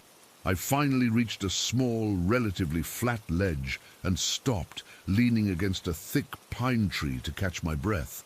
From up here, I could see a long stretch of Bear Creek Road snaking through the valley below. I could see my car, a tiny blue speck in the pull-off, and I could see the gulch. The creek was there, but it wasn't water. The bed was full of a thick, dark, reddish-brown substance. It looked like mud, but it was moving, pulsing slowly, and in the center of it there was a shape. It was huge, maybe the size of a small car, and amorphous. It was the source of the thumping. The thing was beating, contracting, and expanding. Thump, thump, thump. It was a heart. A giant, naked heart lying in the creek bed, pumping that thick, syrupy fluid instead of blood. I gagged, doubling over and dry heaving onto the pine needles. My mind couldn't process it. It was impossible. It was insane. But it was there. I could see it. I could hear it. The thumping was the sound of that thing beating. I forced myself to look back at the road. The deer were gone, all of them, but something else was there. Figures. They were tall and thin, and they seemed to be made of the same dark, wet wood as the trees. They were standing on the road where the deer had been. They were perfectly still, but they were looking up at me. They had no faces, just smooth, blank wood where their faces should be. But I knew they were looking at me. I felt their attention like a physical pressure. I froze, pressing myself against the tree, trying to make myself invisible. I don't know how long I stood there. The thumping from the gulch was the only sound, a horrific metronome marking the passage of time. The sun was starting to go down, casting long, distorted shadows across the mountainside. The air grew even colder. I knew I couldn't stay on this ledge. I was going to freeze to death. I had to move. I had to get back to the road, back to my car, and hope to God it would start. I started picking my way back down the slope, moving as quietly as I could, my eyes fixed on the road below. The wooden figures were still there, but they hadn't moved. They were just waiting. When I was about 20 feet from the guardrail, I paused. I had to make a run for it. I took a deep breath, my whole body trembling, and scrambled down the last steep section, tumbling over the guardrail and onto the asphalt. I landed hard on my hands and knees, the rough pavement tearing my jeans and skinning my palms. I didn't care. I was on the road. I looked up. The figures were gone. The road was empty. The thumping from the gulch had stopped. The silence rushed back in, even heavier than before. I pushed myself to my feet and started running. I ran past the spot where the deer had been, my legs pumping, my breath sobbing in my throat. I didn't look back. I just ran. The cabin wasn't an option. It was further away. I had to get to the car. I saw it ahead, still sitting in the pull-off. I fumbled for my keys as I ran, my hands shaking so badly I could barely grip them. I reached the car, yanked the door open and threw myself inside. I slammed the door shut and hit the lock. I was gasping, crying, my whole body racked with shivers that had nothing to do with the cold. I put the key in the ignition. I said a prayer to a God I didn't believe in. I turned the key. The engine roared to life. The dashboard lights glowed. The heater fan started blowing cold air. It was working. It was all working. I didn't wait. I threw it into drive and peeled out of the pull-off, gravel spraying behind me. I drove like a man possessed, my knuckles white on the steering wheel, my eyes glued to the road in front of me. I didn't look in the rearview mirror. I didn't look at the woods. I just drove. I didn't stop until I hit the paved county road 20 minutes later, where I finally had a bar of service on my phone. I pulled over and just sat there, shaking, for a long time. I never went back for my things. I left everything in that cabin. I called a friend from a gas station and stayed on their couch for a week before I found a new place in town. I still have the car. Mechanics looked at it. They said there was nothing wrong with it. The battery was fine. The alternator was fine. They had no explanation for why it died up there on Bear Creek Road. I drive a different route now, even if it takes twice as long. I never told anyone the whole story. Who would believe me? Sometimes late at night, if the house is quiet enough, I think I can still hear it.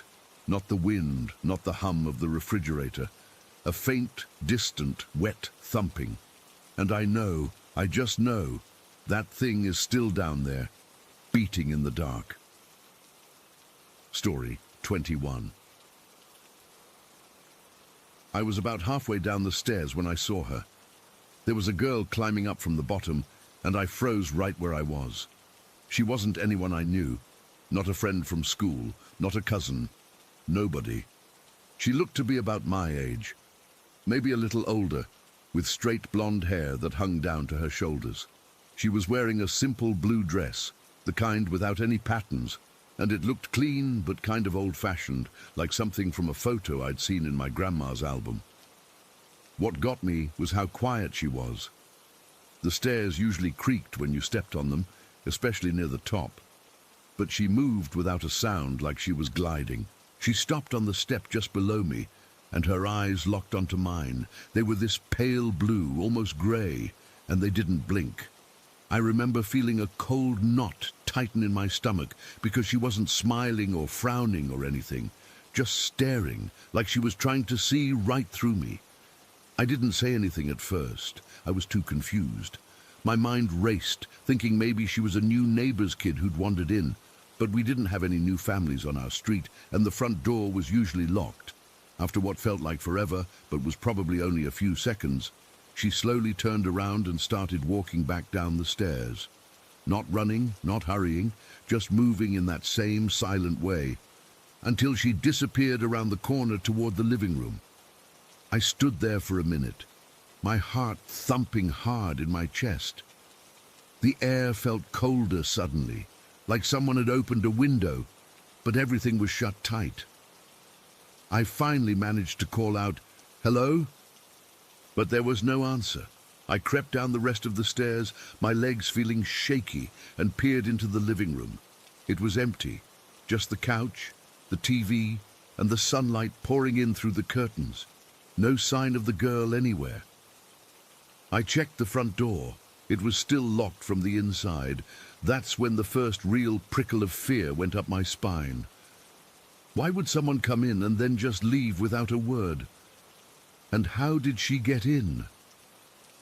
I ran to my sister's room, which was upstairs. She was a couple of years older than me and usually knew everything that was going on. I burst in without knocking, which I wasn't supposed to do, and found her sitting on her bed, reading a book. "Did you see a girl come in here?" I asked, my voice probably sounding too loud and panicky. She looked up at me with this annoyed expression, like I was bothering her for no reason. "What girl?" she said. "No one's been here. Mum and I are the only ones home besides you," I insisted, describing the blonde hair and the blue dress. But she just shook her head and told me I must have been dreaming or something. She even got up and looked around her room with me, but there was nothing out of place. Her dismissal made me feel even more uneasy, because I knew what I saw. I wasn't imagining things. After that, I tried to shake it off.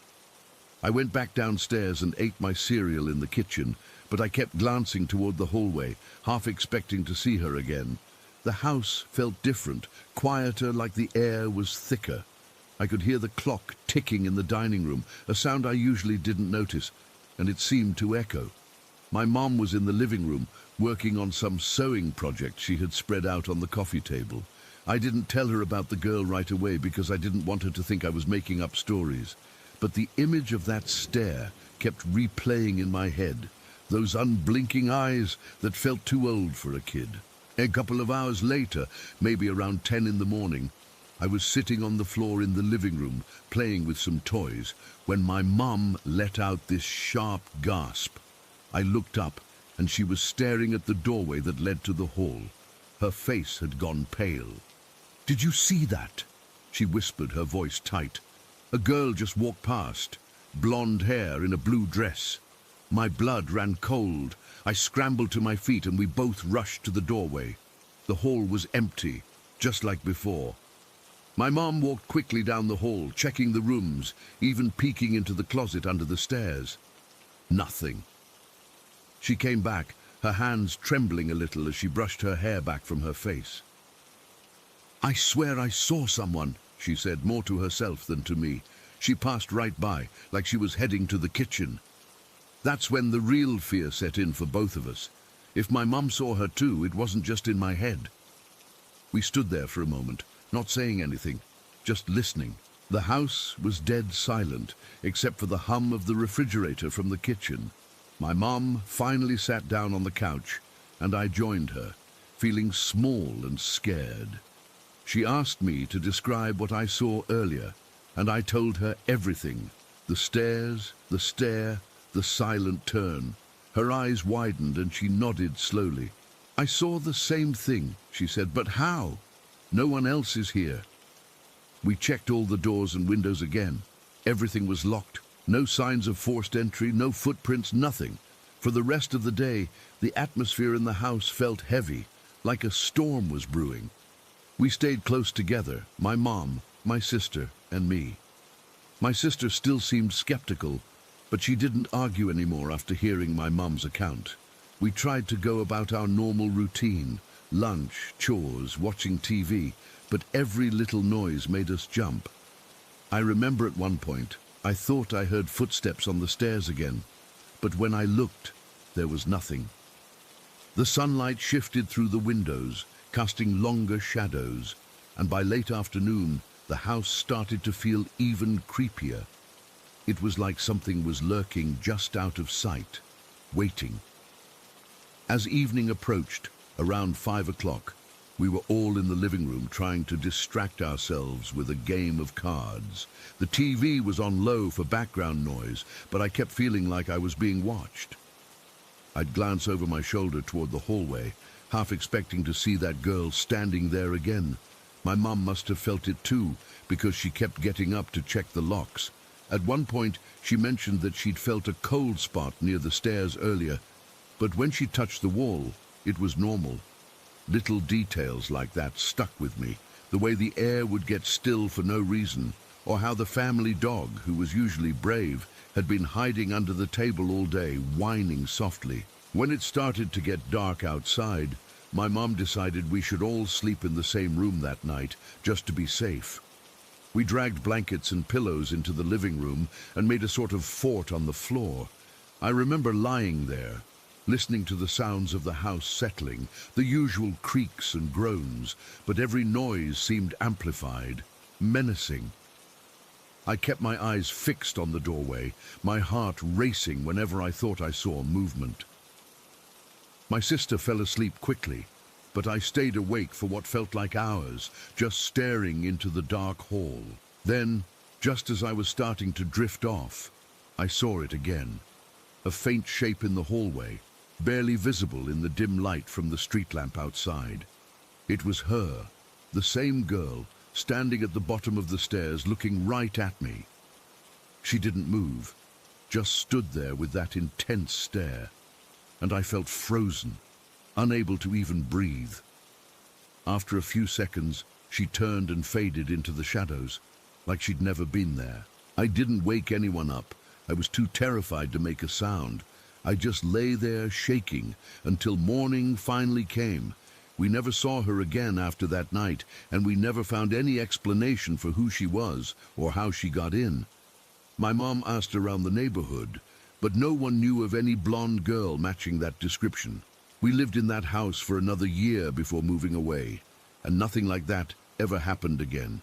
But to this day, I can still see her face, those pale eyes staring back at me, and I have no idea what it was all about. Story 22. We weren't serious about it. It was just something to do, a way to kill a few hours and get out of the dorm. There were 4 of us, me, Mark, this guy Chris, and a girl named Jenna who lived down the hall. We piled into Mark's beat-up Honda Civic, the one with the passenger door you had to kick just right to open, and headed out to this tiny, forgotten cemetery we'd heard about. It was a bust, just a bunch of old, weathered headstones tilted at odd angles under a thin, hazy moon. It was more sad than scary. We stood around for maybe 20 minutes, our flashlights cutting useless beams through the dark, feeling kind of stupid. That's when Chris pulled out his phone. This was back when phones were just getting smart, and his had this slow, creaky internet connection. He found a post on some local forum, one of those old, clunky message boards with a dark blue background and yellow text. The post was about the Lucas Bay lights. It said there was an abandoned plantation deep in the woods off Highway 544, and that people had seen strange, floating lights there for decades. The post was written in this really dry, matter-of-fact way, which made it creepier than if it had been all hype. It didn't promise ghosts or demons, just these unexplained lights and a feeling of being watched. We looked at each other, and without even saying much, we were back in the car. The energy had shifted. This felt less like a joke and more like a real mission. We drove for what felt like forever, the streetlights of Conway fading away behind us, replaced by this thick country darkness. The roads got narrower and more winding, the trees pressing in on both sides. We passed a few lonely houses with single porch lights burning, but mostly it was just woods and more woods. We almost missed the turn. It was a dirt road barely wider than the car, hidden behind a curtain of Spanish moss. There was a rusted iron gate, but it was chained and padlocked, pushed off to the side like it hadn't been used in 50 years. We pulled the car onto the grassy shoulder, the tires crunching on dry pine needles. The silence when Mark cut the engine was immediate and total. It was the kind of quiet that feels heavy, like a blanket smothering all the normal night sounds. No crickets, no frogs, nothing. We got out, each of us with a flashlight. The beams looked weak and small against all that darkness. The air was cool, but it felt thick, hard to breathe, like wading through water. We started walking down the dirt road, our footsteps unnaturally loud. We joked at first, trying to break the tension. Mark made some stupid comment about banjos, and we all laughed. But it was a nervous, tight sound that died quickly. We walked for a while, the road just stretching on ahead of us into blackness. We'd see the silhouette of a crumbling brick chimney off in the trees, or the outline of a fallen-down fence. We must have turned back and gone to the car 2 or 3 times, each time convincing ourselves to go just a little farther.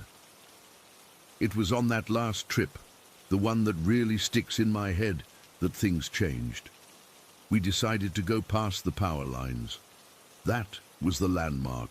The road went under these huge, humming, high-tension power lines that cut a wide swath through the forest.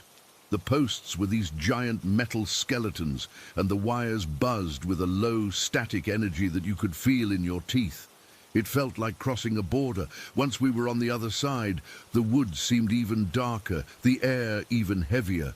The buzzing from the power lines faded, and that suffocating silence came back, even deeper than before. We were walking in a tight group, no one joking anymore. Our flashlights were darting around, illuminating twisted tree roots and thickets of thorny bushes. I remember the smell too. It was a mix of damp earth, rotting leaves, and something else, something sweet and sickly, like old flowers. I was focusing on that smell, trying to place it when it happened. A laugh. It wasn't a human laugh. It wasn't someone hiding in the trees trying to scare us. It was maniacal. That's the only word for it. It was a sharp, gleeful, almost shrieking sound that cut through the silence like a physical thing. It was so loud and so close, it felt like it was right behind my ear, or worse, like it was happening inside my own head. It was a sound of pure, unhinged joy, the kind of laugh you'd imagine from someone who had just done something truly, terribly wicked and was delighted by it. We all froze. We just stopped dead. My body went cold, a sharp, icy feeling that started in my scalp and shot down to my feet. My heart wasn't just beating fast. It was slamming against my ribs, a frantic, painful thumping. I couldn't move my legs. I just stood there, my flashlight beam shaking wildly on the ground because my hand was trembling so bad. Then it came again. This time it was longer, a drawn-out series of those same shrieking, gleeful notes. It sounded mocking now, like it was laughing at us, at our fear, at the fact that we were frozen in place like idiots. It echoed slightly, not like a sound bouncing off trees, but like it was happening in a vast, empty hall, even though we were standing in the middle of a dense forest. "Who's there?" Chris yelled, his voice cracking on the second word. It was a pathetic, thin sound that the darkness swallowed whole. There was no answer, just that heavy, waiting silence. We all swung our flashlights toward the trees where the sound seemed to come from. The beams crisscrossed, illuminating branches that looked like skeletal fingers, leaves and deep, impenetrable shadows. We saw nothing. No movement, no eyes reflecting back, no person, nothing, and that was the worst part. If it had been a person, even some crazy guy with an axe, that would have been a terror we could understand. This was different.